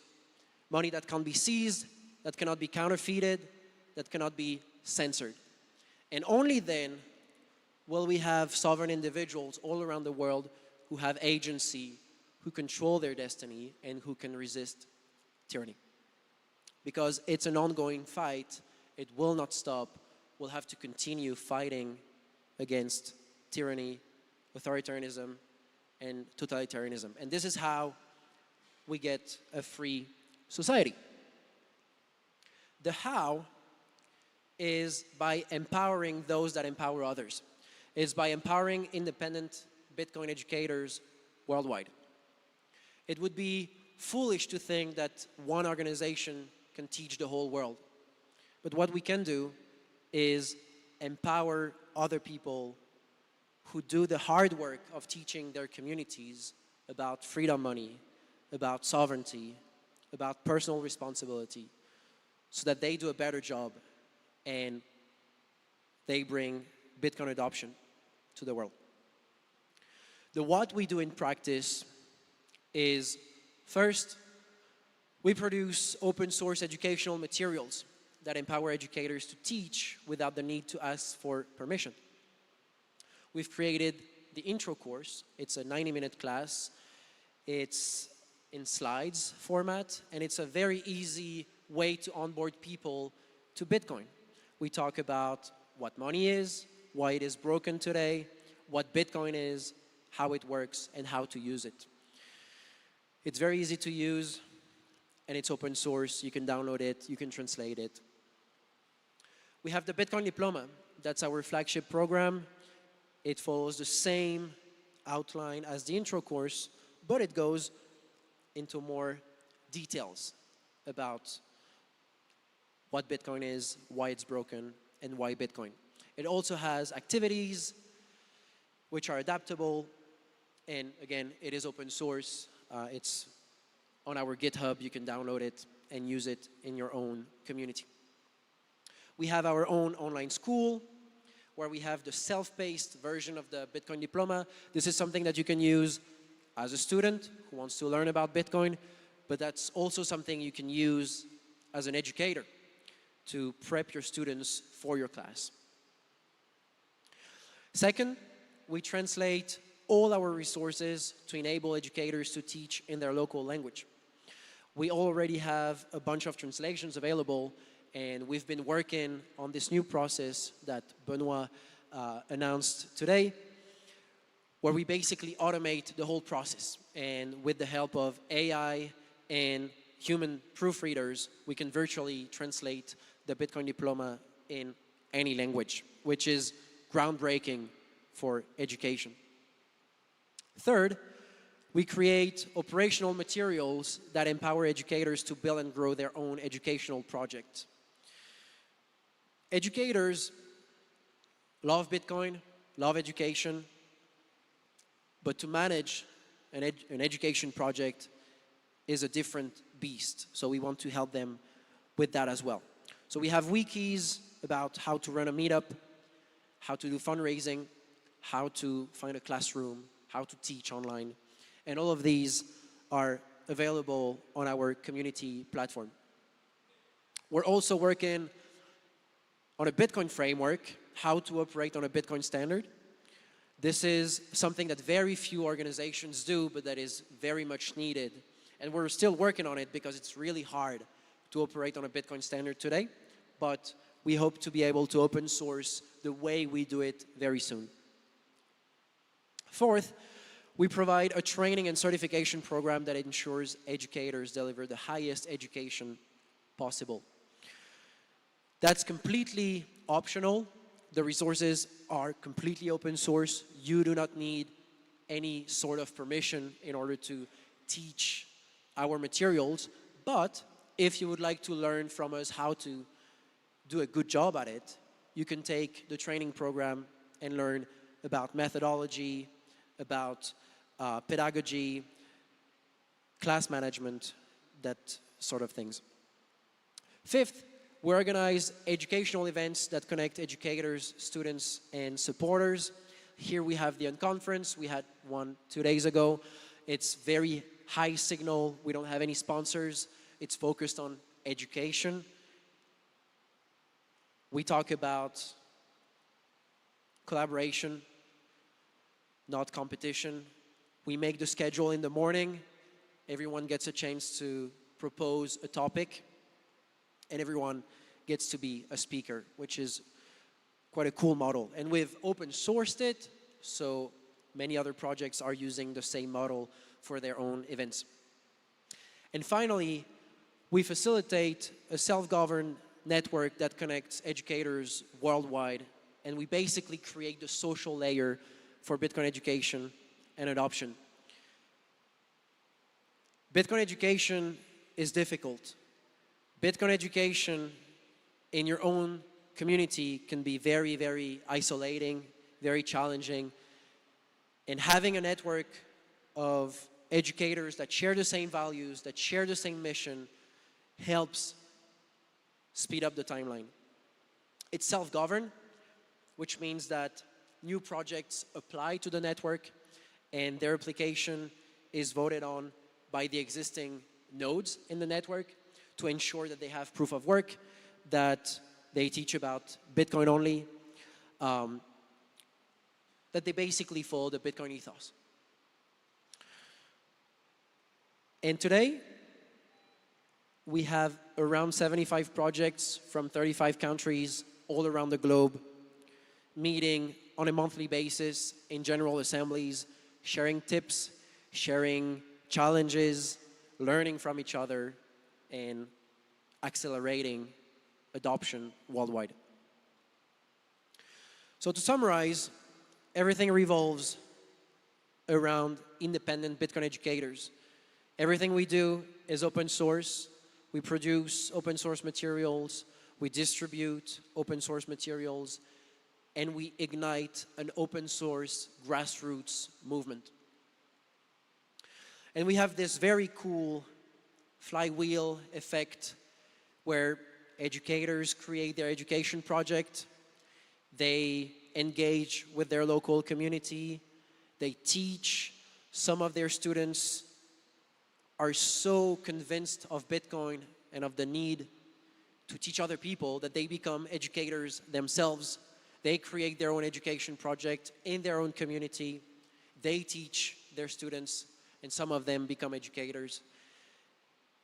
And that's pretty cool, because that's how we grow this grassroots movement all around the world, from the bottom up, not top down. And so this is who we work for. These are the educators that we work for. There is the core in Kenya. Felix is right there. He is relentless. He's taught hundreds of people, and some of them have become educators, have joined the network, have taught their own cohorts, and we've probably arrived at the third generation of educators, where Felix taught someone who became an educator, who taught someone who became an educator. So that's pretty cool. There's Bitcoin Indonesia in Bali. They're amazing. This group is led by a German couple, and as you can see, the whole team is made of locals teaching locals, which is beautiful to see. They just had a very nice, very cool conference a few months ago. There is Cuba. They were here today. Their faces are covered because if the government knew what they're doing in Cuba, which is teaching about sovereignty, the government would probably crack down on them. So that just highlights the necessity for Bitcoin education that is independent, that is empowering individuals, and the threat that it is to the power in place. This is Yes Bitcoin Haiti, doing an amazing job in a very tough place as well. And another example is Bitcoin Victoria Falls in Zambia. We wouldn't be able to do that without supporters that support us without any strings attached. So I want to say thank you to them. I don't have to say thank you to the government though, because we receive exactly $0 from any government, which is a good thing.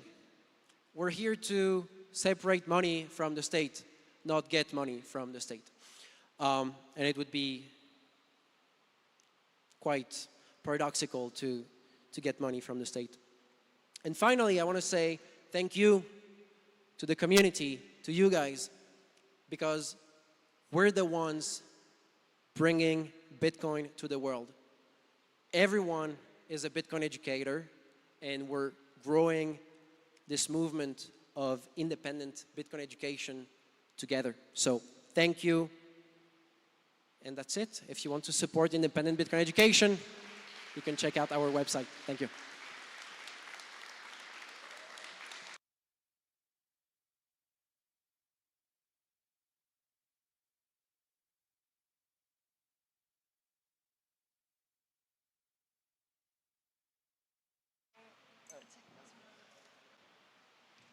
Well, that was it. That was our second day for Adopting Bitcoin 2025. And with this, we wrap our conference up. I actually want to thank our sponsors, Anger, Paystand.org, Liquid Manzanas, Silent Link to Fiat, B4OS, TerraHash, Simple Proof, Unique, and SAS Mining. Thank you to our sponsors for making this happen. We wouldn't be here with you guys, but I would also like to thank all of you for attending, for paying attention, for being involved, and for the action that you take not only in this conference, but outside in the world to make adopting Bitcoin happen. and for the adoption of Bitcoin, the adoption of Bitcoin to continue on happening. I want to thank our team. I want to thank everyone involved. This was it. This was Adopting Bitcoin. Goodbye, guys.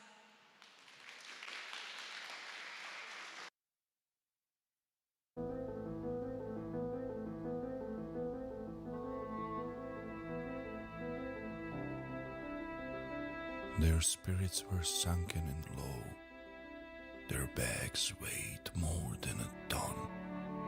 There was neither sign nor show when the bull began his run. The shields were shilling wall to wall. The gig was up. They had their fun. And every short got a margin call when the bull began his run. The candle's green came fast and tall. Each wick was bold, quick to stun. His eyes burned red, and his horns did more when the bull began his run. Now fortune smiles upon the need. His bags of gold gleam in the sun. Thou dost dream of his balanced sheet.